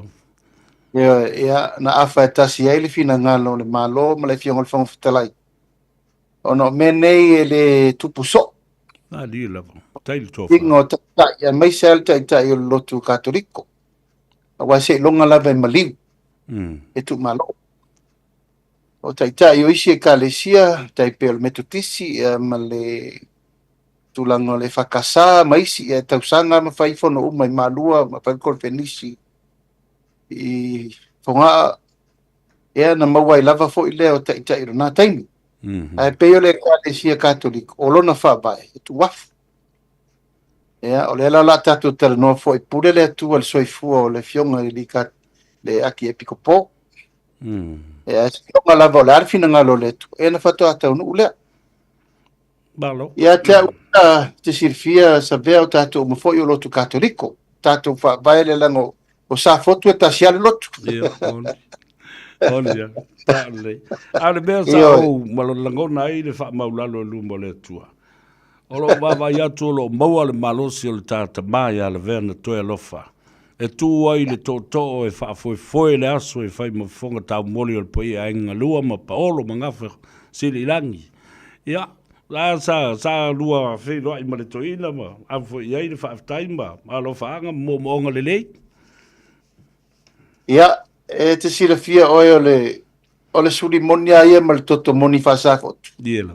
E te ona lore me o ta wele lore nu e sa vari loe tau walau me te alatu. Diela. O pe lava e te nofo ma e punupuno wai ma e tau tuai e langona loa le upu o ta wele swafo sa fotu ia tato wo, pai patas. Diela. O fifianga sa vea.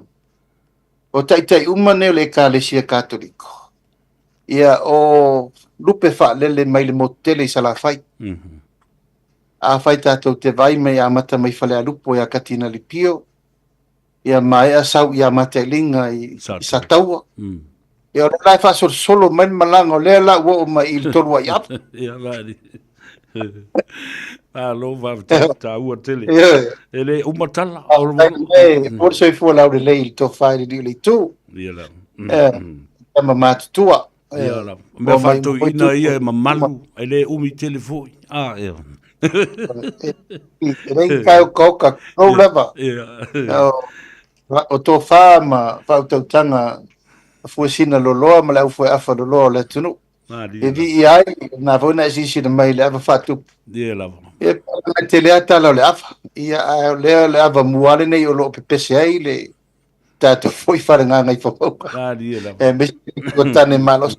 E lea rana whaatino e le whatotoa lilo mai aba. Ie lava. Malo, ese le tāua. Le vava ai atu. Lilo mai ava ma le au manga. Ia. Fotu ma le itu, ma le no foi tu ainga talo fai, ia, o le anganga fifia ma le mita le na. Ta se e mai i le pale mene, e lua aso ia na utou se e ai le maunta.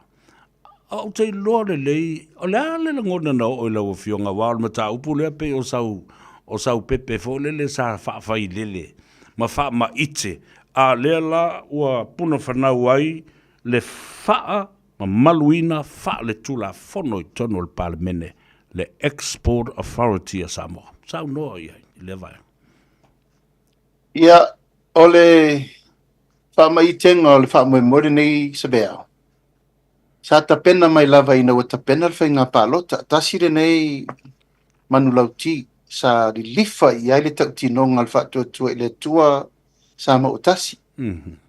Ina ua tala noa le economics team, sa va iai. Po le ale mesi ti ai tupe maua fau. Tupe maua fau ale tunu. Nei lor mele sa tato iai. E no fo inga neo na umanei. E o mai tu tonu tato whainga malo. Mtu apa u mau lalo a mea tau exporting. Exporta matua i pa u mau lalo. Pua wha ele leanga. E mai sa wha ele leanga o ina matai.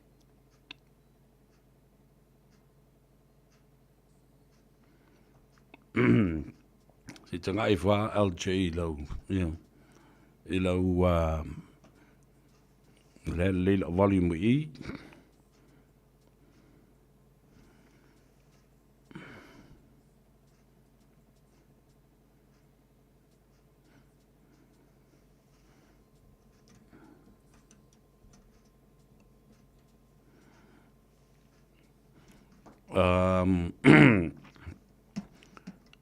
whamabole le tātou engineer. Si lei fwa i le vaenga le nā. Onsai mai. Se i tamu whai atu.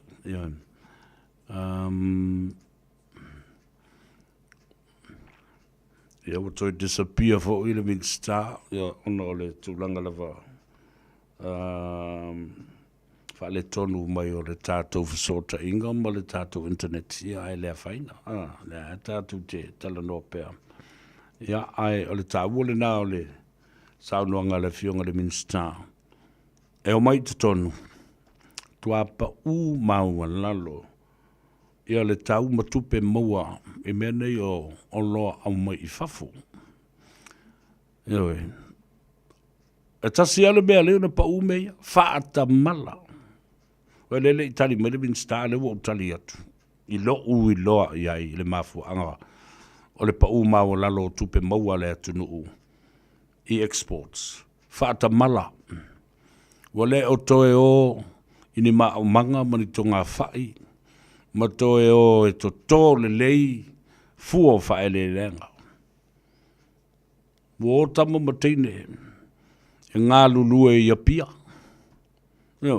Mea nā wa tupu. Lei ni tangata e ngā lua ina. Lau whanua. Ma ele. Ma le whaasino manga o le tangata. Ia o whela me fua me ingi karo pēr where, ingi karo e koa, ingi whai, ingi uwhi, ni mea whapena. E whaalango i le maketi. Ai tōla i titi tangata la tau te sapalai ia mea mata i le maketi. Ia, tātou on sa ise i te e whaaratia i fu mai i le so tanga, fu lea le tātou Minster, ia ona whapena leo na toi whauau. Ai te whamaleu tala i le mata upu lea na utala noa tuai. E lai ona vavesi a inga. Whapea tātou te pai uma i le swafa. A le whalawe lawe. Wa umana whatulanga mai e to ina. Le whawai o lei tu pai, ma lei tu pai, a mese se ainga e tō tele nei tu pai iai. Nga mea lai whai. Wa umana tu umata manga teimi. E umai lea nofo, po ai e nofo lua. Uma leisi nofo, sui atu leisi nofo. Ai umai lo tātou. Wa tātou fia vave o ile nofo. Ai lei o tātou teimi. O le teimile nā, o leisi tū pai. Ia o mafuanga nao mea leina tupu, e to tongi tupe isi tangata o le ainga lava, ina ia whaatafa. Ai au mai lea wanoa isi tangata i e mulu, o lana winga le nau pu, wa e oso sese, wa e oso iluma o le kiu. Wai le tu i lau tu langa whaatali tani i tua mai o leisi tangata. Ia le mena eo, ia. Tele i o nofo whapena e wawe o na aisi leoti. Leoti na mamao ale mea na tawhaoma o nā i fwai. A walata lata mai, ona ea, e mamana, e mamala, e le sa la upu mai ana mua. Aua le talepe whawai. Mea nena. Whawai na. Lea ua toi lo tea i te tonu. O le pāle mene ina ia tau o le toi whaia i eise teu te unga. Money swing. E a fi ai ma mea ia tātou talanoa i swafa ia. A me mua le whaavai na mua ta lepe. Ato mai whafo. Ave ese mai le whaavai. O le mea leo le swafa mamalu. O le upu mamalu. Mai lea. Mai lana fionga i le au o le malo. Ia o pewa le toi masani ilo tangutu i le ave ese matia ese le upu mamalu. Alantala papastui. Ave ese. Se le talafea ngai. Mele se upu le leye ave ile au le malo.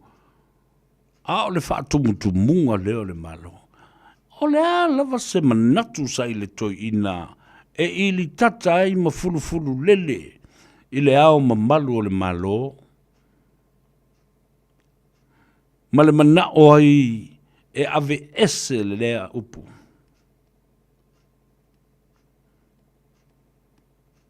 Majesty. Honorific. Ma malu. Toi le liwane i le masiofo. Lia i le upu masiofo. Ai velo i tua au.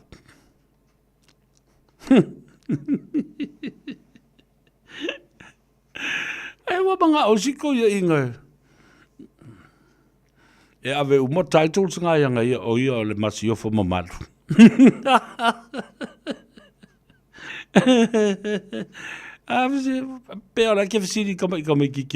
Why did you do it? Why did you do that for? What was the rationale behind this? Would it change anything? Why? Ave le whaaloalo I le ua ta tau ai le whaaloalo.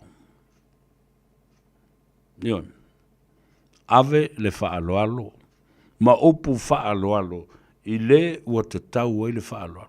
Ino maila ia lea wha mai. Ia, ma kou ngā ngei, ia ma kou. Ia wa whesa ka kia I kua I, ka kia I kua I, le kusi le me whawai le tu sa moa, ka kia le whawā.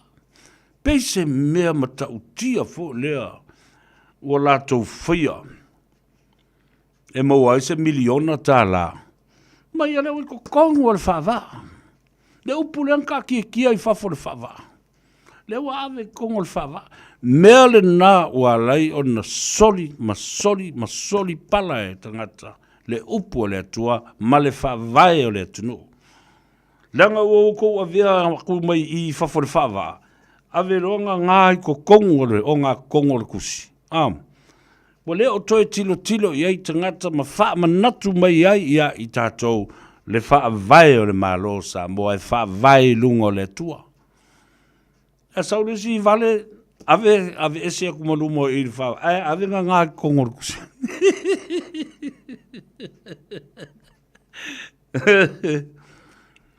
Oh my goodness. What good was that? How important was that?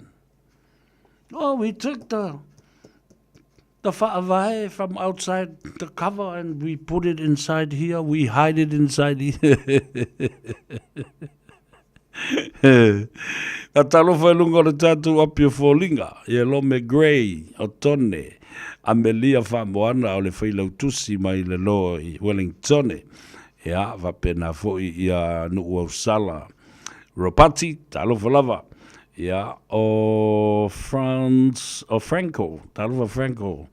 Whapea fōi ia Sean, ma Sam Johnny, talo Sam Johnny. Sa i o lea lava tātou te whātalitalia le admit, ia. Ki tātou toi wawa ia tupe toi anga I maile sunga I le limi sta.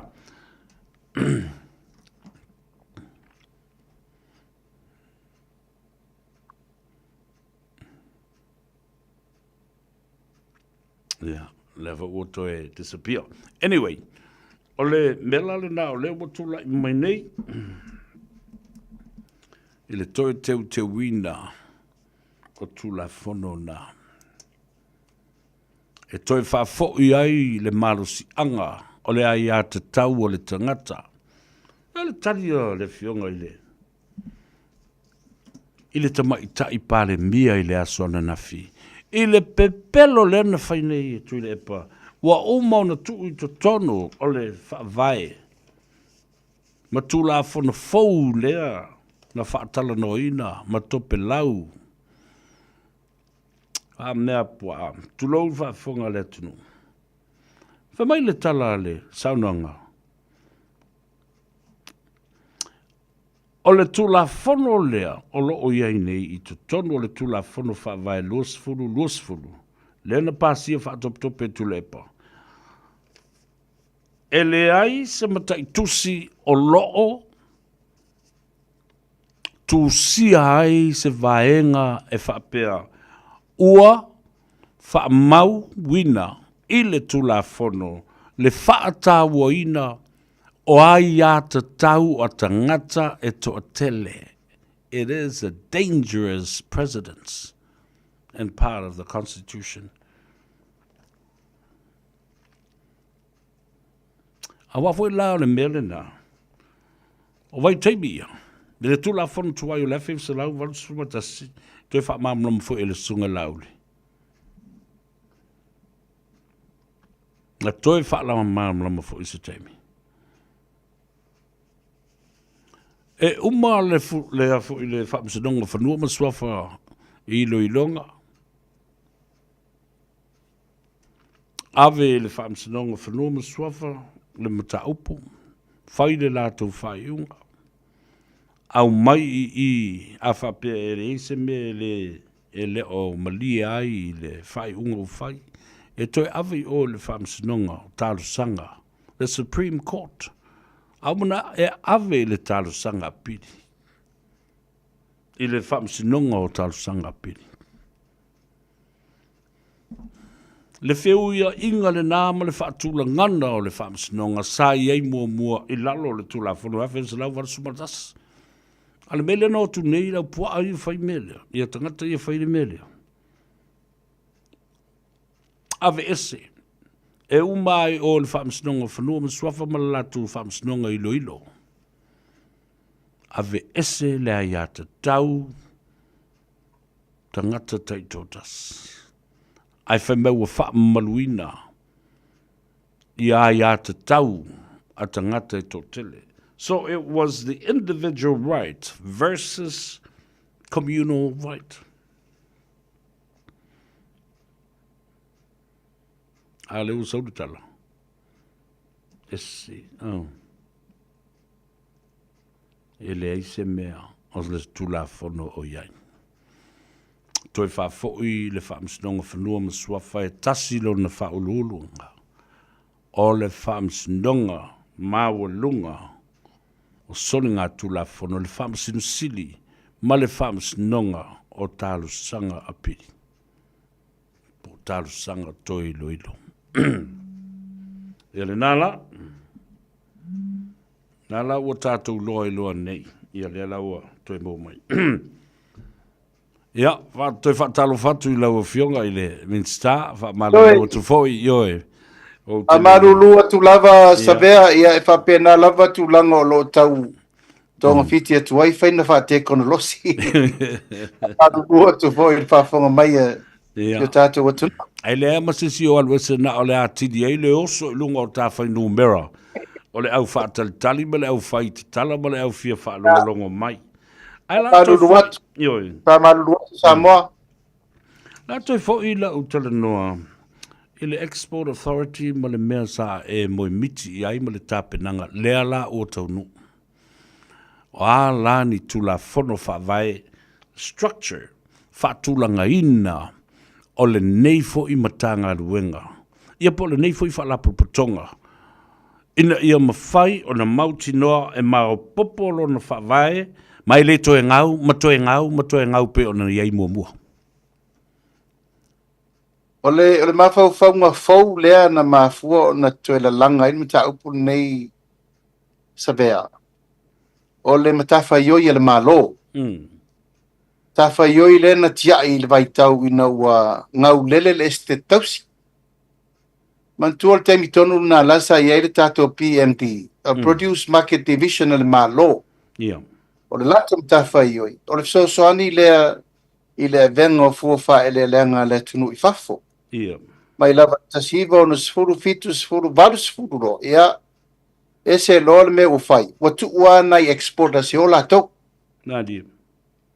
Ai te sila sa vea le mesa tato iai. Peo no tong fai fam talat. O le ono sifuru fitu sifuru pasene o le tupe maua a le tunu usa fai lunta mao ai. Ngai mau mai lai tato exporting materials. Nadi. Ai mai se lava la fuafa e le lenga. E fau manei e isi e tato me ia wa export tai peo me tau lima ma lava ia maisi e tato o lo fau le wangosi. Ai ole iwi tū lava ia o Samoa, sa iai. Ole fua wha ele leanga, ia mwhai ngā whaipa. Ia o manatu lar tato whai ngā malo whiwhiri. O tau tato toi o le mera nā, peita. O tau talangi a fo il pare mene, o nei mea umasa wha le ton, ka pungi le kako copra board. Ka pungi le kako cocoa port, ka pungi le tato taro export, ta pungi le whai. Ona o le wha le tonu nā taimi. Ia, na tato vale tu lima loa mea nā. Ia, tu ulola ia uleto e whai. Ia, e ti whatoa elo, ilalo le tato tupe mau o tato loa au ina ti wha. O le mawhau whaunga au tūla, o le tue tūla i o le malo, e tue tai i le aveina o le whiuta na inga, o le mea mua na o le whiuta na inga, approach. Malo, le malo, tala no le malo sa mo le malo ni Psila, Australia, ma Amerika. E whawhaingo fief so ta inga i le tangata exporta, o le taimine nei. Bodi ale whawhtai na e tato exporta, langa lai alua le tangata ia. Yeah. A tu la fono la lewa ia i le vai taure nei, wa mamapa.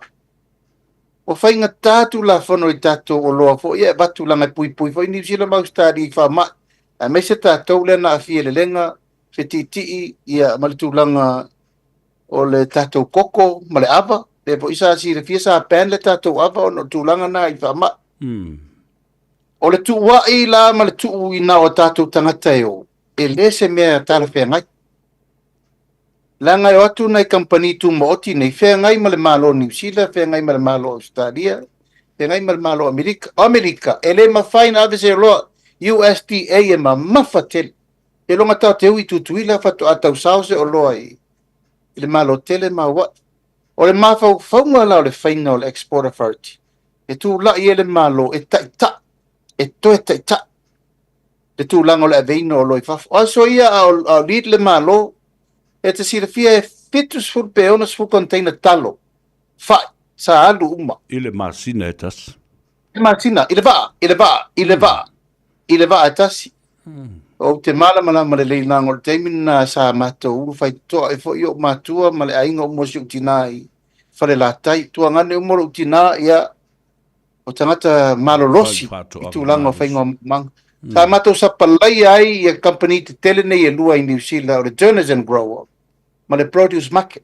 Da ia Turners e le taimil nei. Yes, that's right. E pia o whaatau uma e le Pacific Direct. E lau Turner's brother le mere na. Ai o le mawhau whaunga sa vea. E whawhaingo fia le terminator atu le malo. E to e supporta tatu exporter. Ina ia mawhai na whaingo whenwhela wai o loa. Ma avel tu langa o le suengo marketi fau. Ia mawhiso soani lai mea tau tupe. Mana tua e le mawhai na alu fua se exporter e au noma se leni e whaatavili umaile tu langa o le whaangai o ina o ano tau mwhainga. E ti e le vaa. E ta pena le container, o le pili o le container, ia o le vaa lele, ma mea uma wha pena o mea na e ta pena. O le wha moe lava laia, e ta pena, whainga wha vae, o tu la fono wha tonton. E whe soani e ina ia malo losi lau exporters sa Samoa. A waa malo losi matu le lei exporters. O la tofo ina e tue mai tue wha atau ma mai fua wha ere leanga lau whai wha tonga. O le ata wha taitai sa vea i le mea o loo whana nau i. Pe o le mea lau o i ele tau mwhainga le malo fiti. A sila nei na atoa. na o fale o loa lava o intia fiti o lo tumu i New Zealand ato. Terrorism malai New Zealand o fale o loa tangata fiti. O tangata foi la tau la mua i fiti. O le Export Authority a fiti. La tau te o lango le au fai whaatonga le avengo loa na watulo le avesawa i fale o loa fiti. Tato, ia te loa le whaapewa o fai atu o se tulanga o se tau whaanga se. E tau tele i tā pena le mele mo le for the last 20-30 years. A lewa e vai le mele ina maa fuana so longa le lei e tau mwhai ngaisi atunu. Lenga la sa tu e male maa loe lango tangataia. O le wha mo fau la luna. Building capacity for the exporter. Ia maua le marketi fau. Maua le sosani me tau tupe. Ia wha apopolo ia ma marketi fau. Ia le la atapena. Ia Malaysia tu. O le tātou tau mawhai, le mele popole ai i le mawhaina sa palai market, e sa o le leili temi nei. Ona winga, e te taun tātou ngā ioi i whaafi tau ni fo, i le whea ngai ma tātou. O le lava o tātou ngata whai ngā luen. Wo atu umale man power i na. Furulua afe, tangata, nawa i na. O le malosin na nuu sa i nei. Sa whai o ma tātou maumanga ma meu.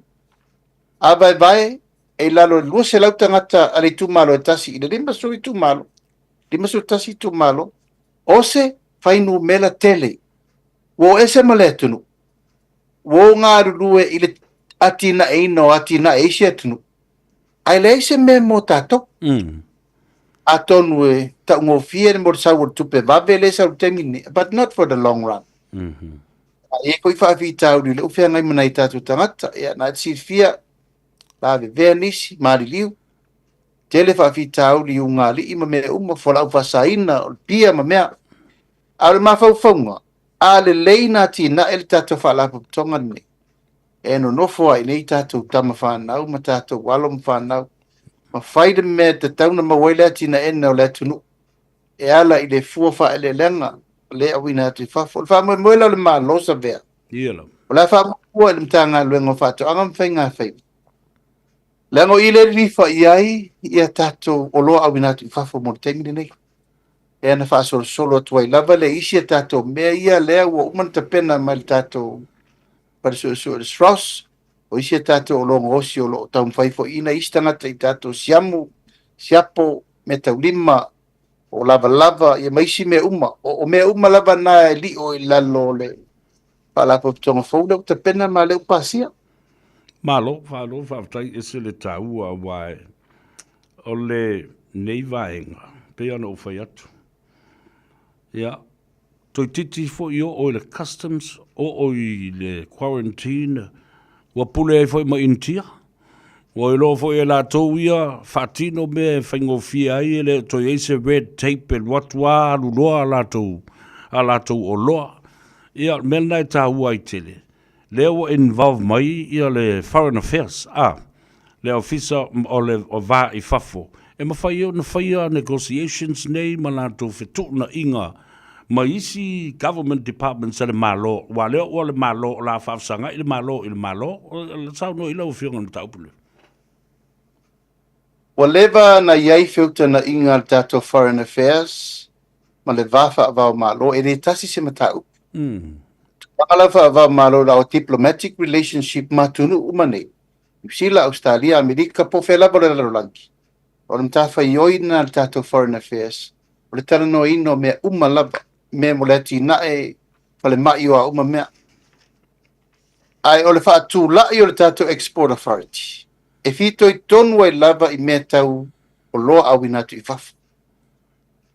O a lafa a fitau di le afia ngai matatu tangata. E li poti sao mai lava le Foreign Affairs i le Export Authority. Ma tau tino le Export Authority. O mea ia lea e whatera noa tai pēr whatei ta ingo le venga o le tato wia leo le atu i le malo o Saina. E le o i lalo o le whatananga le malo o Saina. E mwhain tato o vele i o le atu i Saina. E le mwhai. O ai le mafuai o na unai le tato awala e tala noa i le Foreign Affairs e avele mta upu i Saina ina i whatanga. O le Export Authority. A wafo le tafa i oira le exporta o a uma mea la whawhaingo fia na mamodi. Iana whairola i o le awala e tala noa sa o le Foreign Affairs. Foreign Affairs roa na i oi I malo uma ia tātou te talino. Ele na New Zealand fo la e whapena fo i Australia. Whawhena mawhaina avel tātou talo felesi i Australia. E furua tuaile wala lea. Ia, o lesi matanga luenga tele o le tātou MCO, tātou trade, wa tele tātou agreement mo saini. Peita, ele o ma agreement nei le au fai whātonga. O le a mai ngata I lunga I le vale o le Foreign Affairs ma le tātou trade. O I la le whātu lai o le Export Authority. E koneti ai le mele le Export Authority. Koneki lo le Export Authority. I exporters, ma le marketi la. O le whatu a o le apawhai lea le tātou nau iai. Iai se matanga alwe. E tala noa I o loa ave winatu I whafo. O le tātou trade ministry vo I o le trade. Ese uma fo isi tu lango la nga yo ila to ya alfa mo e fa mo la mele utato fa mo le malo o tato fo fa ele alono wing e ya le taimi e te tau na halu a to le taimi nei le production awa ele se nga e fa yo na tato te suppliers e marketi e te le demand ai la I titi the shortage or the limitation of production. So we have to go mass production. O le wha moe au tū sa vea o le mele nei o le lava o le sapalai.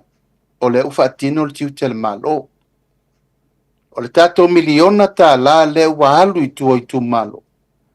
O inae fua mai ai whaatoanga ma me umma. I le fisosoani leu ave I limo lau whai whaatoanga. O me umma nei walu tātou miliona lo mua mal miliona lo lua. O lea li lifa umma I mea whai ngā luenga. Tau whaatoanga. Mai o te teritonu o I. O lea la fua le fo ia umma ai. Le papolenga le tātou te iai. O le lava o tātou supply. Sa o le lei. Sa o le lei. Ai sila tatara noanga le fai. I le lima suru leono su container sa ma fai na fai temina. Temina na sa yai male tunu le fai ngoma manga ma me umba. Sa tino temini. Wa fele le anga inga o le me usala lau ye ma fau. Wo isi fai ngalu ngai fafo. Wo isi e le to e tau a vea wo fa lango atu lava tato money transfer le fai fafo. Tia ia I mele ufa fia no la o exporta o kwa feko ai mai mpapsi ma I quarantine se mai se mef ma me va pena feng ta tele o le si vai ngalo na lua ia wa tau nu lai fa tera no temi nei ia tulanga o meta masini todos formam tupu miliona o mana pasia mel malo saina e mai masini e fa ngo fiel tulanga fa nga masini vai ta tulanga fa toanga tasi de na stepu le usa vali ai langa ole faina to o suitu pulanga I vai tau nei sa vea ia moni a ko fainga luenga ko mari ia phone ma sa vea ke phone ele me faina fai se la fo se longa ka pes wa sui asi silang eu ke mari kam ki so phone wa la mau ia phone karing ole to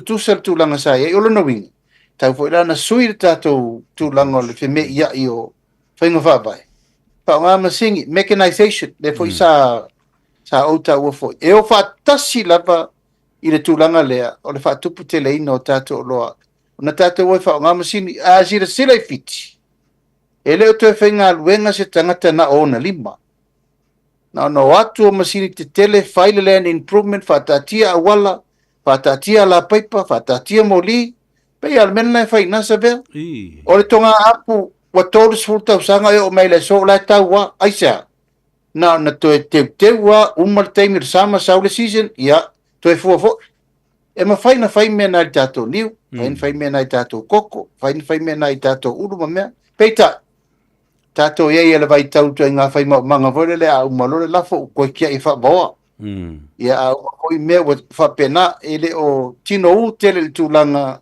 e mau mai ele ala tupe fa au male ala tupe e mau ai ia fu fa ele langa mustemi umi ia mai le ngata foi la ile a o nisi o fa fita uli o lo fe ngai mai tato a fai fo ua lava le supply lea vai tau, a le whale tonu, o le transportation, whether it's by sea, ia, po le air cargo fo I lava, ia, o a nisi whiutanga inga le lei o lo iai. A pe fai lo ia Camilla ma Charles, King Charles, a lo toi fo I tu lo le valele na ave tātou hutai I New Zealand ma Australia.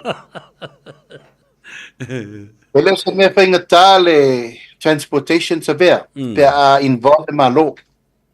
Le se me whainga tā le wota tino atu.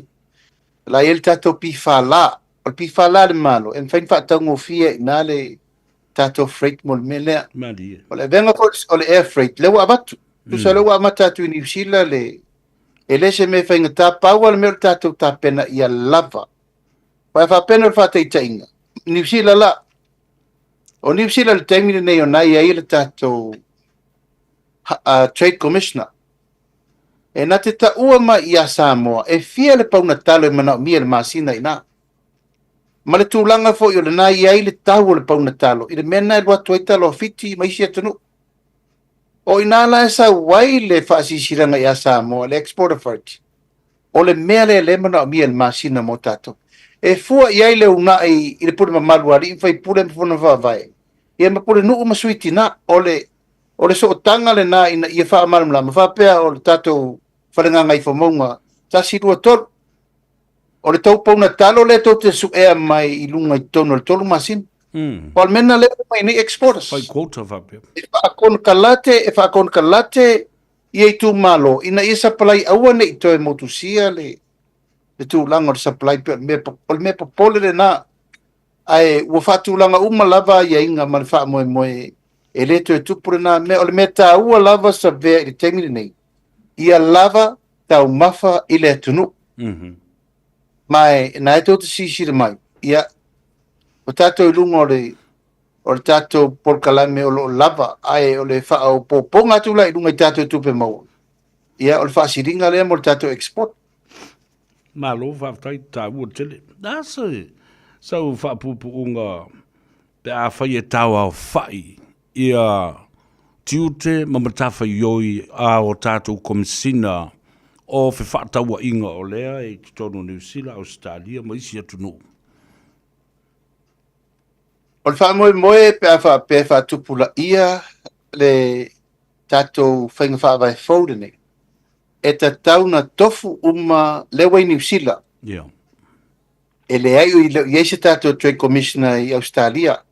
Le ai se tātou Great Commissioner I Tutuila. Le ai se tātou Great Trade Commissioner I Amerika. O le upusa o lava sa vea, o lau whautuanga le nai Aver Cabinet. Ia tofu atunu uma nei ma tātou Trade Commissioner. Ia O le latu matawhai oi. O le o sa idi mele mana o mia e tātou tangata. O te lefa apeo te whai atu, keita ia le lalolangi atoa. Keita mua tātou tangata. O a mea laimana o mia e tangata sa mua I whapa. Mea lava tau tātou le ma whain tātou whaia ava, koko, popo, mea ano, ia, mea ai sa moa, lava sa moa, mea tau tātou. Leango lou tere tonunga, e te le ma nonoa I tātou buying power, nai nā. Ia. Ioe, wai vai oe tulou lava. O le to o tele o talo ia manui ai fiti. O tātou tangata le tau mawhain. Ia, e sao lele. Ioe, e le whape tulou lava e le tau mawhauru se fiki. Lau lava, o manioka ma mea uma ma taamu o tātou tangata lava e tau mawhaina. Ai pei o le fua whata tau I le awala e wheso o tai ma iai le marketi ma le tātou Export Authority o Trade Commissioners. Mai o te manatua te mina o ministai fo lua fesu wono no watu ina ma om fonti te roe whawangfonga mai fonti a Trade Commission. Ile ai kia lea, o ia, na te ripotia mai le mtanga luenga whatong. O le alme laimana o mia le marketi I te tono le masin.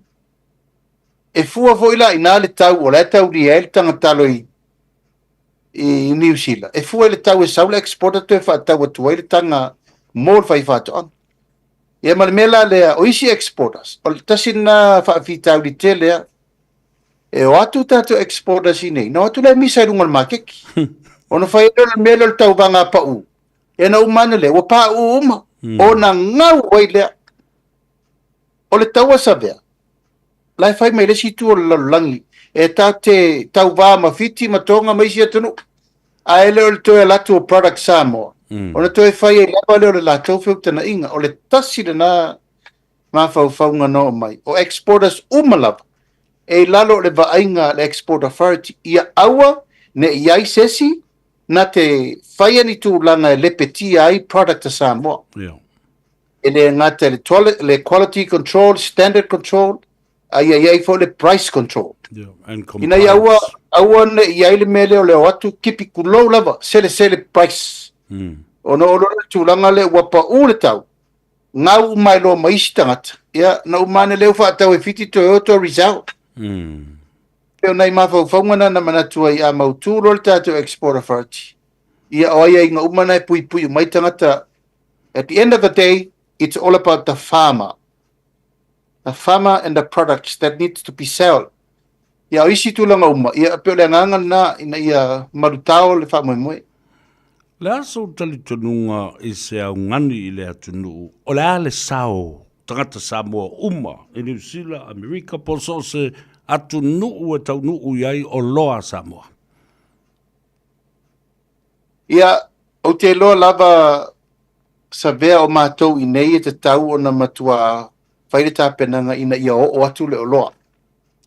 O te lefe siringia le anganga o tātou tangata e whaatau mea watu i nei. O te lefe siringia. Langa iai al tātou loto nuu le nā e mawhau mai pēa mai le lātou lango. Pau al me tāua ia mātou, ia le lei mea watu. Ma tāla whea ngai, ma ia maua. O e le o tulou lava sa vea o lou nā anganga wha maua lunga, e le mawhaina o ese le tunu o ma tātou o loa. Pēa wha pēa tātou te whasira sila. O loa nei All Samoan made. All Samoan product. Ele aiso umasa salo. O te loa o tātou watu nuu e whapenalo na winga. O le mea te whaataua i o loa ia la watu e toi fo i mai Samoa. Ai whaataua le talo fiti e aru i fiti lau tupe. Ai e whaataua le talo mo tātou po le alava le product e watu. E fo i mai lava, fo i mai Samoa. O te le manatu fo i ia e lau puata ma whai ngā si o tātou. E ala fo i na o tātou tangata le temi nei whaatau mena. O nei le o lava le whamoe, ai peo no whai atu. E te tau na tūlai le malo. Leo tūlai le malo. E whai le whalapo patonga mo le melea. O le si la asanga le malo, le avel soani le au whai whatonga te tō. Lewa whai. Lewa avel por kalame miliona. Whai mai tu a inga me whainga luenga isis. E o tiute la ar pule ma maluari i whai pule. O na tanga luenga o tinamta mai ta i ala i pule nuu ma mea.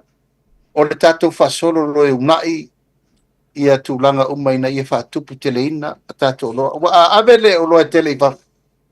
O te tāu e le mawhai o na leo ifo a tātou tangata e whatau. Ia, nā lo whaftai. Lesi tā ua o le siri lea. O le toe rebrand a tātou o loa. Langa o lewa e wawa a iwa e sila nei pe o nau whalongolongo atu lisi teimi. Lena i eile tātou sene e o le koko, o le talo, o le ulu, o me umawhana na printi lungo me, o lona winga, it's like a significant memory o le teimi na le lei eile ta mau a inga o le tunuu, nā lai o na lolomi mea i e whamanatu mai a i tātou. O le manuia le ta alo ai, le ta tia i lungo sene nei wale, whatu ai fo, iwa. Sa vea vono vinga na lautala. Mai le tasiva o no sfuru, vai te o tasiva fitu sfuru. Na lo lomi ai tu pena to in, tasi le sene o le ato leo, lua sene o le ato le koko, 5 sene o le ato le fala, se furu sene o le talo, lusu sene o le ulu, 5 su sene o le fa. E a sei sira la iei mawhau whaunga na iei to ina te. E le iei hangisi mea. A e wa ai, o le whawhawhonga meo tato mātualango ke o lai whau ia wa lau mea mako ai. O kalo o pusa whai, o sale. E matau tia le mesa tato iei tato wha. E o te lei loa, po le alme na lai o na le wha au waua. O le whesire na. E a sau nere fina unga lena whai nere pare menero. Wa ngau le copra pot, wa nau pana na court, ia ngau le kako koko pot. Pa pesa mea, ia la ngau wala ma koe kua, ia au le fai se fufua. O le fufua na sa vea. Ai pe o le wha moe la vaia, o le naita atia I na. I le mea wa umana tusia o tātou mātua, o I. Ia ngau lele lor kako eske kausi. Ki ia I uma whangua. Ai mai abe Samoland. Adro Samoland whailang whakau ngā whangua, malang lisi ngā whangua. A ulai masi kako mekasi. Not even. Pasi pois whailesi ngā se vai, pasi povi whailesi kako kau mama whai, o le whasi mori ka mea kako, anga siri le whasi mori ka mea sama-sama, voi la kako, ma le whasi mori. Io, ia, susu povi whailesi, sa kako kau mama whai. Io, ma mea ese mantua o e K-Road. O le tasi le nā mea na whaatau, o le whare ngai K-Road. Sa iai ma le fruit, sa iai ma le whare whailesi, o le Westek sa e lalo. E rope te mantua sa vea, sa iai le whale o loa sa la watu mea le estate tausi, ma whaatau waina. Mai maue. Mai maue pe ana whaawau nā mea o mali taimiri nei. O, e manue o atu e tau tele o iaisitu langa le popole I mea tau, ta mau ainga tau whātoanga. Ei la ului ono le tele le talanoa I le whale le o tohu. A le aile o whai ise mea le o tu fua I ta I whau. A o le maota la le sa no foi le konsula. Ka oka se maota.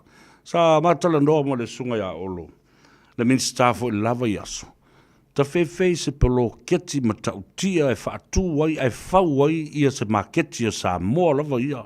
Ma fasosone I fo il Pasifika. O mai a tātou containers mai o tau nuu land sa o I. O mai a tātou wholesales, Tasi Market, the Grand Market, Dora's Market, wa tele market I ua. O mai tasi le mea centralize u mai ai.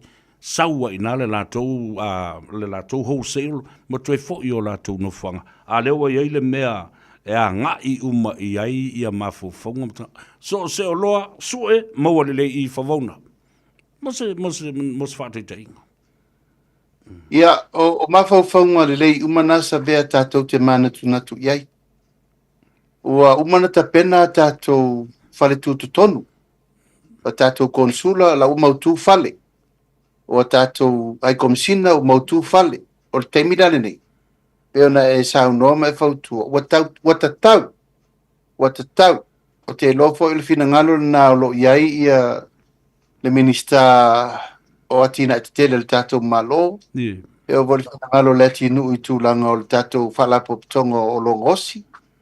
E o mea umalapa, e watatau, mai o le tā pena le tūlanga I le project tu vatasi o lo I el tato ACC o lo il tato nupi fa o lo tele mano no I tupe watatau mo le tulanga la vaia I le centralize la te le tato ele woman te pena o le tele malanga le malo ma me umale e otu tau no fo yo hotels ma mea watatau na fa tulanga pe ona sa no sa ve o ma fa fanga na le wadia el temini nei. I may say la tu lo volta to falele I oneanga it's not suitable. E la tiki tele mai lengi ka paka lengi mea. Al fa mo la vai a tonu le afa fa nga nei fa isela la official lei ma tilo lava pe fa tu langa yele tu langa trade commissioner na ye. All mata fa yoi na tauna center le ye export authority samo. Al bloke tima me umai te tu lalo mai ia o ma fa fa mo le le ma tel tonu wa umana o yela si singa o manatu malangona ali minsta sa matu tatan no ai fo ai ta se me le ina ia ta pena le ta pena le nga ile tunu ia me fai umai ta to fuwanga na dile o le wa sile mai ile tūlanga o le to'atele o tama whanau, e mai se foi o lo ua whaatuina, ma le nei ngā ruenga o le whaasalalau. A tonu i eise tai au, mōsina kta mai paketi ale malo e sosoni mai ei tātou media outlets, i le whaasalalauina wa o i tātou lava, e whaasalalauina ba whaalawilo i o tātou tangata, me o lo iei o tātou whale o loa, ia ma mea o iai o pisinisi a Samoa, ia ma mea o taunu o mai, e ma whai o na o ia whaatau mai ia o loa le tunu. e le ai se matanga luenga le malo de taimi nei sa vea, e le ai sana tupe whaanganga o sana budget for advertisement and media. Tofu mamtanga luenga le malo, ma mea e ofo ila i le tato export authority. E le ma whaina whaise mea pe ale wha lauloa. Ba di lava.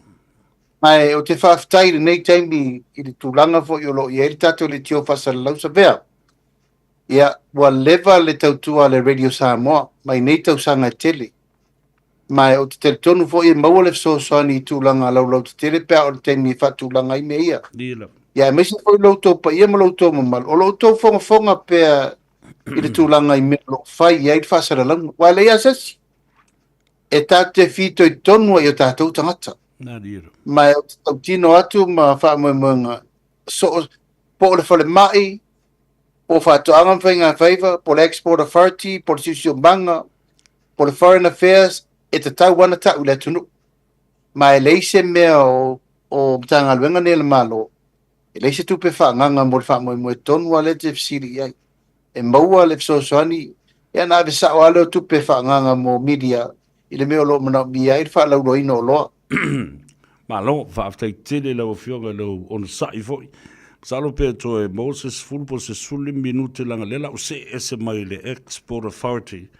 Ala lau se mai se vaenga o le fono tanga lona, al fono tanga le al parmene.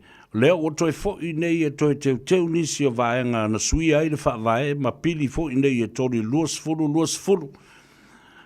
Lea se tali tanunga lau fionga wa tasi le nei ana vatau ma le manu lau ti. Sa whaana nau i ai i le whaatutua i le tua sa mo o tasi. E o mai whaise teunga. Leanga e tele mea na sori ai le tula fono ma le whaavai. E le aini tula fono whaatonu e whaatino ai ia nisi o tofinga. Ma nisi o ai ainga. Whaiunga. Ia, whaaftai te bea o ngā luenga leo whaasol. O le amatanga leo se ngā luenga tele o le a whaasol. Ia. O le toa amata. Ma e le ngata i teunga o le tulafono le nei o whaamisinonga o whanua mswafa. A o le priority le wa mai e le fionga le minista o whaamisinonga. E whaamua mai vaenga i o le tulafono ma le swing o le whaavai. E mawhai ai ona whaanga i oi ia le vaenga o le whaamisinonga o whanua mswafa.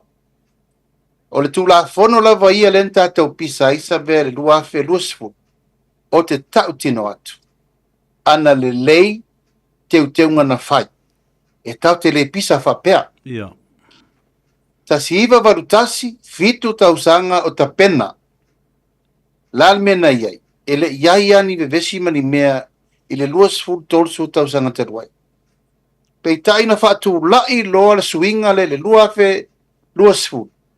Le antato wa i le tele o mea e le ifina ngalo i ele atunu ue whai. Ua whai. Tele mea na te tee iai wha masino ai whai lava. Tele mea na te tee iai lo ia le autosi tu la fono ai whai lava. O le tu la fono lea na whatulanga nei sa vea morsirifia. Whapea na oi whataltana noa le atunu. E lei whātaratara no ina se tulafono. Wo atu ma le tulafono wa uma na tusi. Na no atu a whape atu. Samoa, o mere la whai. Tasi rua tōru whāri mauna fitu. A mai so tō whina O le whina ngalo le tunu la whai. Wa uma na whai tau wha lua le tulafono. E na wha ngā solo al process e whafolinga. E na mai lo le pasi. O lala le mea nei uiai. Ia lea o tato wo ai le o ongo mea. Au le tu lea a sa vea e ta tauana malama i le tunu. O suinga ia wa toi whai. O suinga mai ia i lātou o loo sau whawhai i te tonu o le whaamsinonga mawalunga Samoa ma le whaamsinonga o whanua maswafa. O lātou ne, lātou te malama i le mesa i eile tasiva valutasi. Male a fianga o lewa i eile lua fe luasfu. Male tunu a tola. O tuairi mele, wa pula le malo i sa o le ainga. Wa pula le malo no foi fai. Wa pula le malo po ai sa. O pure malo me no forsa. Ia sabea ole tu ngale na ole mere pisa nei. Ole la wa u fata nu u te teunga. Ele faingo fiele nga luenga ale fionga le minista famsinonga. E te lele me le sa fa ye matamua lunga. Lele titi. Aisea, e te tauna mai o io mai ia teunga ese nei. Ina ia ua wa i mai lunga i mea uma ina ia tu mau se fainga e wha tonu waile tu la fono le ufa so. Ai mai se. O le wha vai lena tarepe. Eo. Eo e. Mai o inala lea e a ngai o le vai aso o le vai aso mo nei. O le tera no mo wha vai. Nā ria la. E o la aila ia i teunga o le tu la fono pamsinongo fono mswafa. Ai sila Tavea il fa moe o le tu lou lava o le fofonga lava o le o lo avea nei ma pelestene o le famsino. Ia. O ia nana tau tino i le kapenete i le aso lona wha unga pono pa tautonga wha petai i le tu. Ua toe teu tu la. Leanga o le tu la fono na matua i se ma wha le tonu lona tapenanga.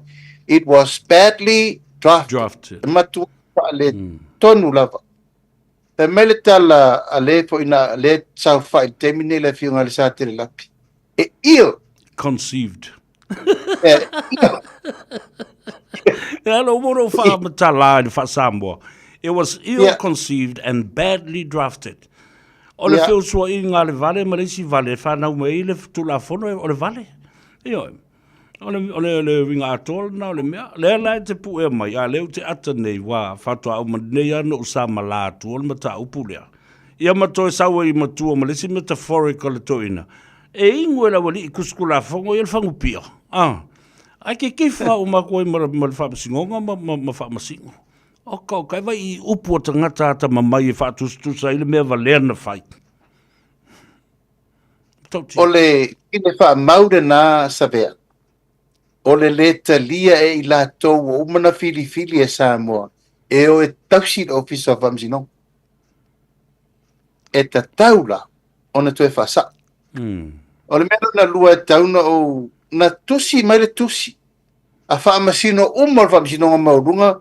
Whaamsinonga Samoa e ave i lea na tusi al tūlafo. E te el tūlafo. E re ngata i lea. Ia olo ia umma Samoa. Nā sa si hira e. Monia. O le mea paitasi. Peita. O te lei lo lapo o ai le tangata le fautua ina. O ai le tangata na manatu pe whaawau pea le whinaunga. Ai sa te tau lava o na whapea, ia le lei o mai e whai manongi. Ia. O le al me tauna whai, o le al me tu, o le al me le tauna whai, o le al me... O le, o lea. Ia walu al mena na wo atu le ofisa lo ia top Samoan lawyers. Ai o kingia la wari whai pune i rengi roi. O whai e sa ringa, oi o tauto te e nai le fina ngalor ko kitiri nei. Wa tala noa whapena. Ai le tala noa le lei i mea o lo iai la tau o lo nofo tau siri tu la fono le tunu. O whalonga hoina iai ma le tustu singa mai tangata ma le malo o whatasi. E lenga tu tusa tato to restriction of it. Justice system. E i whalonga fo na whai lapa. Wa tu ula isi mea na pasir paremi. Ia e mai lo le ata atia le la fo le mana. I le whao ngase se o le sainia le ao le malo. O le tasa i o pepa, ai ave pepa e le pasir paremi. Mene tu tonu e ave i fafo. O le ala le mea na e tupuina. O le turi a pu wha tere ai. Ia ma le whaifa ata tope. Lea lau tata wai nei whaifa ata tope. Ua matua i te lea i lava le a fianga mo tato uma. Ai, ele ngata i lea lau fionga re minister. O nisi o whai unga e whaia a wale iaini tu la fono e wha vai i ai whai unga nei. Wa umana solo ia. Whape whea nei lape ato e turai mai ni la ngono nisi a inga whape mai a lea lawa teu le tu la fono. A leo umana whaile whai unga a wha masino i nei le mato mata upo. O la wha whea lana toi whai. Whaamiswhai ungo whaamisinongo tai se lau tau sanga talu na umana whai. A whapera al whatetenga, e la ta whaongaina ta suafa langa, e uta whaongaina suafa o nisi. Vei kama, ia. A tuno lava, la tatara no le tanu isa votu. A whapera al suafa la vea wo, umana sa iri suri moni suri whaavai. A e o lesi se lau tau sanga tue whapera me. Tue mai se tue sa iri suri po isi suri fau ila sa iri. Ona e sila lea, sa vea o lau pusao lava. O ai la ngafa ia tau whapi. O ai isi ngafa fau lewo umana sa iri suri moni, suri whaavai, suri tamawhai, suri pa isuafa, ma suri tau tua. Ia. O mea utato o ai o ongo mena. O ai la suri tau tua por suri pa isuafa leo mana e vea ia ma suri... Wai mana o lau te tali o tuen ta upuna nao. O lau nau inga. O le la toi la langa ngafa o tangata ia na tau isuafa ia, ma ngafa ia, ona o la tu to finga maululunga sa tu la ima i le malo. Le wa lai una la tu to fai le melea. Whaatanga ia i la tau mo i la tau lava i toi langa ia mata upuni. Ele o se mea mi o tonu na mea. Ia, o mawhau whaunga no so mai. Ona wa matana ta lau ngafa o a inga pale. Tu loufo i level me tonuana len wha malolo ai pari tai malangi. Ona o leo sta isa tauna le ave ngafa le fale e por office. Ia, o ina, na tato i loai, o ai la whaamsinongo le ato e mai luma i la langa, e to e suide whai unga whai i fia tau sanga taruai. O le mena tau le eri tunga mau. Eoi, a le mele vaia o a tau le manga sa whai na nātai. E sau wale tai malama ma le taimi o le tu e whasao ai. O lo wale te le tonunga. Anga e umi taimi, e ei fo i taimi tu lau lava e le whapefo, e le ato to e li whamsino. E ei lava tu langa, e ei whai unga whape le tarwhengai. E wha adialia, e le whape alofia le nam tau. Tasu vai nga tau. Tasu vai nga tau ua lau whiunga le minsta. Le mta upu lea i ai a te tau teito tas. Versus communal right. Ai a te. O le ufasili o tunei e tali mai le sisu i a whipule. Ia, whaftai o le nāua i tonu i nā, o le tula whono rea i a tau o tangata tō tele. Ia, ai whaatata loa loa le vaenga o le awoi a sau noa mo le parimia. O mea pepelo umana tu le pale na whai. Le ai masamata i tusi o i te tonu o le tula whono ma le whaavai le o whaape mai ua ave ese le a ia tau tō tasi. Ai whao ngā loa le a ia te tau a tangata i tō tele. Te lona o matua i o ata mai whai tau le le mea le nale. Ai le fwoi sa i le si uso le komiti i le mea lea. Ia, e peo no whai atu. E se a mea na whaalele. E se melan tu si tu la whono. Ai sila i le tau whanganga o le pulu nanga whanga. O le pulu na, e tau atua i rin whai pule. O, ia lea lau whakaua ka kou e kipira ia kau kako kasi. Ai ngalo le mena whaavai tato mātua sa bea. O lea ia te tau al tangata e tō tasi. A tu whatasi, na mawailo la ia tau tō tele. It's all begin from individual rights. O lea ia te tau rena, e tau na pui mua. E ona fua lo le whaamsinonga. Lea ia te tau o tangata e tō tele tu whatasi. Ona fua lo se wha ingo wa ati ena te te. E fua le whaamasino le wha iunga i whai. Le tu whatasi o ia tō tele. Ma lea ia tau o tangata e tō tasi. Ala lave whata ua, lea ia te tau. Ari tangata e tō tasi i te tonu le. Ari whaavai le malo. Whaftai wau te lo le whatu a tau a matana e le whaavai o le mea. E te nei a so e whaftai tele i le tō whama maona iai i le whiunga i le tomaitai pare. Mia mautou o Minster, sinia ma le whongfitalai o le kapeneta na ave e le whaaloalo i le whaunga. Ia, ma le whapa ia ina fo i le tofinga o le tātou ati e pukopo ia ma malo loalo ia i le pare mene.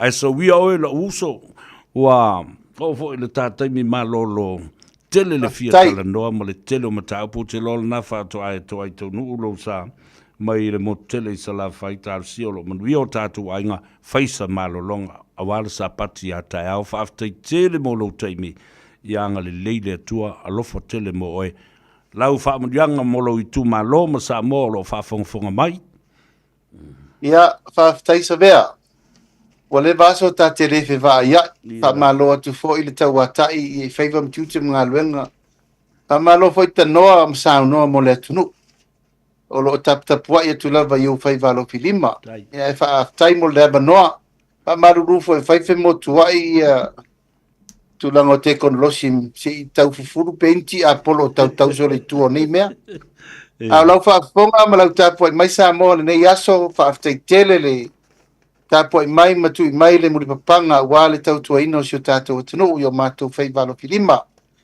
e la vasesi e so ona tu masa sau lo alan mafuali i lau tapo inga pai se fo le tau mafai peo le ainga o fatu tua le tua sa mo utasi mal fainga malo ia tau ave si o tato tunu nei vai tau e fa aftai talo fa aftai tapo mai ia e mai se le alo lo fa mai sa mo umma i tafa e fio le lalolangi ia ono utou faiva o lo fa penana lo sa sa so ni e tau ave ia mfatu langa si o tato tunu ia awa fo ile tapo inga o tato tamafa le nganga i tarsanga ma me umma vi ia le tua ai fa le ina nei tu la le fiafi le fa ftaiatu ona o movoni la tato tato filo iai alo fangia le tua ia lo to au mau fo ina tunu ia wa faiva lo filima i le soenga tama inga ai mai se fo le alo fa mai mo sa moa ia le paia o wainga ai mai se sho tu malo ia au to te pole lo manvia me uma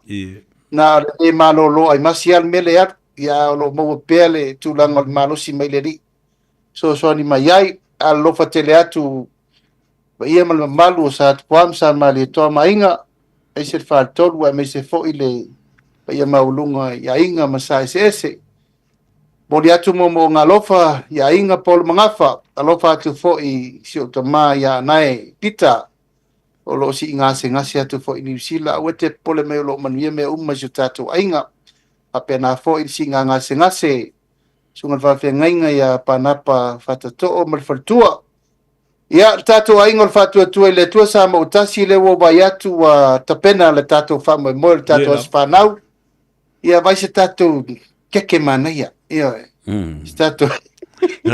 tato pia pata siaima tato pati le lofo le tua i lau whionga te telefono vai malo mai se le tato whai lau tusi ma lato umai New Zealand ia whapena fo i tato komiti umai Australia ma Amerika nau whatati atu tato po kalame tato te whailoai vai tato whaftai whatasi le tu ia tato te tanoa e fo tati elto whamal whautautanga ia mo le matimatina o le tatou ainga whatuatua mo le rumana. Ai monu te reina nei fiafi sabea alofa te le atu mo lau whionga ma le tatou le tio whasala lau tatou te whelo i poisaso. Pasoi fuia mai manuia. Ia, alofa atu. Soi fuia mai manuia. Pasoi fuia. Ia, le na, ua whafonga sa moa.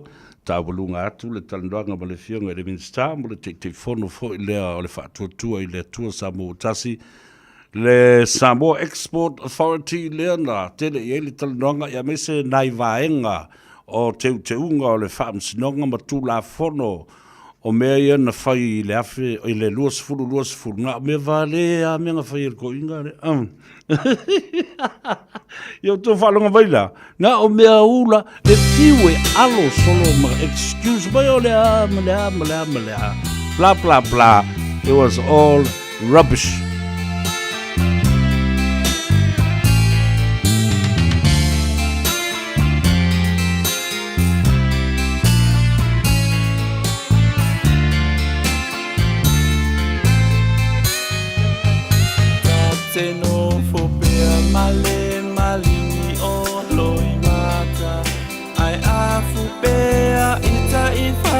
Ano anga, ola ulu pe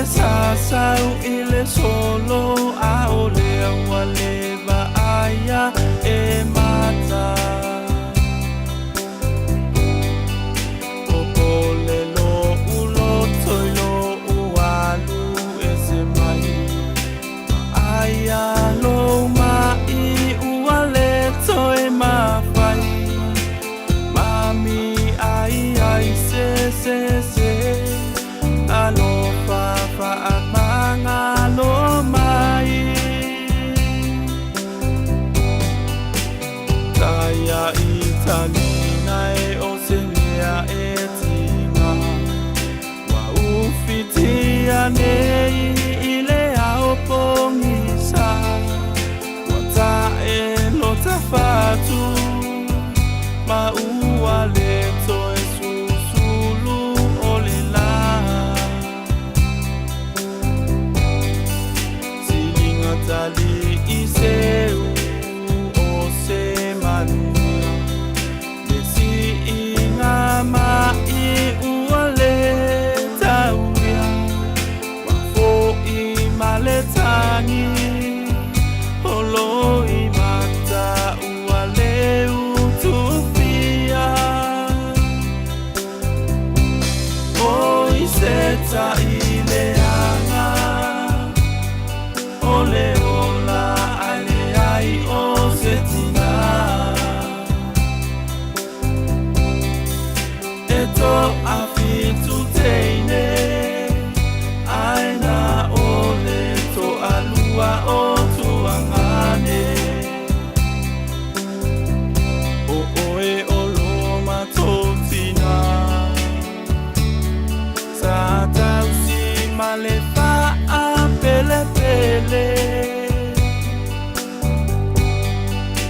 a ua lumu ele ai sengangana tafia talia tu yo mafatiana itangia o oe o letina ua pele tasi o matoanganga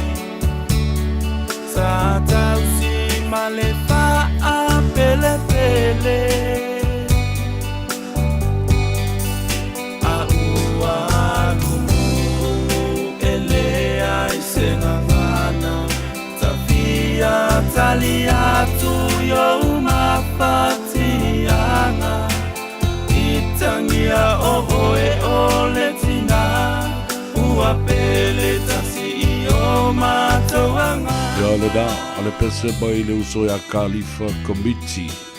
Ia, lo moli e ona alo faanga ilon tina ai wo fai ilangi ia le folonga.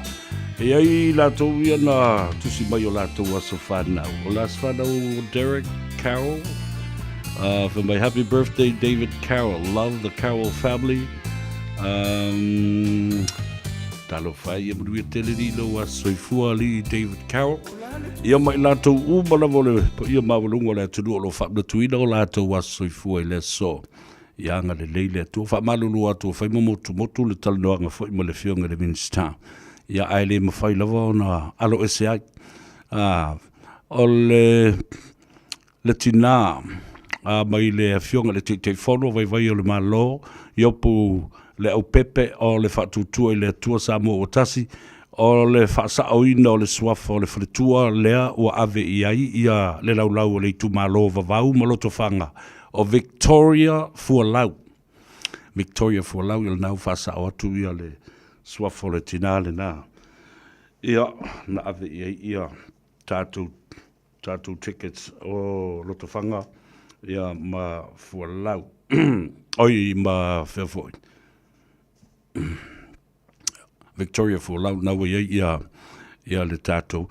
Whatalofa le usa molesi sanga pultele o Jefferson Moore for me for details on how to earn the 20K FJ o ia le o se mea tātou polkala. Ai ole mesili le na ua mai atu ia vaenga tau o le tātou porkalami le so. Ai, e le mawhai o na ngalo ia te au. Le tātou vai o le ola. Mō le mālosi o le tino. Ia le fulu o lo ia i le nei vai tau i te lofo le lava ia so. Ki ngā inga fo ia le fulu ma.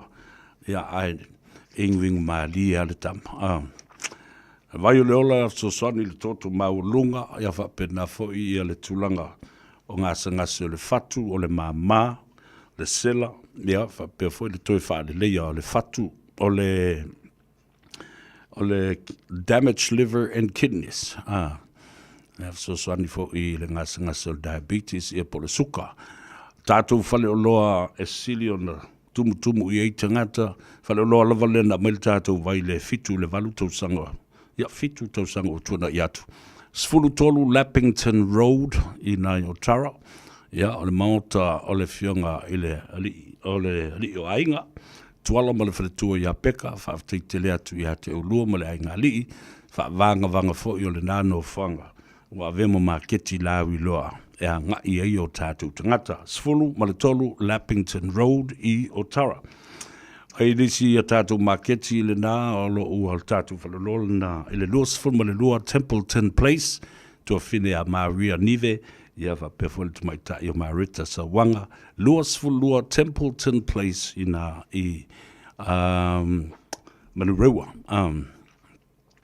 Ia, o lesi o tātou whaleoloa mo o tau le tūlangi i Sifo, Massey, West Auckland, Grand Market. No whanga nasa whaingoina o le Tasi Market, i nā o suilo na ingoa le Grand Market, i le sunga wahid, ma le au whainga luenga, alu vai sau vai la mo ilu malo sim lo sifo malo loina ea ia ai tawalunga mai i le Tasi Market le fionga i le fascina ia po le fiong foi ato le foa Reverend Larry Tupai la vea ia ma le uso ia faulatane Peter Silva ia ma le aufenga ruenga i nā ai i tutonu ole taulanga whatau i mangele. Te oso mai le tū lea olo i ai ia le tausala. Ia ma le McDonald. Ea. Ai sa vai. Ale ole nā wala au ia le a tausa vea. I le olua tasi lua iwa wha fitu iwa lua fitu.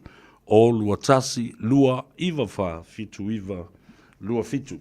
Whaftai atu i le tamaita i Aggie Tia. Lewa mua mai ia lau ticket na ua muri atu e sio walo ia lau ticket e ile nei fo i afiafi. Aure ngalo o tātou tickets Samoa, a inga whatutua le tua Samoa o tasi, ai lau ticket, au e nei e koe kawhiki muri ange. Ia ai ua whale tonu, ua leise ticket, no enter. Ia ai fufu le nātau. Ia e tau ngofi, se lauri masfulu, all you can drink and all you can eat And the ASB Showground is well known for hosting huge functions and events. E siri atu le lua afe a ngai le tolu afe, lima afe te ngata I mawhai ona iai. I le vahenga o le whaletele le o le ASB Showground i Green Lane. O le tātou ticket, o ea e wawoi te, o voi tātou e whapena e, te i awa fia whale a lilifua. Awa o le mea leo o te tonu nei na nei.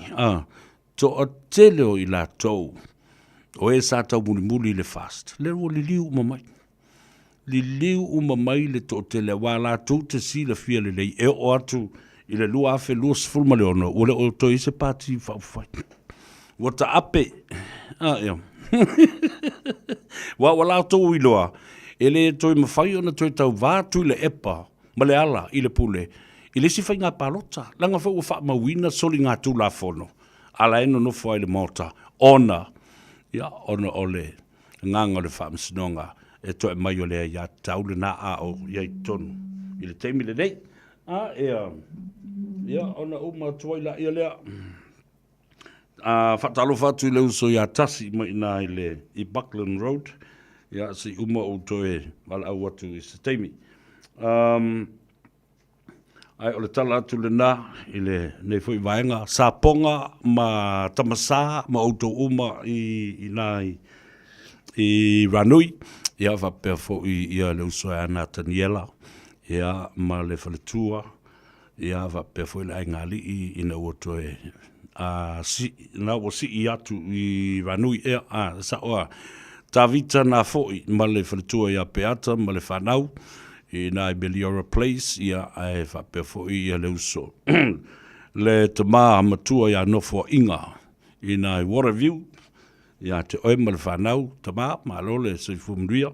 Whatalofa tu I le uso. I Patrick, ia whapefo ia le te maita I o Tina, ia ma siola fo I te maa. O leu te wawa I atu. Ia, lea lau o toi mana tua nei. Ia, o te fwole nei a wanoa. Ia, e toi moli atu ai ia whamaisenga. I le tuua o le malo, I le fionga. I le... le maupu o le tuia ana. Le fionga ia ai I pule te o teito. Ia, mai le fioanga o Samantau. Ia, ma whamalolo ai, ma whamanawa le tua na ngā ruenga. Ia, ma ta o tuatu lo na no whanga tu mau I nā iaso o tuana I atu. Ia, ma watu ai whamaisenga, ma whamawhanawhanga o lo whaanga, ma mo onga le lei lau e fionga I le Sao Whapito. Ia, le niu, vai niu. Te o teito. Ia, whapefo I le tua fine. Ia, teito Caroline. O le tuafine ia au mua to wha, ia o le uso ia whanaya, o ni whae ma au tau umalawa. Ia whanaya to, ia manai o tau ainga. Paolo mangafa siri langi, o tātou ainga I vailele malauli, ia whapena foi I loto whanga ma loto whanga. Ia ai misera wa foi I whala taima samatau, mo onga leina mai ale a tau savea. Ia manai o mātou uso fo I le fionga le alo li I le tamsasa whenui vau, Paito Malifi, ia Romney Levea, o le fionga a whamausili vana, o le sunga le pari tele la tafale, ia o le sunga I ale a taua a e malamalo a seni, ia whapea fo I le fionga a tangaloa matua le a taua le ulua I li I Celestine, ia male tofa ia namulo ulu, le atua whonga mua o le vaimonga. Tupai Hawaii le vea. Ia mau tātou a inga o mai maise si o mātou tina. Ia le ulua I alii. So alo, whapalepale mata o le alofa la vea marana tāpua inga mai mau taa. I Samoa, ia mo le wala aupa ia a le atua ilo tātou tamaa. Ia teito te o po le fionga I le mapua le tu ia ana ia ai ngalu. Ia o matuai, sia kako wamio, ia. O le numero level au mai tangata ia wha mole o le o lua tasi, lua iwa fitu, lua iwa wha fitu iwa lua fitu, mo le tātou vai o le ola. Ai mo le tātou ticket le na ale fast, whai ona e wala au i le numero ia.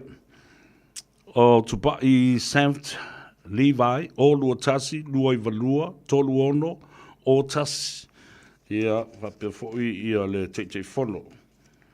Then basically so mai le fie to fa ya vai male malo yo pule au pepe ele olu tasi olu ono fitu o iva fa olu tasi olu ono fitu o iva fa fatalo fatu inisio o ta u le si mai o le fionga ya anae misa pizza mele fionga fa la tai ya le ta ua le o lo si mai fo i lea fo i tamali i longa le tunu ya lo fatu le tatu por kalambe o le tano ava ya te oe o tamam tina matu o le tunu ya ang le leile atua fo i ma o le malosi ya ma ta o i le leile tino no o le tulanga o lo iai ia whainga tā fo i o le malulu o le nei vai tau o le mo le whasisilanga nei mo le toa wha ia au pa au. Sunga au pa au une John Pasi. Wha mo le wala au mai ia le atau o savea i le o lua tasi, lua iwa wha, fitu iwa, lua fitu. O lo iai ia te au ia tātou tickets, mo le tātou i tū malo, mo le whaipule o le tātou i tū malo, ia manu le leua, ia o le laulau le nā ale tātou whaipule e lua tātou laulau le whaipule. Mole wala au mai le telefone nā po sis, po so se tasi lava o le tātou ainga i vai moso. Po le tātou i tu malo whaleata le tas. Wala au le atau sa vea ele o lua tasi, lua iwa wha, fitu iwa, lua fitu, tātou whaia se mele lei. Mo le a fio mai o tātou sui whipule o tātou i tu malo ia o lea tātou te tā pena atu mo i lātou mo su i le ula e lafo i o lātou tau au ia whapefo i ia laulau e lua a le tātou i tu malo le whale manono ia wala au tuai wala ul tātou numera nā nau umana toi whaasa o atu ia le suafa le tina ia Victoria for lau umana ave ia tātou pepa o tickets o le laulau a le i tu malo o lotofanga. Nā laua umana whaasa o atu. Mo o tau umarunga le tātou api fōlinga, the Facebook page, ia ma le tātou YouTube channel, whaafitei te le lava i le mafuta mai. All I ask of you is to share our program. Love it, like it, and share. Ia, ua tātonu e lava male i tū lai ono. O la su le pese sa vea e wha maa vai atuai. Whataro whatu tua whine ia Emma Lawson. Masio tina ia vai tupu. O le tamaitai o AK Sunshine.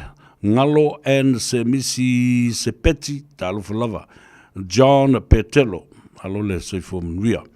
Ia, whapena fo i sui mo lava le tātou ainga. Ia, o le whatutua i le tua Samoa ua tas. Ia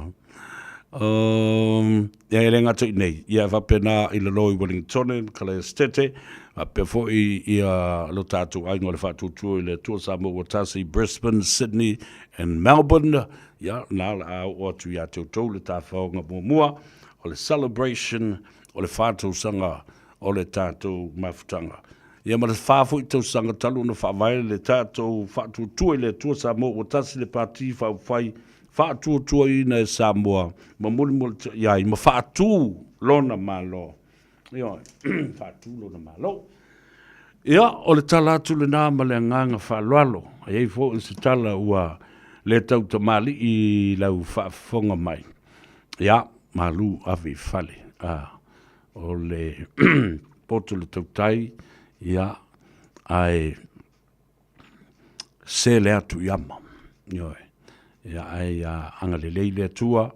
ia ma whaamanuia i tiu te mawhaiwa le nei fo i fiafi, ia ma i lato ma fo i o loo anga i atu e tāpua ia le whaamoe moe o le Apia Rugby Club po o le Maroons i le whailonga ina fo i o le lato se lautau sanga talu na whaavai ia ma le lato whaamoe moe i le fiafi ana nei i le Mauta Samoa ia le nā a tātou e tāle pesele a savea whaamanuia atuai ia te oe ia ma ia mangalo se leo lautoa o leilo ainga i le tai alo ainga le va ofonti lo ainga i tumwa lo ainga e salafa i mapule ono ia mesena yo ainga i tutuila mamano ai fitiuta ma fititai ma oi malai tele ia manuia tele le fai unga o le neiva ia so le atua sa vea so alo